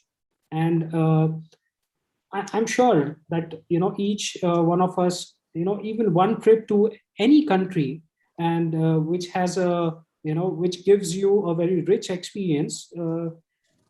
It helps us to inculcate values more quickly because it inspires us in return.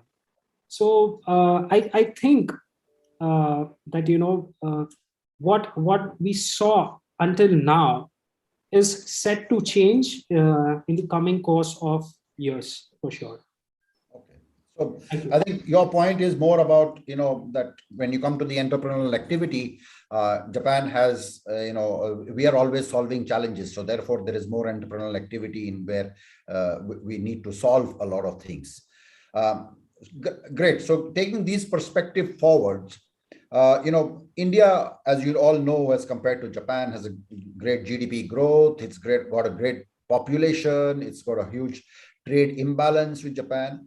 But the Japanese are always concerned about the actual market of Japanese products in India. Sunil-san just mentioned a while ago about, elder care products. To deal with developing actually elder care professionals for Japan. And there's a lot of people who have asked me that why can't you get the Japanese standard of elder care products into India? Because our population again is growing. But one of the greatest things that, a lot of concerns that the Japanese businesses have is about the gaps of doing business in India. They want to know more about the trade, what is the potential, the market entry, the investment, IT, economic policy, and they carry on and on and on and on. When the Indian businessman lands in Guangzhou in China or anywhere, and he has to just order 2 containers and get them, it doesn't happen the same way with trading with Japanese. How can Indian SME really develop the trust with Japanese companies and help them into entry in India? We all know brand Japan has definitely a higher perceived value than any other brands, right? But they are unable to penetrate the Indian market because this question answer Q&A just carries on. And if you look at a core businessman coming from a typical trading community, he is interested in what in Indian terms you will call it as dhanda, he doesn't get into all these aspects of all these things. So is there a way that Japanese companies could be tuned to the Indian SME way of working? Anil-san, we'll start with you. I think it is difficult to say that Japanese companies will be tuned. That will probably never happen. All right. So to Indian style, but to make it successful, I think we need to come somewhere midway. Right. So to make it successful and practical, right? Because Japanese companies tuning them to Indian standards is also dangerous for India. We should probably learn a lot of things from Japan, right? And come midway and bring them to a point where they understand the cultural aspects of India. And then that probably will give a lot of what you call entry of SMEs into India, right? So asking them to come cover the whole ground is probably not practical and not in the best interest of India also. Yeah. Because in the best interest of India, there's a lot of things that we can learn from Japan, and there's a lot of things that we can implement from Japan. So despite our cultural differences, despite our business differences and everything, I would say we should go at least midway and expect less from them and probably adapt a lot of things from them. Like, let's say, for example, Toyota is doing a pretty good job in Karnataka, in Biddi. Right, yeah. They're not only training the local population with etiquettes and everything. They have plenty of things that they're doing good.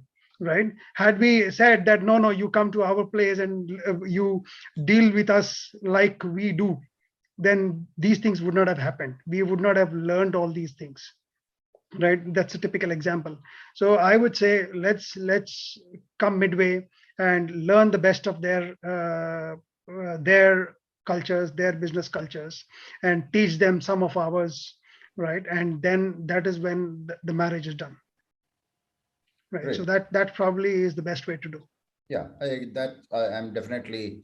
I think we have to, give and take has to be there in that domain. Yes, and in Japanese system, I think trust is the basic thing that they look at. Once the trust is established, right, they will go beyond beyond what you expect. I think we don't have much time to explain what you call about some case studies and everything, but I've actually seen some of those companies where when they trust, they actually go beyond their responsibility.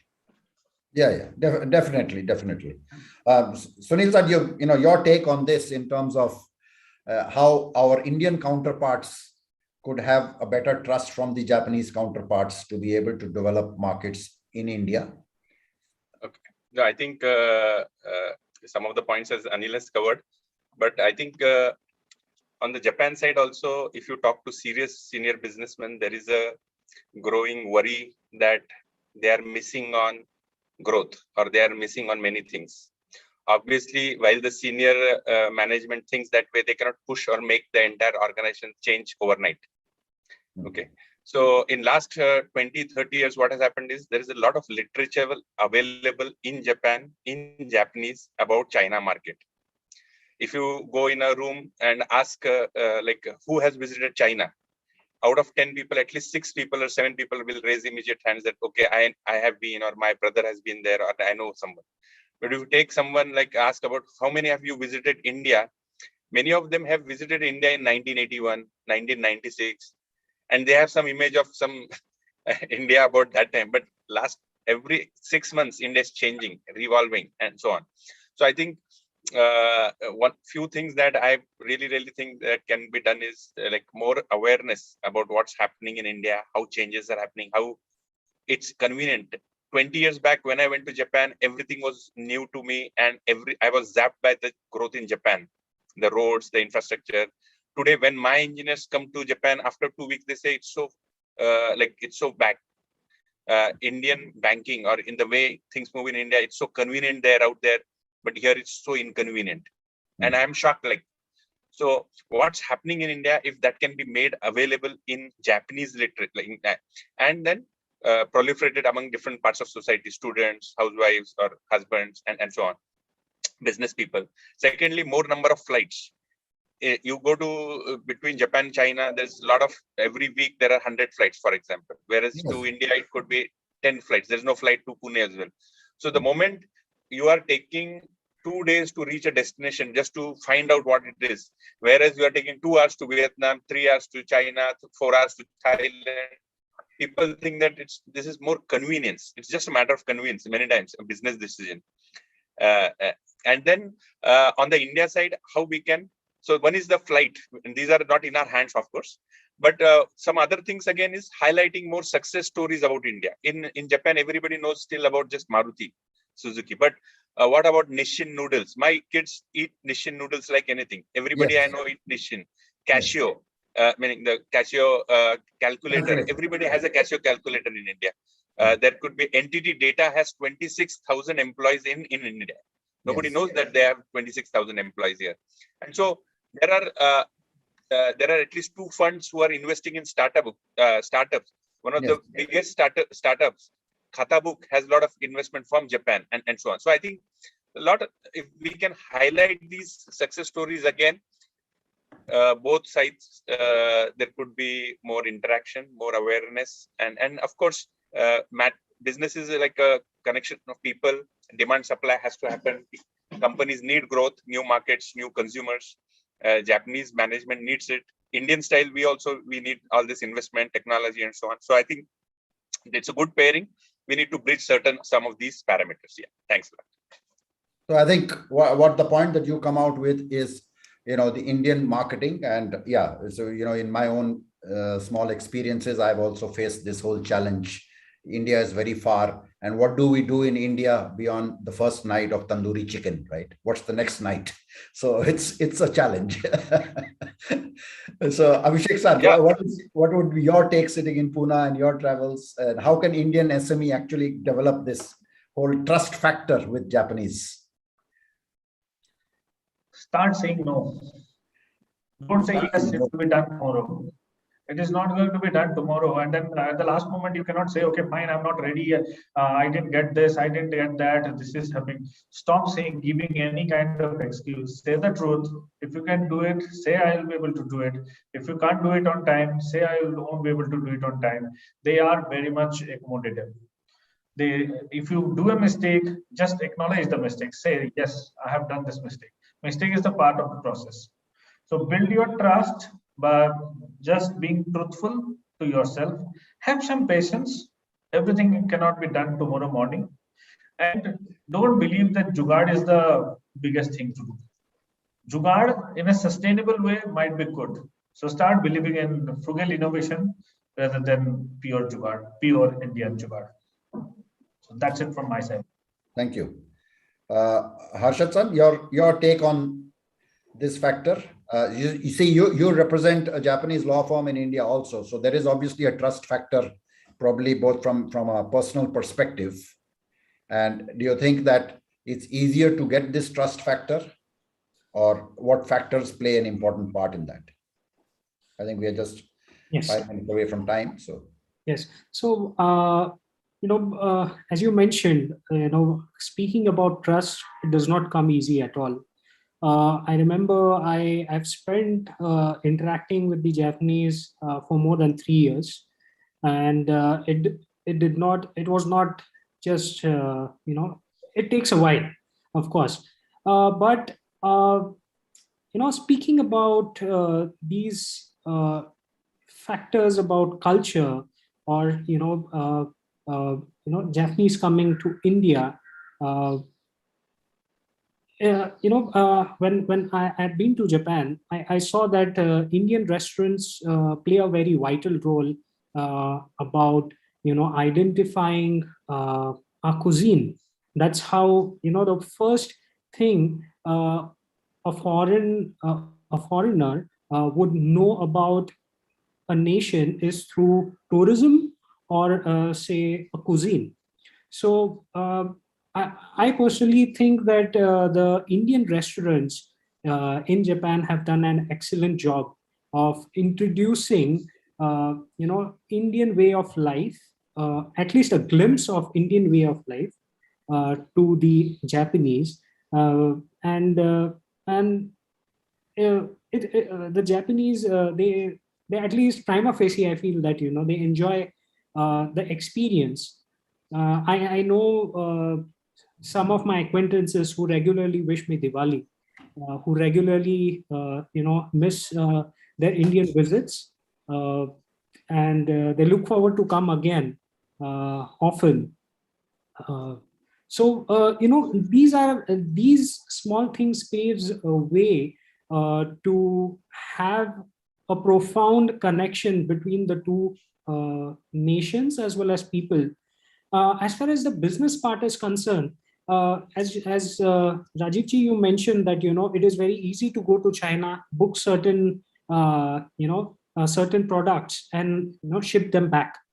But at some point in time, the Chinese they tried to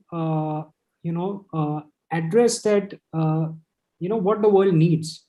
I think if we have much more faith and much more trust in the Japanese innovation, I think we can invite the Japanese venture to develop products together, or at least technologically support us and have successful joint ventures for a constructive product.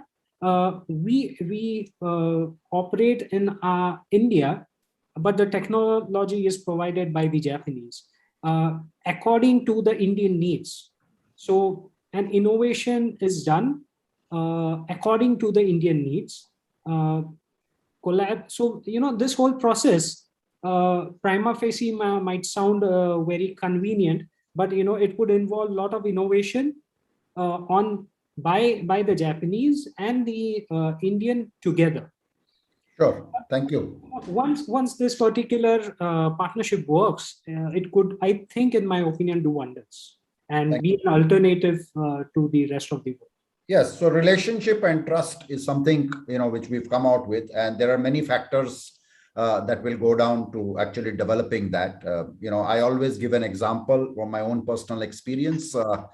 We did large amounts of business with this 300 yen chain called 3 Coins, which is everywhere in Japan, loved by the Japanese also. I could never believe that they could get an Indian floor rug for 300 yen, which in Indian rupees is also, pretty cheap. And the general manager, every time he came to India to buy, he brought one suitcase full of Japanese food as well as Japanese cutlery, which he would actually take it out in my home and say half day is for my own cooking to produce Japanese food. All that he wanted was potatoes and eggs at my place and the rest. So I think multiple factors go in to develop this trust. I think we've just completed an hour. We have the next panelist on the screen. Thank you very much. I think there's a good takeaways in terms of, we need somebody in Japan to bridge the gap. The education system in India, where children have gone out, has helped in building the entrepreneurial spirit. The challenges which are there in India helps to build entrepreneurship. And of course, as Sunil-san said, that there are so many flights to China and Vietnam, etc. Unless we market India well, and as you rightly said, we have documentation where everybody is able to read all aspects about India and not just Taj Mahal, right?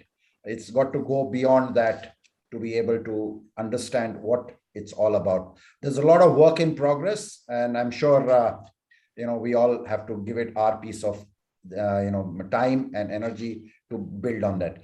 Thank you very much, Alin-san, Sunil-san, Abhishek-san, and Harshad-san for this debate discussion. Thank you so much. Appreciate it.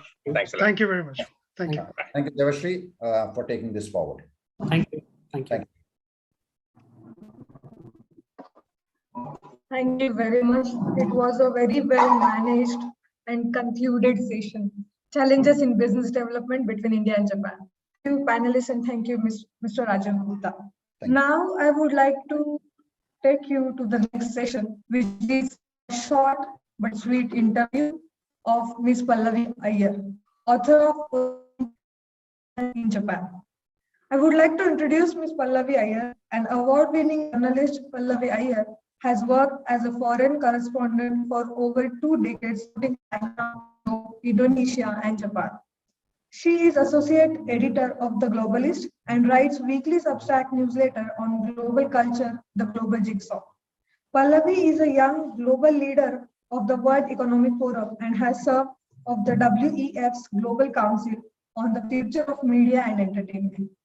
She is the author of several books, including The China Mirror, Smoke and Mirrors, the novels Chinese Whisker and Jakarta Tales, and an exploration of Europe's challenges, New Old World. Her latest book is Orienting an Indian in Japan. Pallavi was a Reuters Fellow of Oxford University and is the youngest winner of the Prem Bhatia Memorial Prize for political reporting for her dispatches from China. Pallavi is currently based in Madrid, and I would like to introduce Siddharth Deshmukh, fourth and current president of IJBC, who will be moderating this interview. Mr. Siddharth Deshmukh, over to you.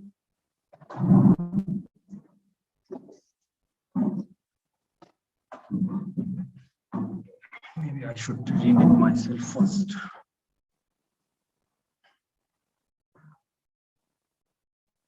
All right.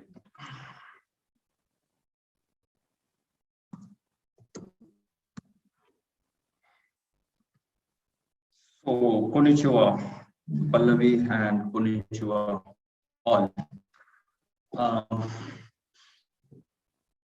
I have so much of excitement that I want to first get settled down, because today I'm going to talk with one of my favorite authors. And I think it's pleasure. It's feel amazing when you can talk to your author face to face and discuss and get a first-hand experience and of writing the book and what went into that book while writing, what went into thought process of author in writing that book. And today I'm very glad that I'm able to talk with you. So welcome, Pallavi. Are you able to hear me? Pallavi, are you there? I think we lost the Pallavi. We should be getting her back soon. So wait a moment.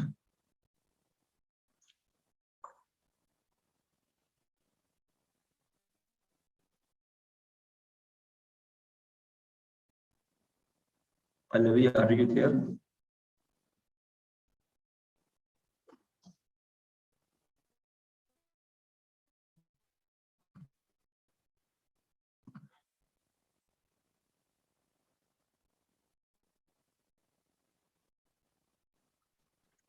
Back. Can you hear me? Yeah, Hello? I'm able to hear you. Yes, I am able to hear you now. Yeah. Can you hear me? Okay, that's okay. I can hear you, but obviously the internet connection is a bit unstable. Yeah, looks like your voice is cracking, but let's get started. That we are living in virtual world, so probably we will get through it. So I was saying that I am so glad today that I am able to talk with my one of favorite author. Almost I read your blogs weekly, and almost I read if not all books, but yeah, some of those books, especially about India, Japan, and China. And I'm very glad to have you today at Konnichiwa Pune. Thank you so much for having me. It's a real pleasure to be here, and it's wonderful to hear that you enjoy my writing. That's always, that's the reason we write. so that's very lovely to hear this morning. Absolutely, absolutely. So I was just a couple of weeks back in Japan, and latest book I read about your book is oriented, and I feel like, this is an opportunity that you should definitely come to Konnichiwa Pune and talk about this book and talk about your own experience about Japan. It's because, as you see in a previous session also, if you were there, you must have heard that many people have a very old impression about each other's country. They used to travel last and then it was the same experience. The things have changed. And you went to the changed Japan, as well as the interesting fact was that when I went to Japan, it was exactly the same. The few of the panelists in 2000, so there was a different Japan, there was a different India. And when you went to Japan, maybe there was a different Japan. So your experience was different. Literally, I was creating a kind of a virtual book in my mind that on the side of your experience, what was my experience when last time to Japan. Before we start talking about book, I want you to tell our audience something about you, how you went to Japan, and you as a person, as a Pallavi, and then we will go to the book. Absolutely. So, Siddharth, I actually grew up in India, in New Delhi. And I was there for my school, and then I went to England to study at university, and I always wanted to be a journalist. And I thought what I wanted to be was a broadcast journalist, because private television 1990s, which is when I was entering the workforce, and it seemed like a very interesting area to explore. So I returned to India and I got a job with NDTV, which in those days used to produce all the programming for Star News. This was before NDTV became its own channel. And I realized while I was doing TV that it was not actually fulfilling me, because I found TV stories to be quite superficial, very short in terms of length, and not really able to get under the skin of their subject. So I decided to study further, and I went back to England to do a master's program. And while over there, I basically fell in love. I met the person who is now my husband. At the time was my boyfriend, and he's from Spain, and he had spent the last 2 or 3 years studying East Asian languages, Japanese, but also Chinese. And he was very convinced that China was going to be a sort of earth-shaking country and force going forward, and that we needed to get to know China better if we were to basically grow up in the 21st century and find our careers over there. So he was quite prophetic, because I'm talking about 2000, before China had joined the World Trade Organization, before it loomed as large of a presence in the global imagination. So anyway, I eventually ended up going to became a journalist and started to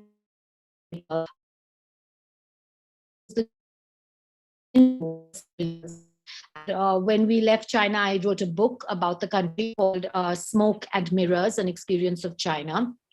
I also learned the language, I think, which was very important if you were really going to explore the country. And there were very few Indians who were in that position. And I also realized during that whole experience that, we were learning about these parts of the world in East Asia, for example, really through a Western lens. And we had very little direct writing by Indians on these parts of the world that would help us to understand their cultures and their societies, but in a comparative framework with India, or with India as the implicit norm. Normally, when you read about China in the Western media, the person who's writing about it has an implicit norm in at the back of the head, the lens through which they interpret what they are observing. And that lens is, a Western lens, naturally. And I think we were missing that Indian lens. So anyway, the next few years, my husband is a diplomat, and we ended up moving around the world. And we spent a few years in Europe. We spent 4 years in Jakarta, in Indonesia. And then we moved to Japan.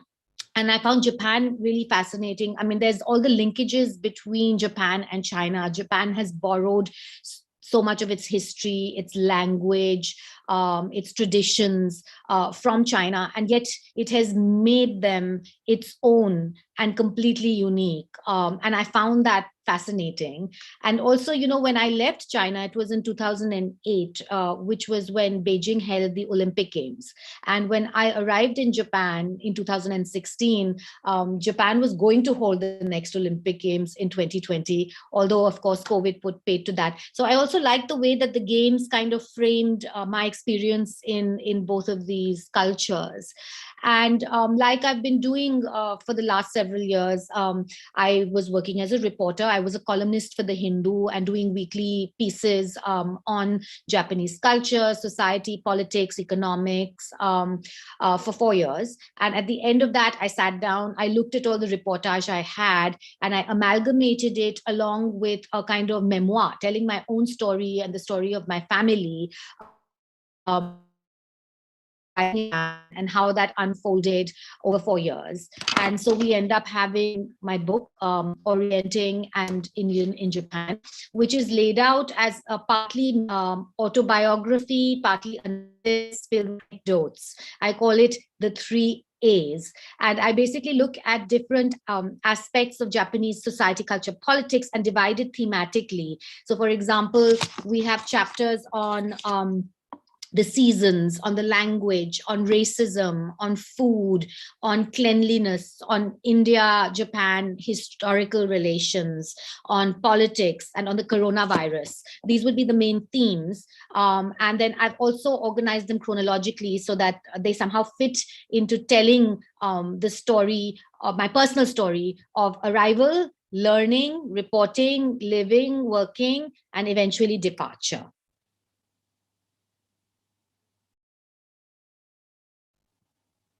Siddharth, I think you're muted. It's a very fascinating journey, and you made it a book of your journey, of your Yes. observations. We will still come to your book. I have one more question to ask you. If you were not author, if you are not writing book, how was still Japan for you? As a just a normal citizen visiting Japan, living out there, what was your that personal experience of living in Japan? You know, it was absolutely fascinating because it was such an amazing mixture of something that is familiar and something that is completely unfamiliar. And when I say familiar, it's because I think ultimately it is an Asian country, and you know, we do have these Hindu-Buddhist connections, and there are things that, you know, will resonate, like people taking their shoes off before entering the house, or folding your hands in a temple, or you know, a lot of the sort of hospitality. I mean, there will be things that you connect with. I think, and there's a special resonance as a result. It's not a completely alien culture, but on the other hand, it is very unique, and it is, and more so than I think any other Asian country.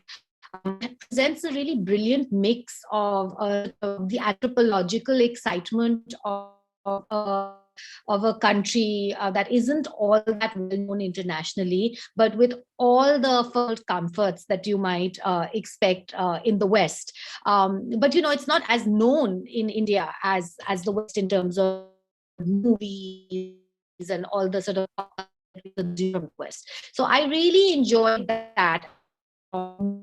The known and the unknown, and the things, also the kind of things that seem like completely from another planet, and the comfort and ease of life of the beguiling anthropological nature of a less discovered culture with very ancient roots and traditions that continue to be present. So, you know, I mean, it's almost hard not to fall in love with it. It's just incredible beauty, incredible cleanliness, incredible, there's a lot to admire. And I think especially coming from the kind of large, chaotic megalopolises of the countries I was used to, like India, China, Indonesia, it presents such a study in contrast that it was just superbly interesting. It sort of sucks you in right from the beginning. So it's a wonderful place to visit. I mean, as a destination for a tourist or somebody to live in for a while as well, I think it's really eye-opening, and we learn a lot about a culture and a society that has really achieved a lot of you know, civic responsibility, a lot of a sense of public consciousness, a lot of sense of putting the comfort and needs of others before your own. All of these things are really remarkable in Japan, and I think not just for us Asians, but for the world to learn from. Very You're true. muted again. Yeah, sorry. Yeah, so I think what you said is right. It's really fascinating country, and things are in a way completely different, but many time we can compare them, and many time we can relate with them. So after Japan, immediately after the Japan, I visited Europe, almost a few countries, and I got earlier. I was comparing Japan with India all the time, and then I got this habit of started comparing with Japan and Europe. And I want to pick up one of your chapters where you discuss about the toilets. So the first time I realized that I'm comparing with India and Japan in terms of a toilet. It's not like only India and Japan. Maybe if you start comparing that with Europe, still Japan is, I think people should stop comparing with Japan about the toilets, right? They're on another planet. It's uncomparable. Right. So what I don't know this question somebody asked you or not, but why you thought to dedicate one chapter on that topic, and what was that your thought? I mean, is it just an observation, or you really wanted to convey some message? I wanted to convey a message. So, I start the chapter by saying that I've often been interested in toilets, and in many parts of the world that I've lived in, I've written extensively about toilets. And I don't want to give the impression that I have an unhealthy obsession with the bathroom. The reason is that I believe that in a society's attitude to sanitation, we can actually uncover a lot about the social history and trajectory of that country. Our own Gandhiji had long ago said that, toilet cleaning lay true dignity of labor. And until every Indian was cleaning their own toilets, we could not achieve true dignity of labor and equality in our country. So I think it's a very important element how toilets are seen in a country, what kind of position they are given, whether it's something that's seen as dirty and not to be thought about, or whether it's something that we actually see as very important to public health, as very important to human society. So when I was in China, I used to write about toilet cleaners and written a lot of stories comparing toilet cleaners in China to toilet cleaners in India as a way of trying to understand how the communist revolution had altered Chinese society in a very revolutionary way that was missing in India.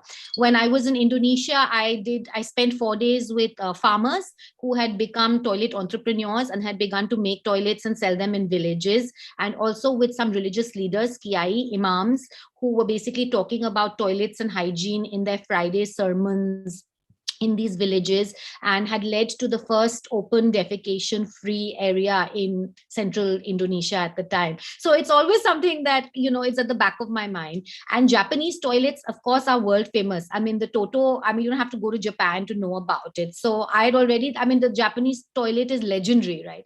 And it's also something that immediately you see. It's one of the first things you do. You need to visit you take a long flight, you get off at the airport, you need to quickly go into the loo. And it's quite hilarious because, they look they look like a rocket ship almost. I mean, you see all the buttons and it feels like you're in a cockpit of an airplane and that you're about to take off. So it's a ubiquitous thing. You use the toilet almost every day. But look, going even deeper than that, I felt that, being a woman, one of the best things about living in Japan was the fact that I could be out in the public space anytime, day or night, in any part of the country, and feel confident that I could find a very clean, hygienic toilet to use at any time of the day.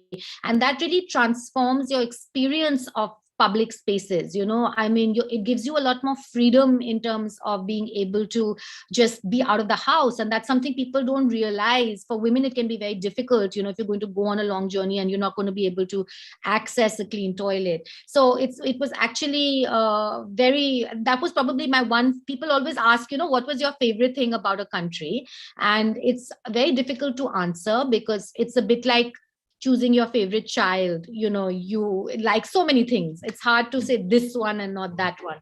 But if I was forced to give an answer, I would say the cleanliness and the ubiquity of the public toilets. You could use them in a park. You could take your child to a playground, and if the child needed to use the toilet, beautiful toilet for them or for the parents who were looking after the child. Metros and even area.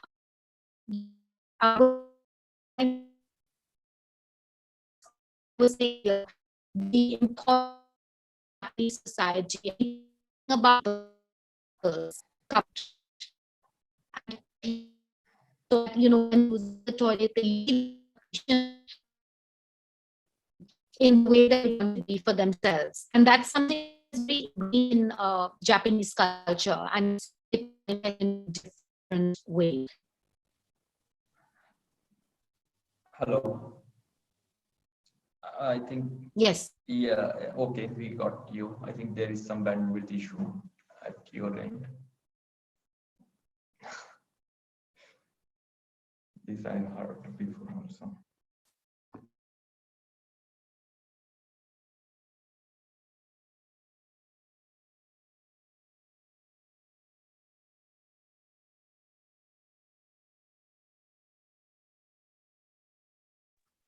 Hello, Pallavi, are you back? I am back. Okay. Hear me? Yeah, I can hear you. Yes. I'm Yes. sorry that we're having so many problems with the internet connection. Okay. I I'm not mean, sure. I think there looks some bandwidth issue at your end, but it's okay, fine. No problem. People, I think, since last 2 years are now used to live in this world and they know how to deal with these things. So I very know. fascinating and interesting thing. So I was just reading some Indian actress. I mean, watching some interviews randomly, and she told me, you know what, I have recently featured the imported Toto toilet in my home. So I was thinking, wow, is it so amazing? While as Toto is everywhere in Japan, and I don't think nobody think about that Toto is something you feel very happy to put it into your home. Anyway, It's becoming huge. Yeah. And all the people in the US have it. I mean, people in Spain, where I live now, have heard of it. It's really like becoming a sort of powerful part of Japanese soft culture. I Right. think Toto should not be underestimated. Yeah. Yeah. So moving ahead, I think first or second chapter only you discussed about you face a huge problem with bank account, right? You finally couldn't have your own bank account. Can you hear me? Are you there? Yes. Can you hear me? Yeah. I'm here. Yeah. So about the bank account, and I was wondering, is it really, because I never faced that problem. I never, not a single thing I faced that problem. So the question came to my mind is like you are married to Spanish, and so I am married Yes. to Japanese. So does it make difference? I mean, in Japan, because I never experienced that sort of a thing, or I never have that kind of experience, probably because I am married with Japanese. In true sense, I never experienced being a completely expatriate there. So I wanted to hear your experience about the expatriate, because you dedicated almost one chapter or some part of it to your bank account issue. So can you tell me that?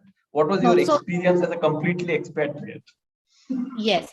Okay. So the bank account issue, and then I'll move on to the larger question behind your observation.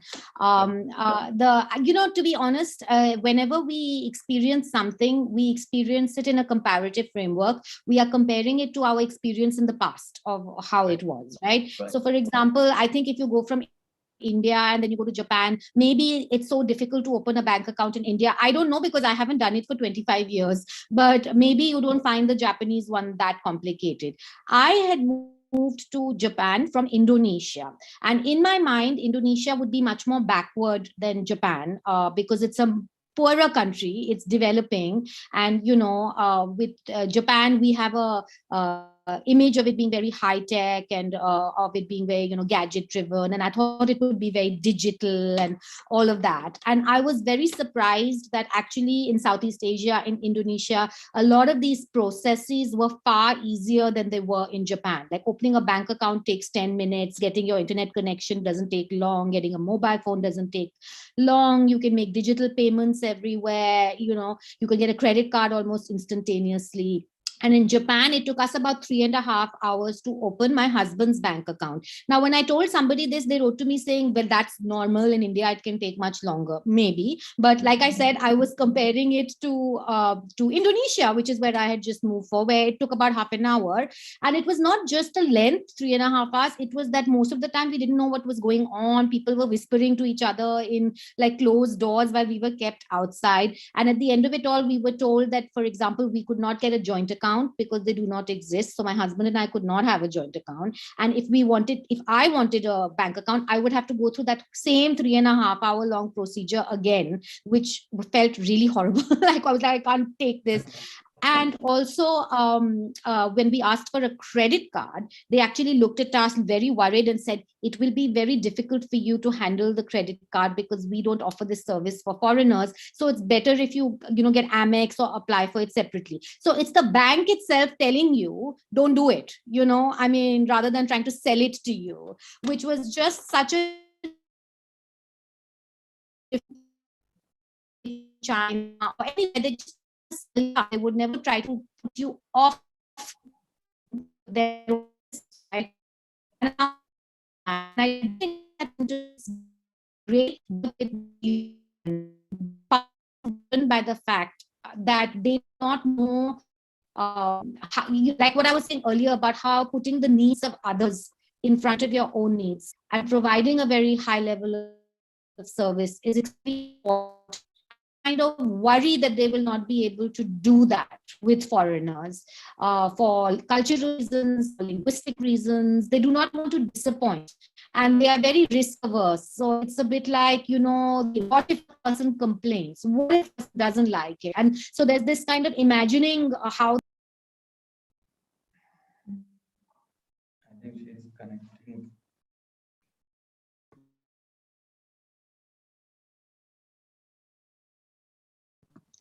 Hello, I'm back. Can you hear me? Yeah. Okay. So, there's a sense of caution when dealing with foreigners, because there's always this sense that that the customer will be unhappy, maybe, and the result is that they would rather just not deal with you at all than deal with you and possibly face a problem in the future.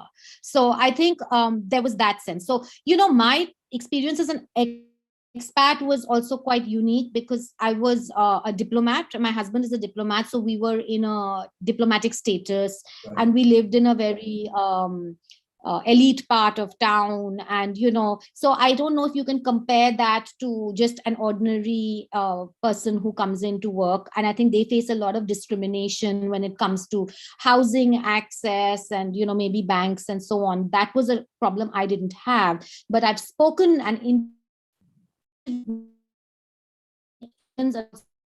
from other access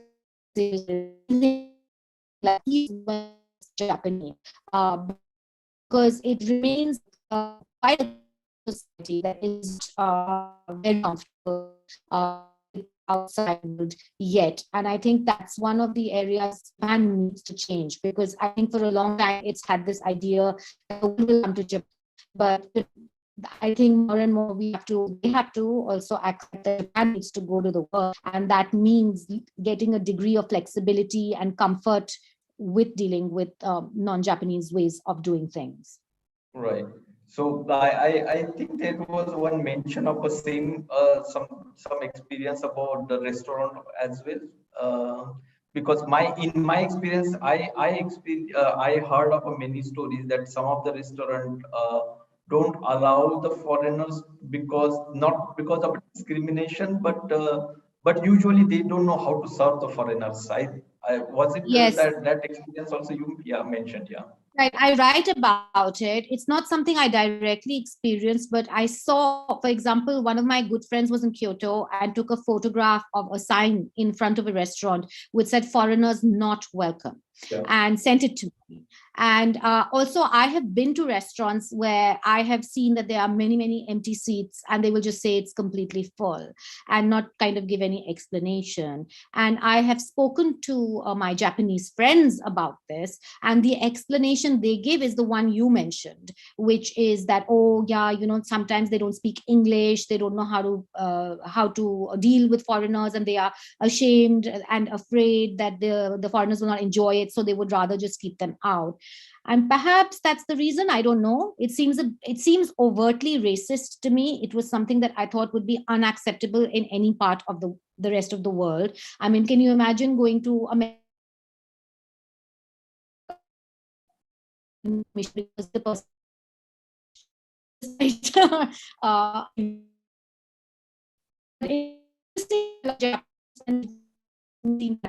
I would push the matter. They would give me other explanations like, there's a lot of China kind of anti-foreigner or Japanese only is to keep the Chinese groups out. And that did not, I mean, that was supposed to make me feel better, because what they were implying is that it's not you, it's not your kind of foreigner, it's these terrible Chinese. But that's also appalling and racist. So frankly, I mean, to me, any sort of Japanese only rule in public establishments, I mean, they're not public establishments, they're private establishments. It's a private restaurant, it's a private on or a private makes it sound as though you can base entry on the nationality of racist, actually, because we also know this guy Aadat, who I interviewed extensively, who to a Japanese lady, and for the last 20 years he's been trying to raise awareness of this. Since 20 years ago, he was not allowed into a Japanese onsen, because even though he was a Japanese citizen, he was ethnically not Japanese. And in the end, he had 2 daughters, and they allowed the daughter that looked Japanese to go in, but the daughter that did not, that looked foreign, was not allowed in. So in the same family, 2 people were allowed in, all Japanese citizens, based on who looks Japanese and who doesn't. And it's not as though these incidents are happening all the time. I have been to many onsen and I've never experienced that myself. But you know, the fact that they even happen sometimes and with regularity, this Aadat has a web page in which people can report their experiences from across the archipelago. And every day somebody will be uploading something like this.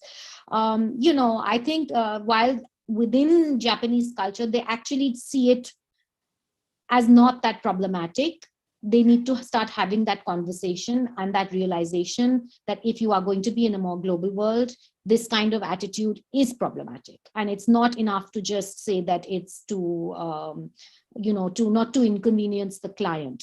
That is a very disingenuous argument, in my opinion. Absolutely. I think there are many kind of experiences like in local peer, usually people don't sit besides foreigner that I have experienced by many times. It's not always racist kind of a thing, but maybe sometimes shy, or sometimes they don't want to deal with speaking in English, or so many reasons. It can be so many reasons. Coming back to the book. You started writing this book while in Japan, or you experienced everything and then you thought, now I have enough things to write about the book. This question is because I think writing book is like, once you have enough to talk or enough to tell about something. Writing blog is like everyday experience, and you go and write about it. But while reading your book, it feels like so entertaining. It feels like you know, every day you're writing writing it. So I mean, you planned this book, or it just happened? So I actually wrote the majority of it in my last year in Japan. So that was after 3 years. So I would say the first 3 years were the period of research, reflection, observation, collecting information, meeting people, getting my thoughts in order. And then the 4th year, I began to write it. And I almost finished the book. But then we left Japan, and you know, everything had changed because of COVID in the last 6 months. So for example, a lot of my book had been written with the Olympic Games in mind, and then suddenly there were no Olympic Games, and I had not addressed COVID in the book when I had written it. And then you know, of course, that became something I had to talk about.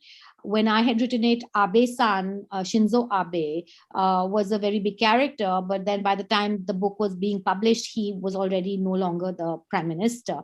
So, you know, a lot changed in that last year with the following coronavirus. So I finished the book when I was in Spain. The first 6 months of being in Spain were when I was updating the book and revising it, keeping in mind the things that had evolved and changed over the last 6 months following the pandemic. So yeah, that's how it happened. But you know, like I never said out. I'm never sure when I arrive in a country what I'm going to have to say about it. It comes through that experience. It comes through life and through living. Empirical. It's not like I pick a topic and then I decide to research it and spend like an academic many hours in the library researching it. It's more like it comes out organically from life's experiences. And for that, you have to live those experiences. So, 3 years, 4 years is necessary of actually living and talking to people and thinking about it before it takes the shape of a book. So yes, exactly. But might be experience change with as you said, we live there and experience. But probably if you could speak Japanese, do you think the book would have some more different aspect, or maybe things would have changed? I think it would be very, very different. And the thing is that I think that any book that's written about a place, especially by a foreigner, is not only about that place. It is about the person who is writing it, because obviously that person, if you're a woman, if you're a man, if you're an Indian, if you're an American, if you speak Japanese, if you don't speak Japanese, if you are poor, if you are rich, if you are expat, if you are migrant worker, it really depends on your social, economic position, how you will see the country. And what are the things that will strike you about the country, and who are the kinds of people that you will end up talking to. So, many different books can be written about the same country depending on who the author is, and they will all be equally valid, because I think any book about a place is a partial truth. And to claim that this is the definitive book, or this is telling you about Japan, full stop, is wrong. This is telling you about Japan through my eyes. And it is therefore telling you as much about me as it is telling you about Japan. And for me, that's a very important thing to make explicit in my books, which is why I put myself as a character in the books. And I explain myself in the books. What is my background? Where am I coming from? Do I speak the language? Do I not speak the language? What difficulties did I have? So that the reader can then also know that. What are my failings as the author? Because I'm not claiming that this is the ultimate book on Japan. I am claiming Japan through Pallavi's eyes. And Pallavi is this person who has all of these limitations. I'm not a guru or a pandit who is telling you that, come to me for all your answers on Japan. I'm giving you a snapshot of Japan, and in a hopefully thoughtful way that has taken research, that has taken effort, that has taken reading. I read a lot about Japanese history, poetry, art. I've reported extensively on Japan. But of course, I probably book at the end of it.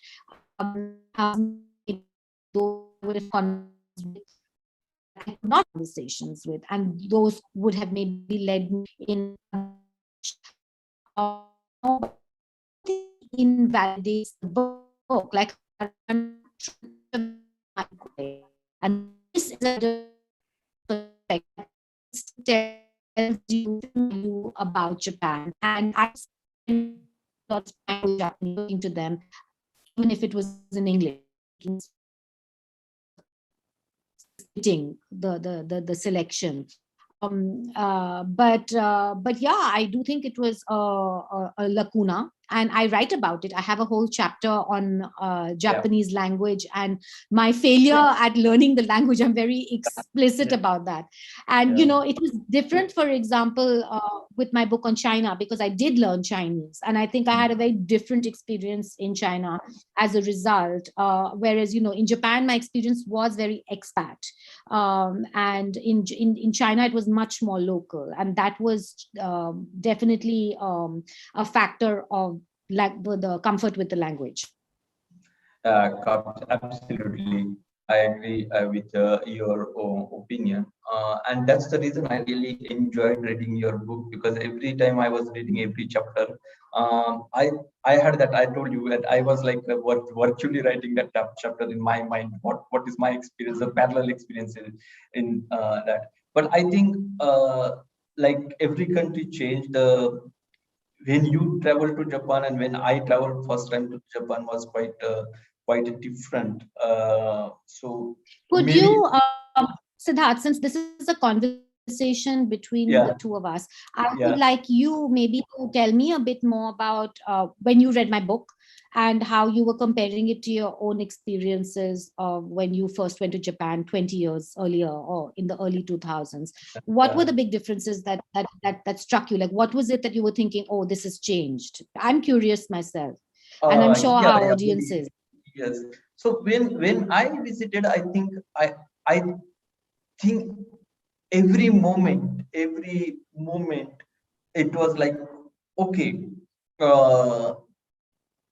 I'm a foreigner, no matter Indian or anybody, and this is very strange place where I have to make sure that I must learn language, otherwise it's very difficult to survive, especially if you step out of a central Tokyo. I'm not even talking about suburban area.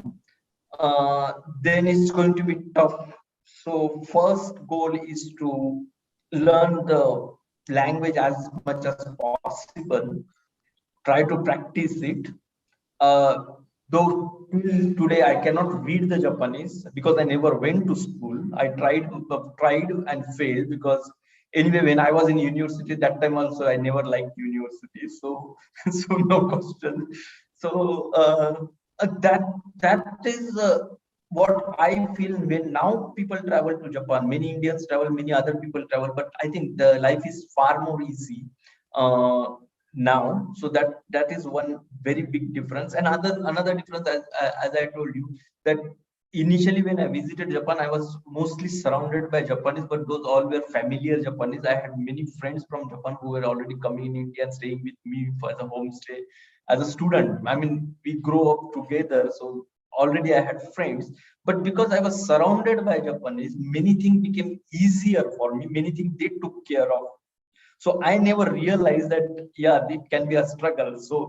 So surrounding by Japanese, only Japanese, and they are helping you is quite different. But at the same time, when you are on your own, now is easier than earlier. It was very difficult. You just go to the little far suburban station and you don't have English signboard. Now you go all over Japan, you don't find only English, but you find Korean, Chinese, and they keep on adding a different languages to it, depending on which countries tourists are flowing in more.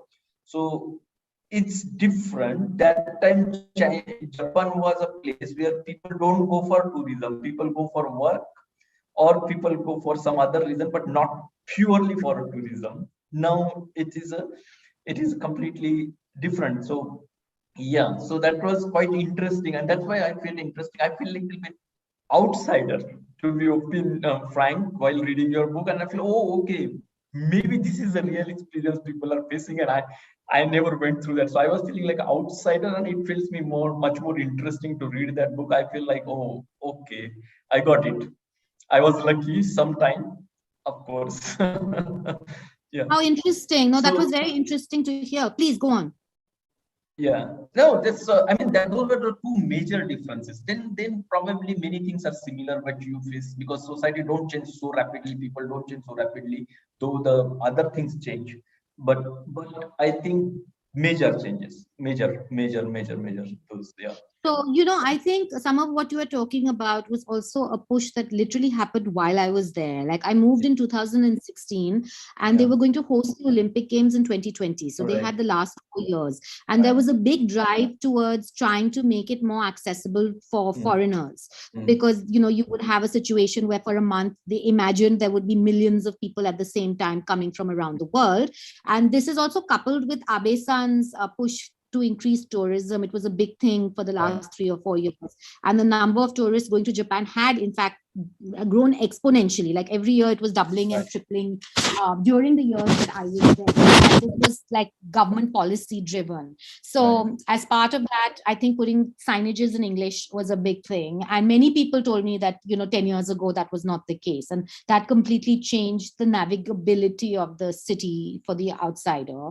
And also in the metro stations and train stations, now the information points, people speak English, Japanese people speak English.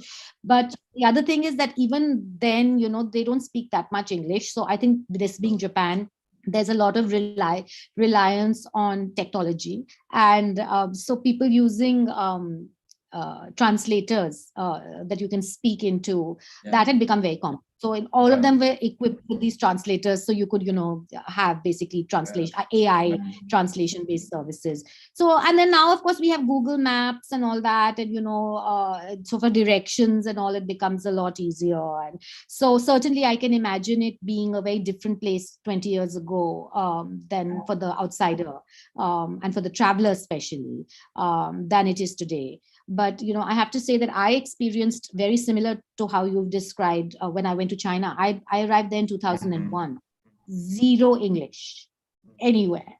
And, there was a small expat community. It was impossible to get by without speaking Chinese, which is why I think I learned Chinese as well. Like you had to learn Japanese. It was just part of what we had to do. And but that makes for a very interesting experience. So I would love for one day for you to write a book, Siddharth, and to hear about Japan in the early 2000s. Many people told me, but the writing is something which I feel so afraid of. But another interesting thing I felt about your book is it almost covered up all aspect of life you can imagine.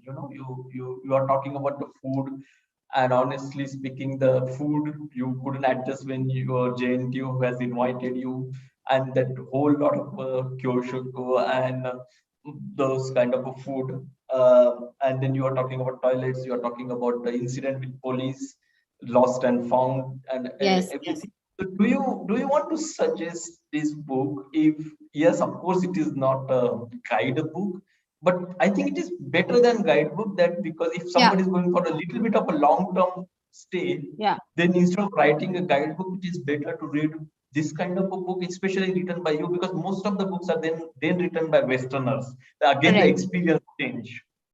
Correct. No, absolutely. I mean, this book is at the heart a travelogue. It is an account of an extended period of travel in Japan. And these are the kind of books I think that the thinking traveler usually has accompanying them when they visit a new place. Because, you can look up these days on Google, like information on hotels and restaurants. You no longer need the Lonely Planet guide, which gives you listings. Those listings are all available on the internet. And, with your smartphone, it's very easy to find where is the museum and opening hours. So you don't need that kind of practical information. But this is kind of giving you something that's much deeper and below just that kind of a practical information about travel, and giving you an insight, a glimpse into something deeper about, and hopefully exciting a kind of curiosity and creating an anticipation in the traveler of, oh, this is interesting, this sounds interesting, and then comparing your own experiences with the experiences I had, kind of like what you did, right? And what I was saying, we have a million different truths. So, maybe somebody goes in there and sees the toilets and has a different reaction, or experiences the food and has a different reaction. So, no, the point is really to whet appetites in an intelligent, in-depth way. So while it's not a comprehensive book, it's not a superficial book. I try to really back it up with detailed research. And I said 3 years of or 4 years of empirical experience of living in the country. It's not like you go for 2 months and come back and write the book. But at the same time, this should be the starting point. And then depending on your own interests, you might be more interested in haiku, you might be more interested in architecture, you might be more interested in the history of the Meiji Reformation, or, whatever it is, then you can go deeper into that particular area. So this is a snapshot, hopefully, of contemporary Japan seen through Indian eyes, and written, I hope, in an accessible, funny, or relatable way. Absolutely, absolutely. It's very, very entertaining to read. Sometimes it may offend some author, but I would like to say that your book is more of an entertainment and then of a knowledge, because I mean information. But then when it is entertaining, when you start reading and you just go until end, automatically you are more interested in information. So it's kind of a dialogue like book. I really appreciated that. Thank you, Siddharth. That's lovely to hear. And I'm really glad to have the opportunity to talk to you, given how closely you seem to have read the book. So my final question, Yes. because we have time constraint, otherwise I can go on talking with you, and someday maybe next time we'll talk.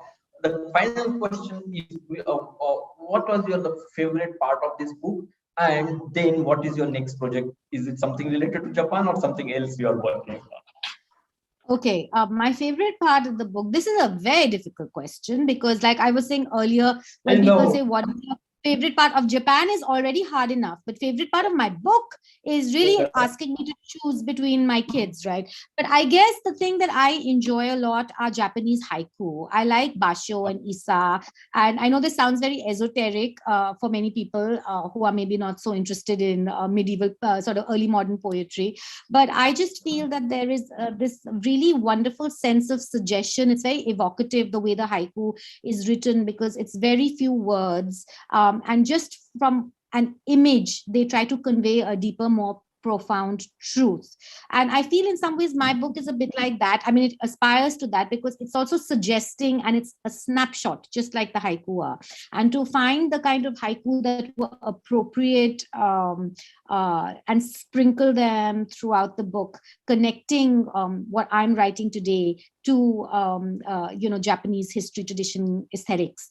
I really enjoyed that, and that sort of voyage of poetry and poetic discovery of haiku was maybe my favorite part of writing the book. And you asked about my next project. It's actually the Global Jigsaw.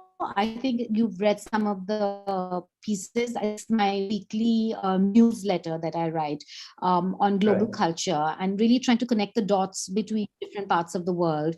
I've been doing it since February this year, and every week I produce a personal essay on some aspect of global travel, global culture, global society, trying to talk about how we fit together in this world in a jigsaw, in a larger jigsaw. Very, very interesting talking with you. It's really, really amazing that how keenly you observe the things and then write about them. And as you rightly say, you really connect those dots and produce something which is so entertaining, but as well as so much informative. Because people attention on reading is slowly going down, but when they are interested.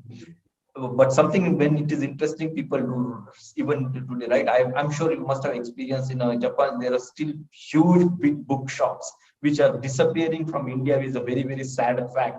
But in Japan there are still many bookshops and people do read books. And I'm sure this book will be also read by many people. And we are already going to give some copies of your book to few of our guests, those who read, we know, and they are interested in Japan. So that I think this is going to be a great gift for them. And Thank you so much. Here's the cover of the book. And I hope many people who are watching this today are also inspired to go out and buy it. But thank you for this opportunity. And I'm very glad that some of the other panelists and guests will get the opportunity to have copies as well. Definitely, absolutely. I hope to catch up with you some other time on some other forum or in person. But thank you so much for giving your 1 hour and being our guest at Konnichiwa Pune. Konnichiwa Pune is a platform where we connect Indian and Japanese enthusiastic people. Business come later. First we talk different aspects of life, and business automatically happens. That's what I believe. And see you soon. Thank you so much. You are free to stay back if you wish, and we will continue with the next session. Thank you so much. Fantastic. Thank you very much. Yes, over to you. Thank you very much, Ms. Pallavi and Mr. Siddharth. It was really very exciting interview, and listening to your both conversation, it took me back to my memories when I was in Japan. Thank you so much. Following this, we are going towards our next session, again with the different experience and talking about Japan experience and opportunities.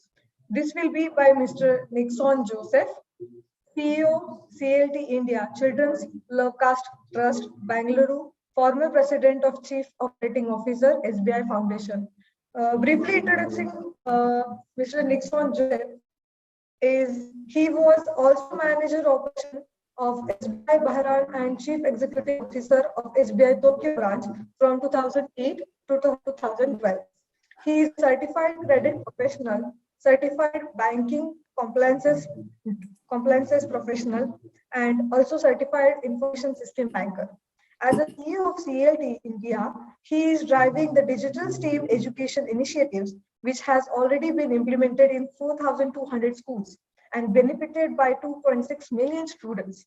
He is the recipient of Dr. APJ Abdul Kalam Award 2018 for Excellence in Public Service and Dr. Kalam Memorial Ignited Minds Award. Over to you, Nixon Joseph, sir. Konnichiwa Pune 2021. Arigato gozaimasu for inviting me to this event. I was looking forward for this Konnichiwa Pune 2021 for the last so many days because I hold Japan very, very close to my heart. So anything related to Japan, anything related to Japanese, all these I look forward with a lot of interest and enthusiasm. Japan, of course, is a very, very fascinating country. Friendship between India and Japan has a long history, rooted in a spiritual affinity and strong cultural and civilizational ties. When I was studying in grade 2 or 3 in my school days, we read a book as part of history or geography, I don't remember, where it was mentioned that Japan was a country which was in ashes after the Second World War. And from there, it arose like a phoenix and became one of the developed countries in the world.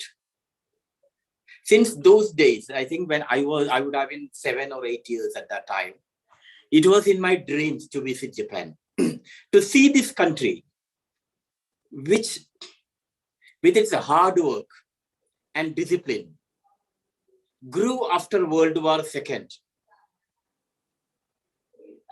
to be one of the fascinating countries in the world. Luckily, I got an assignment as a Chief Executive Officer of Tokyo branch of State Bank of India.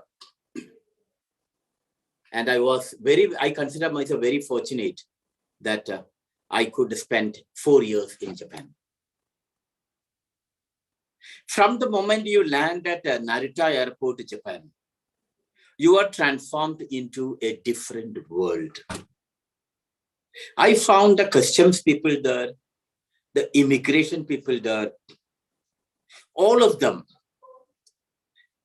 offering the highest of customer service. I would tell least harassment. I enjoyed every bit of moving within Narita Airport. The first impression gives lasting impression. The first impression of Japan, as you land in Narita Airport, Tokyo, was awesome. I was just thinking, if you are treated like a VIP, or if you are treated with a lot of respect at the airport itself, what is awaiting you outside the airport? And I would tell that the 4 years I spent in Japan gave me a very interesting experience great learnings about how a country can bring ease of life, ease of living. All of us, we get carried away by the ranking ease of doing business ranking. I would always appreciate if we had an ease of living ranking, because that is more important than ease of doing business. And I would tell, if there is any agency which measures ease of living, Japan would be ranking very, very high. Throughout my 4 years, I found living was so easily, without any hassle. I never seen such a disciplined, punctual people. In fact, discipline and punctuality and even politeness in public life has been integrated into the Japanese culture. It has amazed me like anything. Even if you are like lost your way or anything, you are not able to find any location. If you just ask any Japanese, you would be amazed. You would be humbled by the way he or she responds, taking you to that place by themselves, guiding you properly. You get a great feeling of humanity when you interact with a Japanese. I am so very carried away by the politeness, the culture of bowing, that even after being repatriated to India, I have made it a habit of bowing wherever it demands. Because I read recently somewhere, one question asked to a monk, how can you be tall? And the response was, the monk just bowed and went away. So bowing is an act of giving respect to the individuals, giving respect to humanity. And in Japan, you see people bowing everywhere to show their respect to the work, to the office, to compatriots, to other citizens, etc. Everyone knows Japan is a country with the least crimes. Very safe place. And I have seen policemen so friendly, so helpful. I have not seen such traits in policemen in any part of the world. Yes, I have seen in one part of India. I have seen it in Mizoram. Mizoram police I have seen are very, very friendly and guiding like the police in Japan. Cab drivers. You hire any taxi, you find the cab drivers treating you very courteously. And many a time it has occurred to me that when they are not able to find the location because of their lapse, they switch off the meter so that they don't charge us. Where in the world we will find such kind of courtesy? Another good aspect I liked about Japanese is their non-obsession with religion. I used to ask my colleagues, what is your religion? And I found them flabbergasted. They were asking, they were confused, and finally they told, no, we don't have any religion. Without religion, the country is living very, very peacefully. Without the support of religion, the country has developed so much. Without religion, we see the Japanese community as a group of people who are so polite and so humble, so helpful. I think if you use the yardstick of honesty, you can't defeat Japanese. Because if you lose something in Japan, you're sure to get it back. My friend who had visited Tokyo Tower lost his wallet with $1,000, and he was so amazed that he got it the next day with $1,000.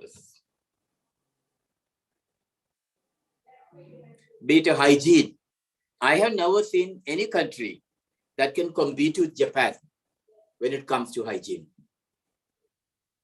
I have seen school children, they chew after the chewing gum, they don't throw here and there or rub it against the wall and all. They carry it in their bag and take it home and dispose it in the dustbin. What I liked about the Japanese school system is that the initial few years are spent to teach the child how to be a good citizen, how to behave when seniors are there, what are the duties of a citizen, how to be disciplined, how to take care of hygiene, how to take care of the environment, etc. What a great learning they are giving to the children. And no wonder that wherever the Japanese go, they try to keep their premises very, very clean. It is a foodie's paradise, and I find Japan provides all sorts of legal entertainment. All sorts of entertainment are legalized in Japan. Natural beauty, you can't beat Japan. Lot of natural scenery, greenery. And the greatest thing is the people themselves try to conserve the environment, protect the environment, see that the premises they are in is clean, is hygienic, and also preserving things.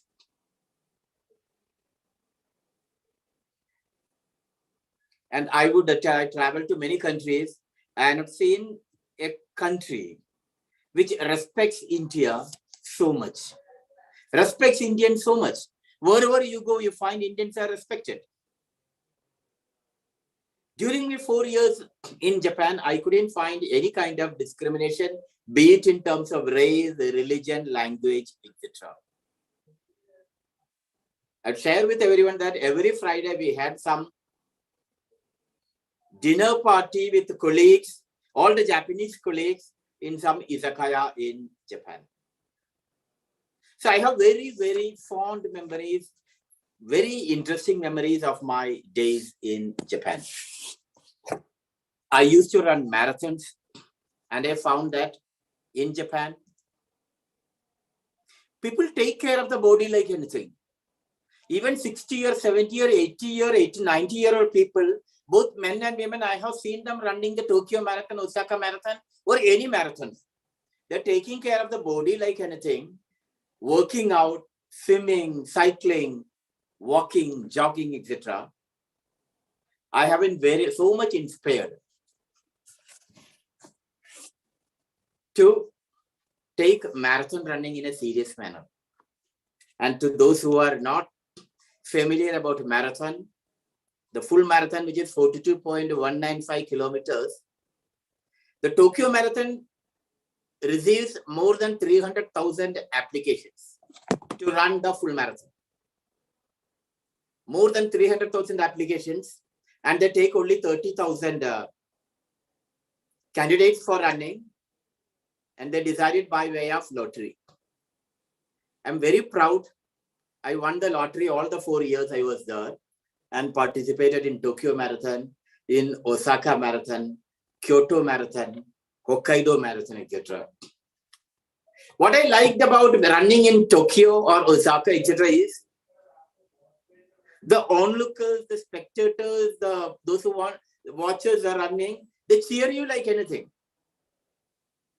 They give you water, they give you sweets, they give you toffees.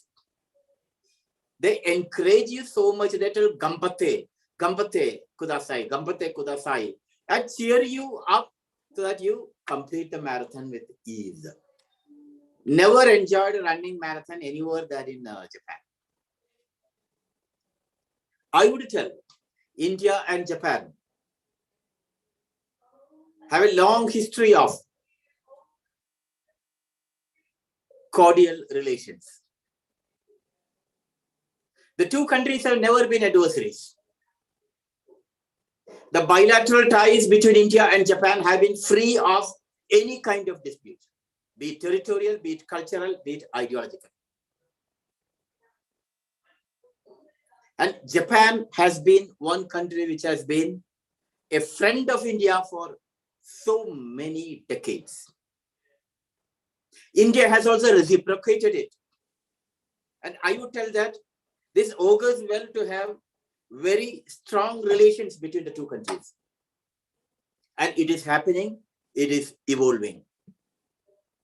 In fact, the sole dissenting voice of Judge Radha Vinod Pal at the War Crimes Tribunal has struck a deep chord among the Japanese public that continues even to this day. That's why wherever I went during the 4 years, I found Japanese have high regard for India. In fact, the transformational development in the economic history of India was the Suzuki Motor Corporation of Japan's investment in India in the early 1980s that revolutionized the automobile sector, bringing in advanced technology and management ethics to India. And when it comes to management ethics, I still remember when I was in Cochin as a part of State Bank of India, credit manager, we had supported one company called Kerala Chemicals Proteins, which was in collaboration with Mitsubishi Japan. And I was very proud when, or I was very taken aback when the employees of that company told me that all the top Japanese executives, be the general manager, the managing director, or CEO or directors, all of them have food in the canteen for the employees to ensure that the quality of food is good for top executives as well as the junior colleagues and employees. What a great thought. What an ethical feeling is this. What a caring for junior level employees is this. This is the management ethics which Japanese can bring to India. And I will not go into various agreements which have been signed between India and Japan. A lot of agreements have been made for greater collaboration between the countries, because these are two countries which can come together and bring change. In fact, India is the largest democracy in Asia, and Japan is the most prosperous country in Asia. So if these two countries come together, it can create wonders. Recently, the memorandum signed with India and Japan provides Indian skilled workers enhanced job opportunities to work in Japan. That is, skilled workers in the areas of agriculture, automobile, aviation, building, cleaning, construction, fisheries, electronics, food services, material processing, nursing care, shipbuilding, etc. So there are a lot of opportunities for Indian human resources to go to Japan and support development there in these sectors. I have been in Japan for 4 years, and what I understood is that Japanese language, learning of Japanese language, proficiency in Japanese language is very, very important to have an easy living there. I had a basic knowledge of Japanese and I could manage, but I would tell for all Indians who wish to go to Japan to have to acquire very good proficiency in Japanese language. We have a lot of institutes in India to provide a lot of training in Japanese language. And recently I had a discussion with one institute in Guwahati, the Japan Center of Excellence, JCs, promoted by Rajiv San, who is providing training in Japanese language and also facilitating candidates to go in Japan and continue studies in universities. As the population in Japan is declining, there is possibility for skilled workers from India to go to Japan and have a very good career and life. Some areas which are like, I will not go into the areas which have been exposed by the agreements or memorandum signed between the two countries. I will just touch about some aspects, opportunities which came into my mind from my personal experience being in Japan and being in also Northeast India. I find that in the healthcare sector, there is a lot of opportunities for Indians to find a career in Japan. Because as the population comes down and the percentage of senior citizens goes up in the demography, there is a possibility for Indians who are specialized there, who have skills in healthcare, to get very good career opportunities in Japan. And why Japan, I tell, is because it offers the best living standards, the best form of life. And as I told you, the greatest ease of living with a lot of savings potential also, in spite of the fact that the cost of living is very high. And what I find is healthcare is one sector where India can support Japan. Another sector which already a lot of youths are going to Japan is the IT sector. I find IT sector, research and development, healthcare are the three sectors which can attract a lot of qualified youth from India. And I would tell all the youth to give a try, because you are taken into a country which will offer you best living standards. And as I told, Japanese language, it is always better and it is necessary to acquire skills in Japanese language. There are a lot of institutes, be it in Pune or even in Northeast, as I told you, in Guwahati also. We have institutes which provide coaching in Japanese, to acquiring Japanese language. Why Northeast is because emphasis on Northeast is because I have been working in Northeast for the last, for almost 10 to 12 years, and I have seen the culture, Northeast culture, the culture in Japan, and I find both aligned. The food habits in Northeast, the bland taste of food, everything is similar to what we find in Japan. And Northeast is having a very good population of percentage of youths with English language proficiency. You go to Northeast, you find organic agricultural products, fruits, vegetables. In fact, the most tastiest oranges, fruits, pineapples I have seen in Northeast, lychees available in very cheap. But due to lack of investment, the agricultural processing is not happening in the way it should be.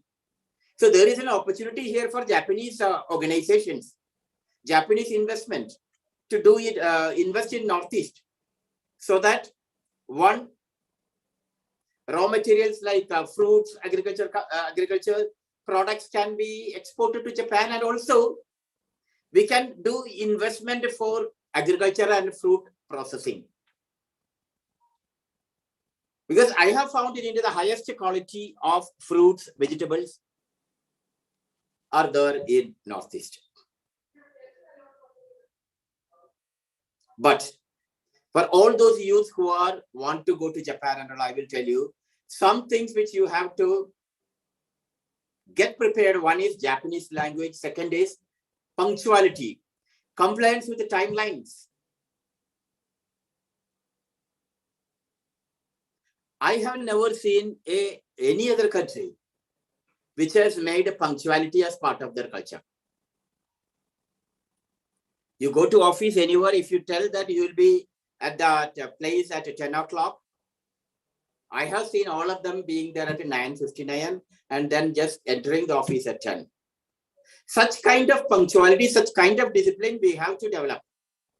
Suppose we tell we will export, we will give the products by 31st of December or some such timeline. We have to adhere to the timelines, because adhering to timelines is part of Japanese culture. I really enjoyed being part of it because I love to be in such ecosystems where timelines are kept, where people are disciplined, people obey the laws, and people like whatever process. I found one thing in the Japanese office and all, they give due importance to process. The chalta hai attitude, which we find in many places here, may not find you successful in Japan. In Japan, there is no chalta hai. It's all compliance with quality, compliance with timelines. Why I shared all these is that Japan and India are two countries which can come together, which have been for years. If you see history, various phases, they have been having excellent cordial relations. Now agreements, MOUs have been signed at the highest level between India and Japan to provide job opportunities, provide opportunities for development for both sides. So if we have to make best use of it, we have to also keep in mind what the Japanese ecosystem requires. The punctuality, the language proficiency, the discipline, and overall, I will stop with this, the politeness. You can't beat Japanese in customer service. I don't think any country can compete with them when it comes to customer service. I have seen in any shop you go, from morning to evening, the customer sales girl or sales boy would be smiling at you, replying to all your queries politely. And I will conclude by telling that by knowing more about Japan, we should also see that some of the good points like the Japanese work culture is imported into India, and all of us, even one person or two, everyone, like whoever possible, should try to adopt it and practice it so that it becomes a wave in India, and we will have such a rich work culture. Arigato gozaimasu, Konnichiwa Pune, for this opportunity. I think I spoke so much only because I love India, I love Japan. Thank you. Arigato gozaimasu, Mr. Joseph-san. And it was really truly well said that chalta hai attitude is really not accepted in Japan. Time, discipline, punctuality is really a core part of Japanese culture. And if anyone wants to go to Japan, work in Japan, they really need to get it to hands-on practice. Thank you very much. Arigato gozaimasu.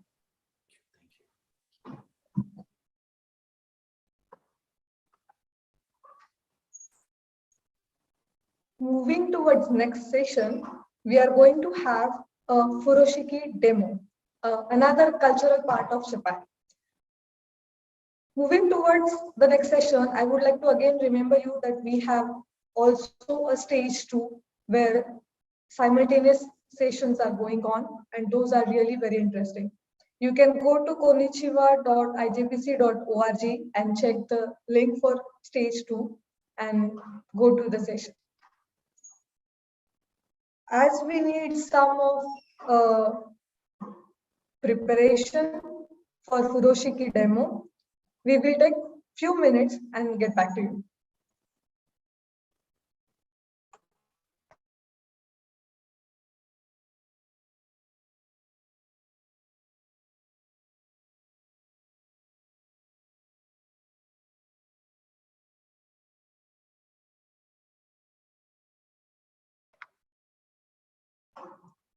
Thank you for being with us.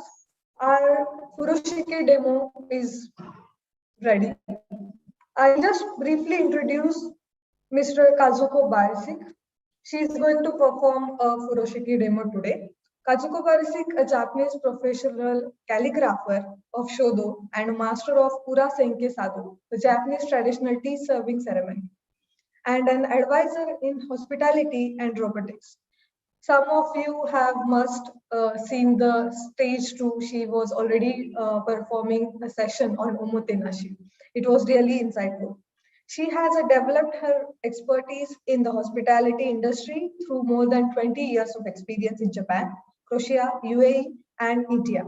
Also has been invited as a guest speaker, lecturer by Timavi and ADYPU, Ajinkya D.Y. Patil University, to their conferences focusing on India's future in hospitality and tourism industry.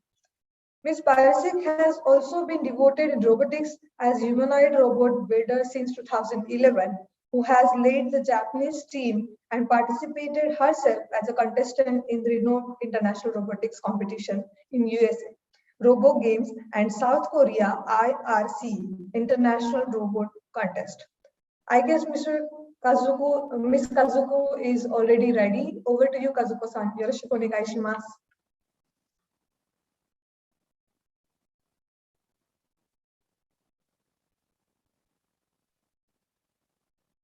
Kazuko-san, can you hear me?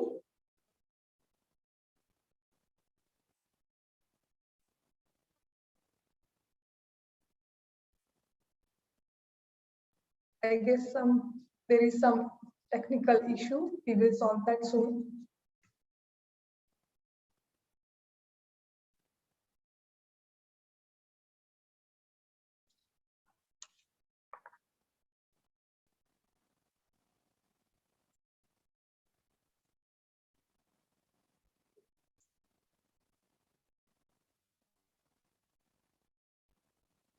Kazuko-san?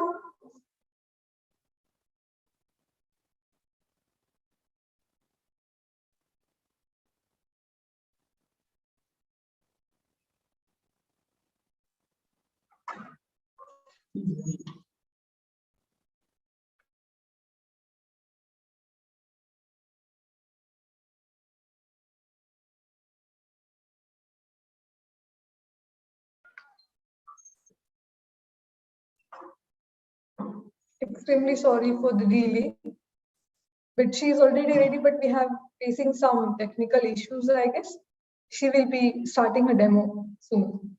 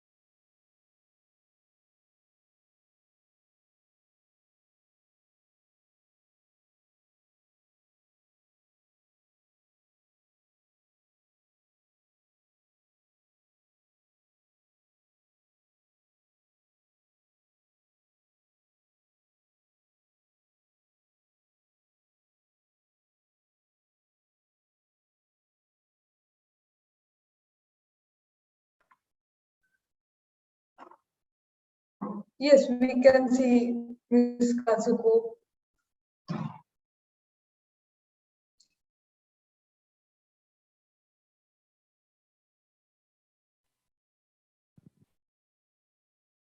Okay.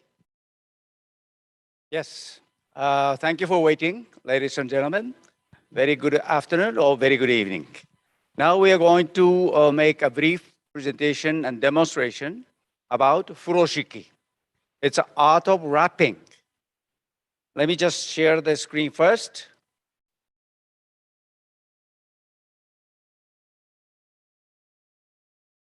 Okay. Is it visible now? Yes, it's visible. Thank you. So we're going to show you how to wrap things economically and eco-friendly. Furoshiki is a Japanese word.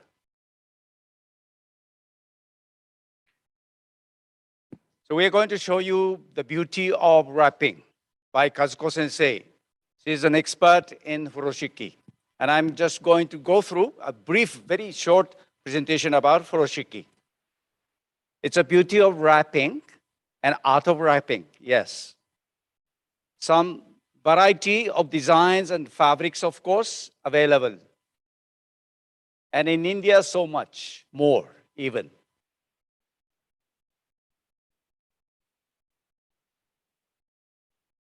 Some are like this. Yeah. So much of variety and design and its size as well. Normally it's in a square form, but sometimes rectangular as well. Look at this. Even in Doraemon, it appeared furoshiki itself.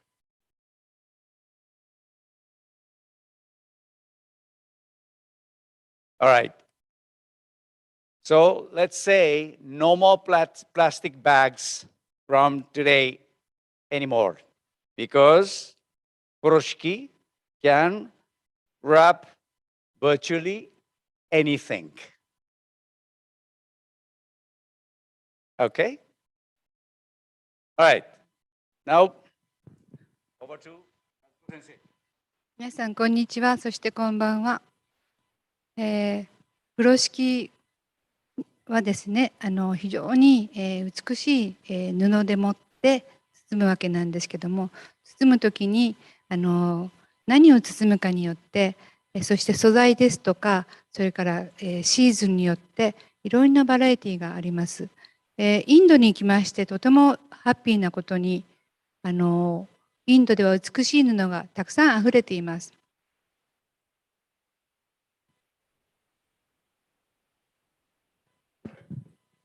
So we are going to show you the wrapping. The furoshiki itself is a cloth. It's a very simple cloth. You can choose any cloth that you have in your home.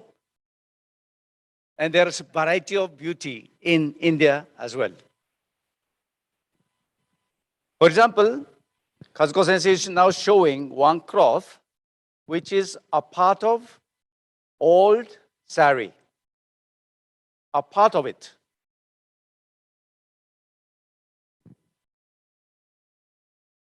And she's showing one more cloth. It's a shawl that you may have variety of.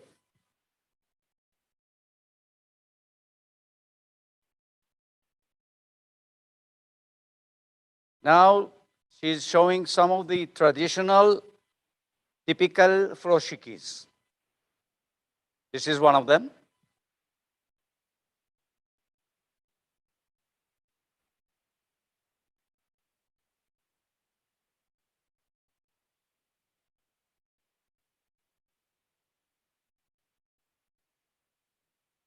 This is typical furoshiki, yes, being used or displayed even on the Oshogatsu, which is the New Year festivals, or some other occasion, of course, maybe. A typical furoshiki, which is a little larger in size. So this large size furoshiki can wrap and carry like bedspreads and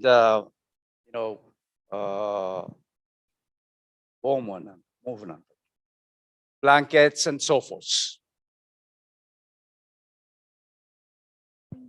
Now she's going to make from the furoshiki cloth a bag, a carrying bag. Just take a look.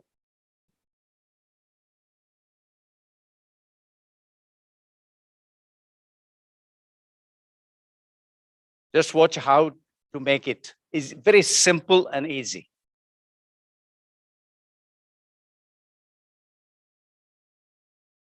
to make a triangle first on the top and the sides.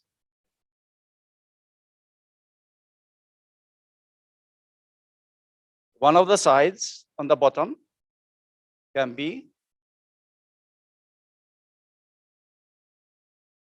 make a knot. One time only. Just one knot, simple knot. The other side as well.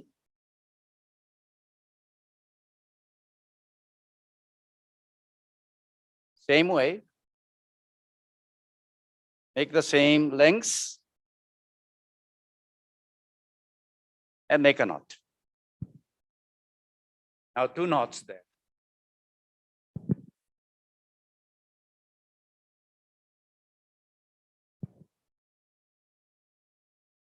Put them together inside and turn over. 2 knots are inside it. Then the other two sides can be, yes, make a knot there, connect them twice to make it firm, and it's done. You can just put things in it. Just as simple as that.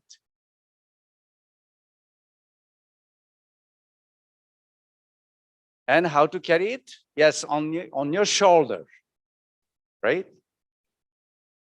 Like a shoulder bag. It can contain anything. You can put a big round, what is that? Watermelon or something like that. And from here, you can also make it,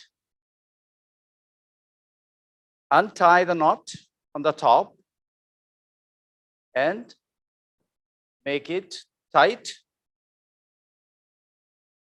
and the 2 ends can be connected again.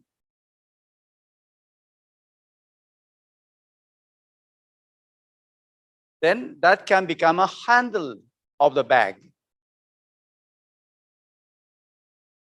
That can become the handle of the bag.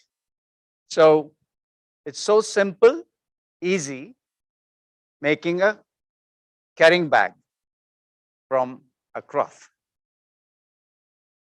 And it's, yes, very well closed with the safety,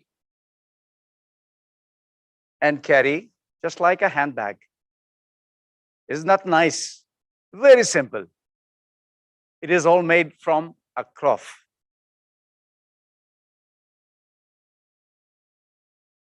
And this particular cloth that she carries is an Indian made. She said it is her favorite cloth. Now furoshiki.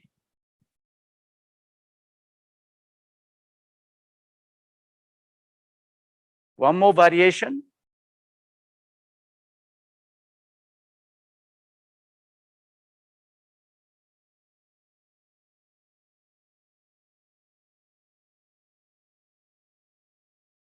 Untie the knot, making it flat again.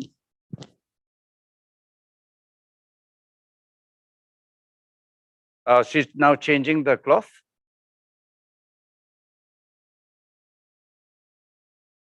Yeah, it's a simple square cloth. All 4 sides, 4 corners maybe, make a knot, each one of them. 1. Second knot here. And the third corner, make just one single knot.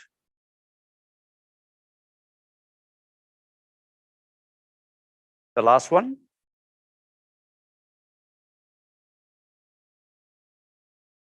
Make equally the size and the lengths in all four corners.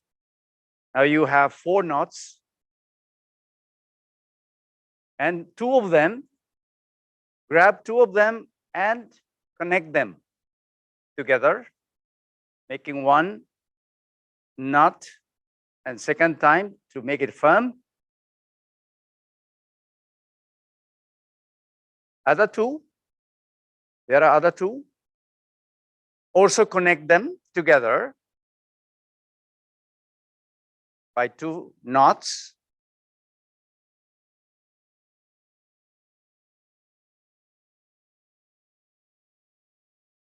Now it has become a very small carrying bag, small size carrying bag.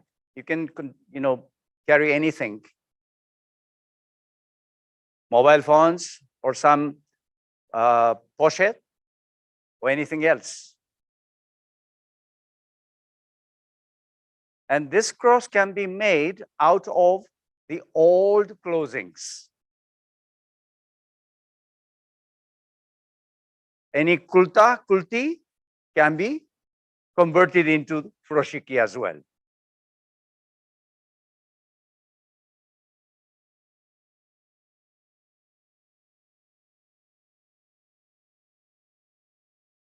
The point is just to making a knot in every corner and get them together, connect them together, make a hand like a handle and carry them.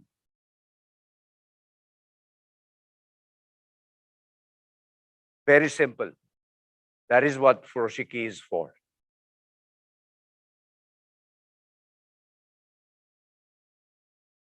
Here is another cloth that she's showing right now. It is made out of an old kimono, worn out kimono, and part of that is cut and made it as furoshiki. Now 2 sides, put them together, make a knot twice.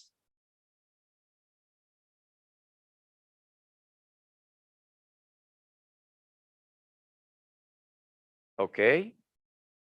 Then the other 2 sides, the corners, get together, make a knot 2 times, make it firm. This is the easiest way to make one bag.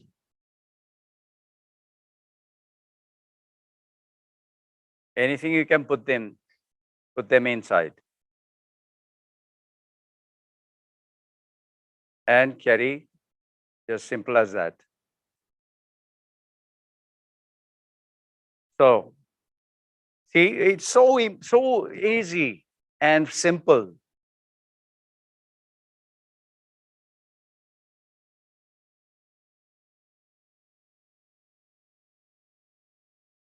You may have all the old stuffs like old clothings, any shawls, anything that you have in your home, just bring them out and make one square cloth, stitching the 4 sides, and that's it. It can be used as furoshiki anytime. And depending on your clothing and attire, you can change the design, fabric, size, depending on what you carry. Here is one very typical basket that you can find anywhere in India, right? Now let's use that basket together with the furoshiki, how it can become.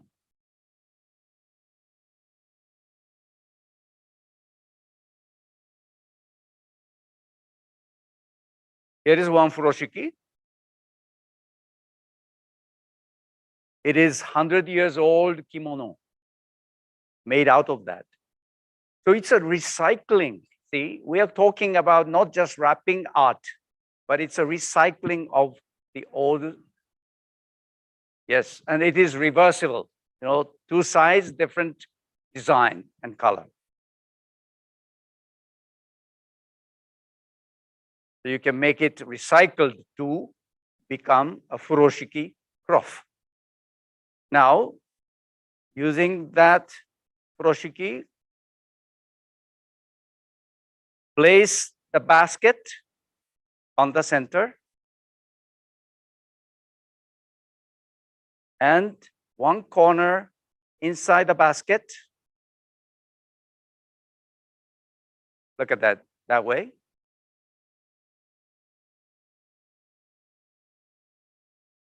One other side.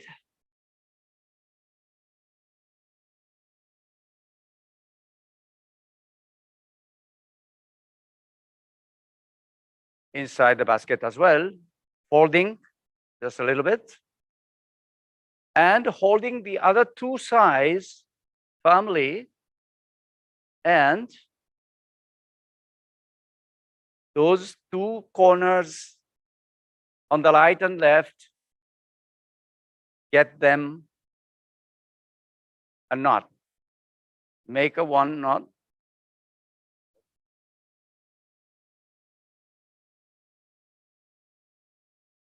Make one knot there on one side and the other side is free. Then get two sides together.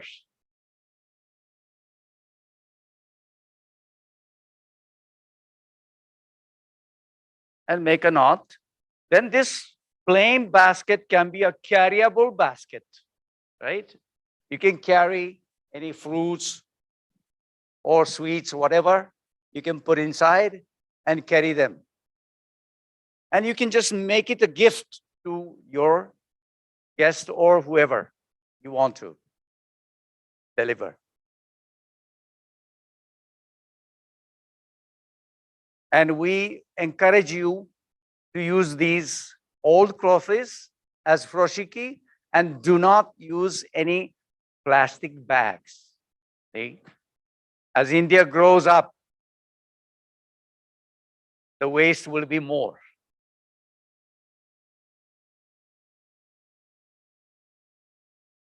Now she's going to demonstrate a very typical wrapping and carrying of the two bottles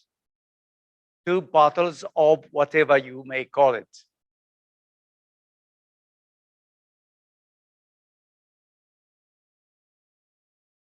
It's a very simple cloth. It's an old one as well. Is that Indian as well? Yes, it is from India. It's a little larger in size.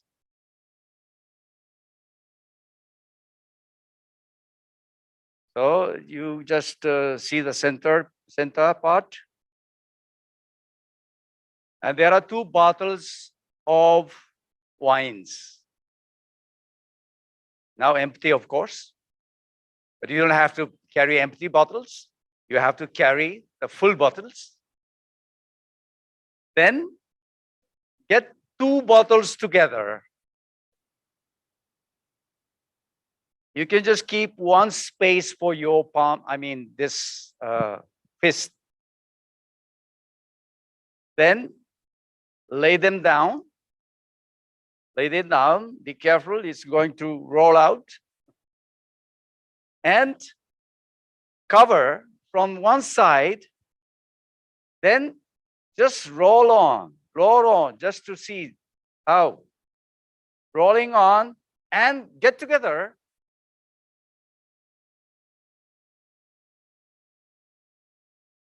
And those last two sides, ends can be connected. This cloth was a little larger for those two bottles. So she's going to make some arrangements.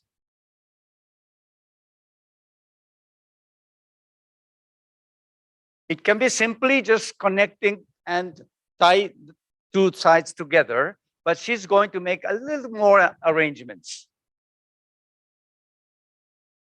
Twisting, look at that, twisting, and make it tight. Connect them together.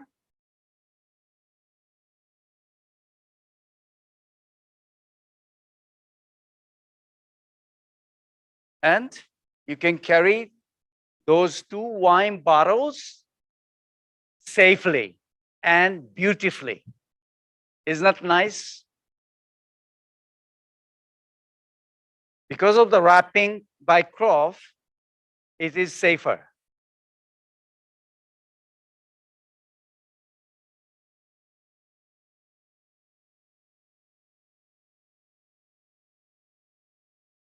The next, she's going to demonstrate one wrapping to make it a little more artistic.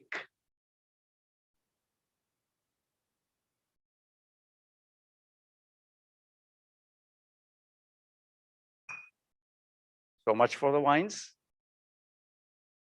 But any bottles can be.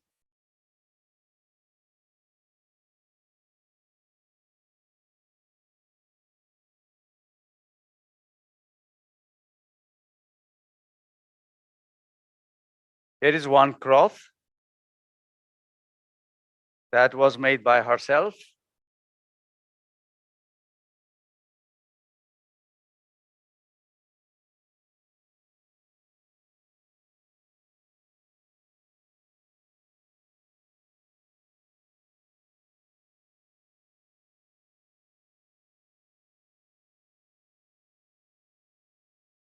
Let's say some closings to carry.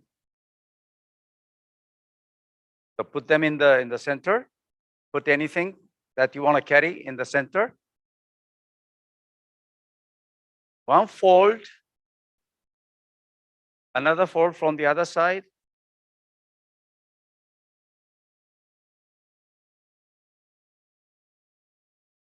Oh, make what do you call it? Gather. That okay? Gathering, gather. Make a gather. Okay. Anybody has a elastic band? Anybody has elastic band, hair band, anything? No. Okay. It can be used just simply to make it tight.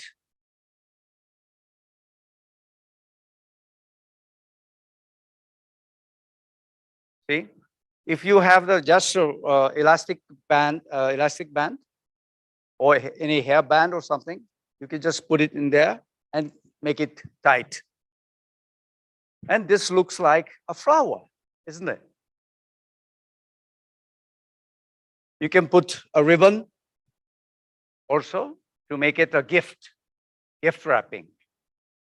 So furoshiki can be used as a gift wrapping and just a carry bag in place of all the bags or plastic bags.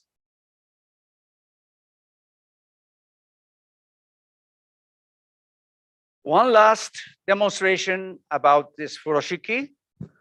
She's going to make a backpack using a little larger size furoshiki. Make one triangle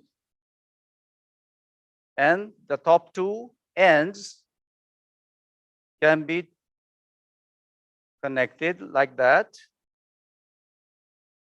with a little lengths,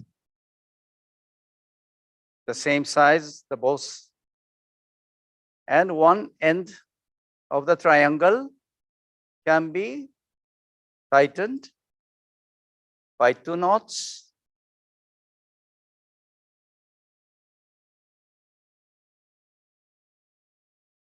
Other side as well, the end of the triangle can be connected with the top end.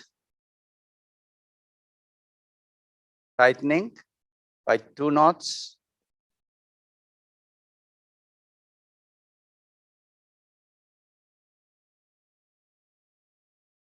Now she's going to put something inside, like the basket, and with the claws, kroshiki, any clothings together.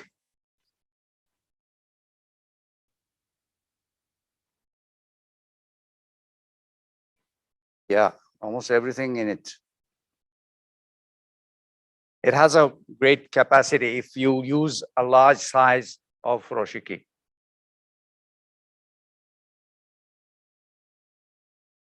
Now you can see the 2 knots that you made can become those handles.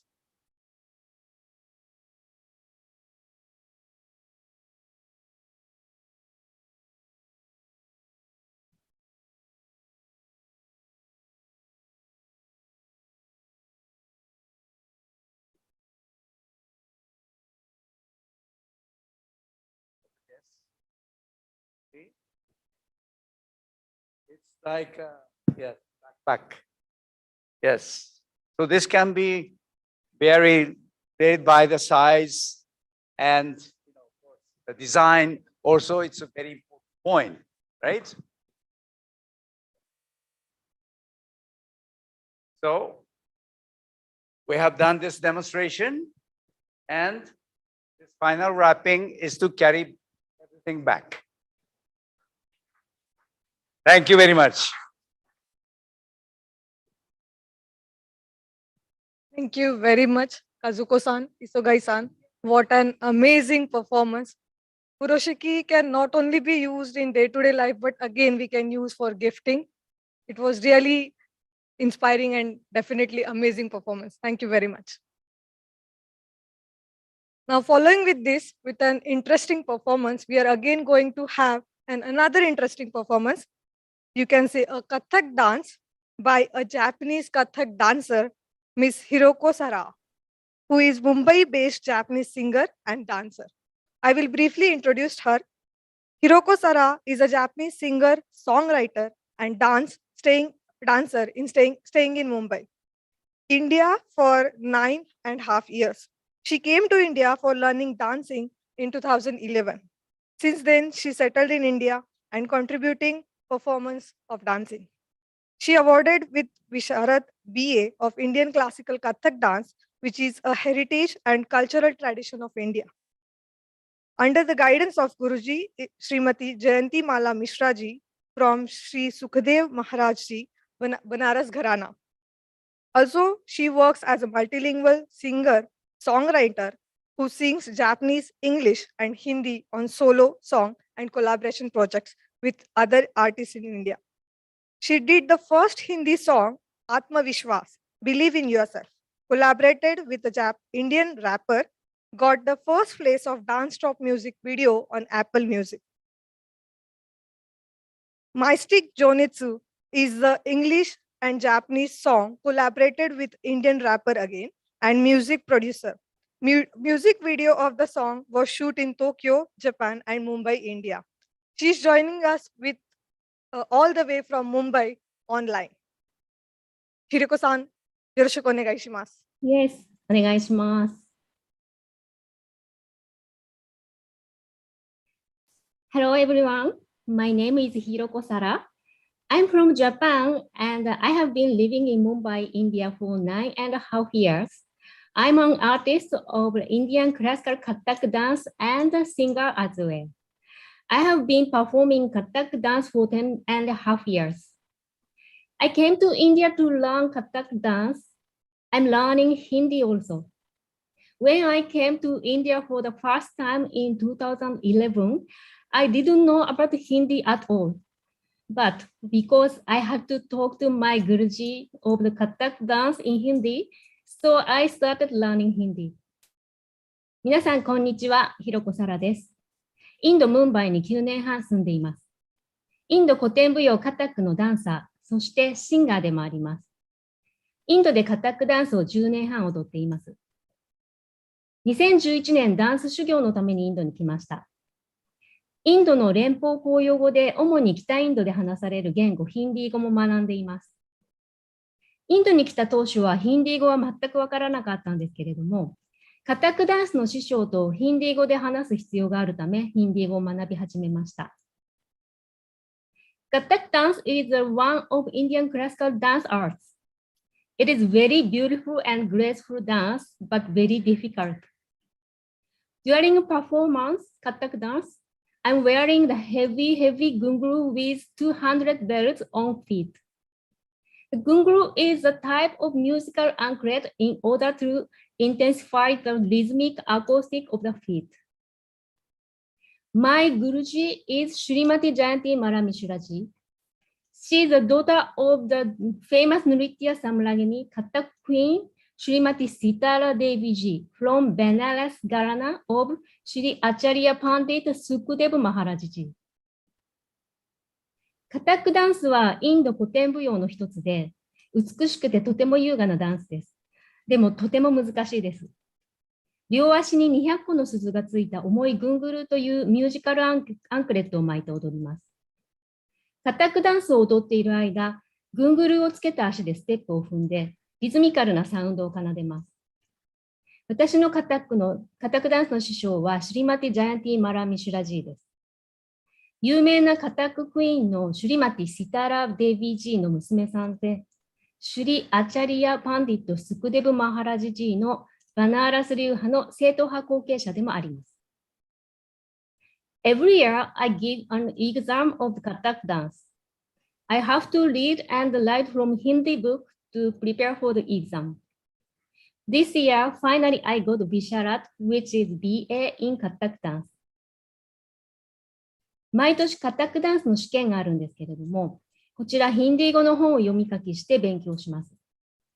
今年ついにビシャラットというレベルの試験に合格して、カタックダンスの BA、こちら大学卒業レベルの資格を取得しました。Now, I present Kathak dance in Chatlang, which I learned from my Guruji. Chatlang, Chatur means four, and Ang means parts. Chatlang has four parts, Khayal, Tarana, Sargam, and Trivata, of the composition set in Rag and Tal. Today's song is about Krishna Gopi Ras Leela. This divine dance, also known as Ras Leela, is born out of pure love and devotion. これから皆さんにカタックダンスパフォーマンスの映像をご覧いただきます。本日は師匠から教えていただいたチャトラングという演目を踊っています。チャトゥールは4、アングはパーツという意味で、チャトラングにはラーガとタールで構成された4つのパート、カヤル、タラナ、サルガム、ティルバーダがあります。本日の演目はヒンドゥー教の神様クリシュナと牛飼いの女性ゴーピーのラースリーラ、純粋な愛と献身から生まれた神聖なダンスです。Now, please enjoy my Kathak dance performance. それではインド古典舞踊カタックダンスをお楽しみください。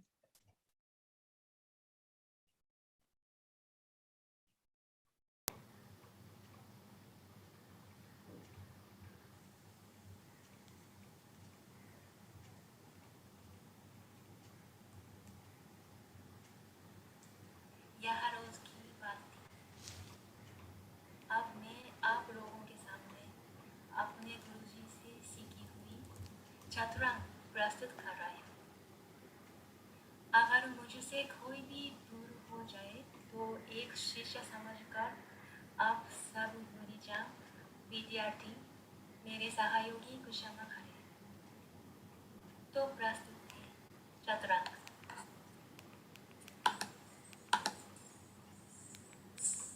Sorry to interrupt, Hiroko Sara-san. Can you make it a full screen?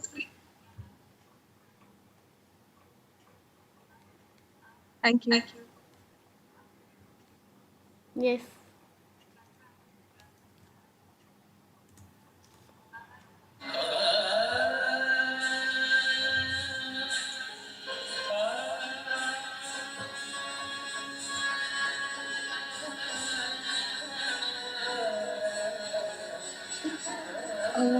Sorry to interrupt Hiroko-san again, but I guess your screen has stopped. Can you reshare the screen?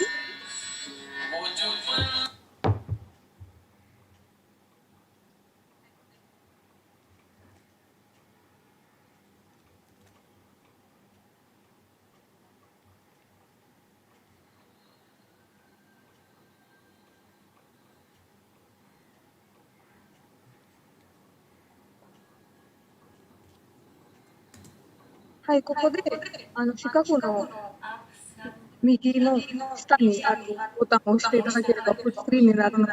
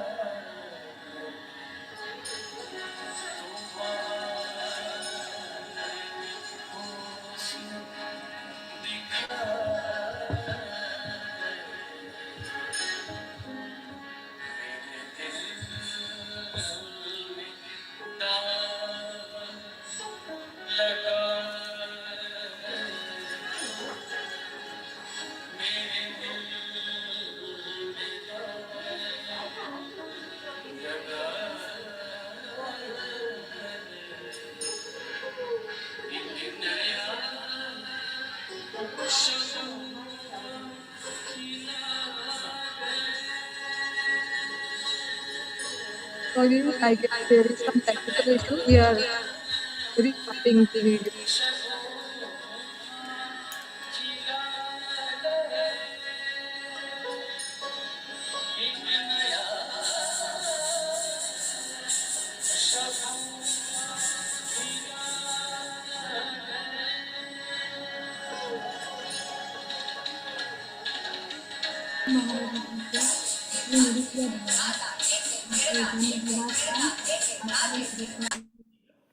उनके चरणों में समर्पित कर रही हूँ। मैं आप लोगों के सामने कथक नृत्य प्रस्तुत करूंगी। आचार्य पंडित श्री सुखदेव महाराज जी पंडित श्री रच्चू महाराज जी के कजन ब्रदर थे।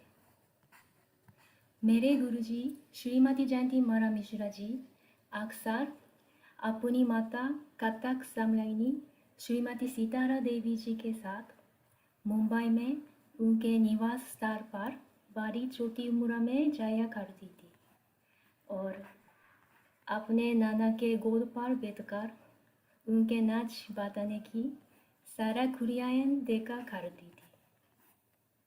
यह रोज ही वहाँ पर श्रीमती सीतारा देवी जी या तो वहीं ठहर जाती थी, नहीं तो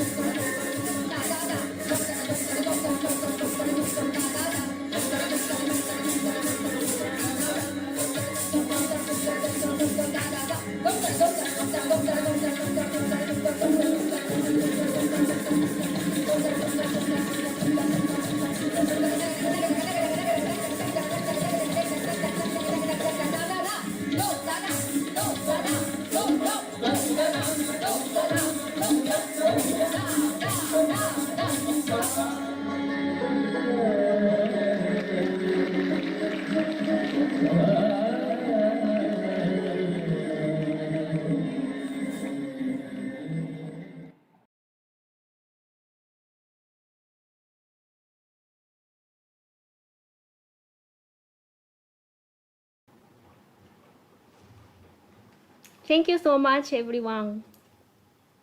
What a lovely dance performance by Miss Hiroko. Thank you very much. どうもありがとうございました。ありがとうございました。とても楽しかったです。よかったです。と we are going to conclude for the day.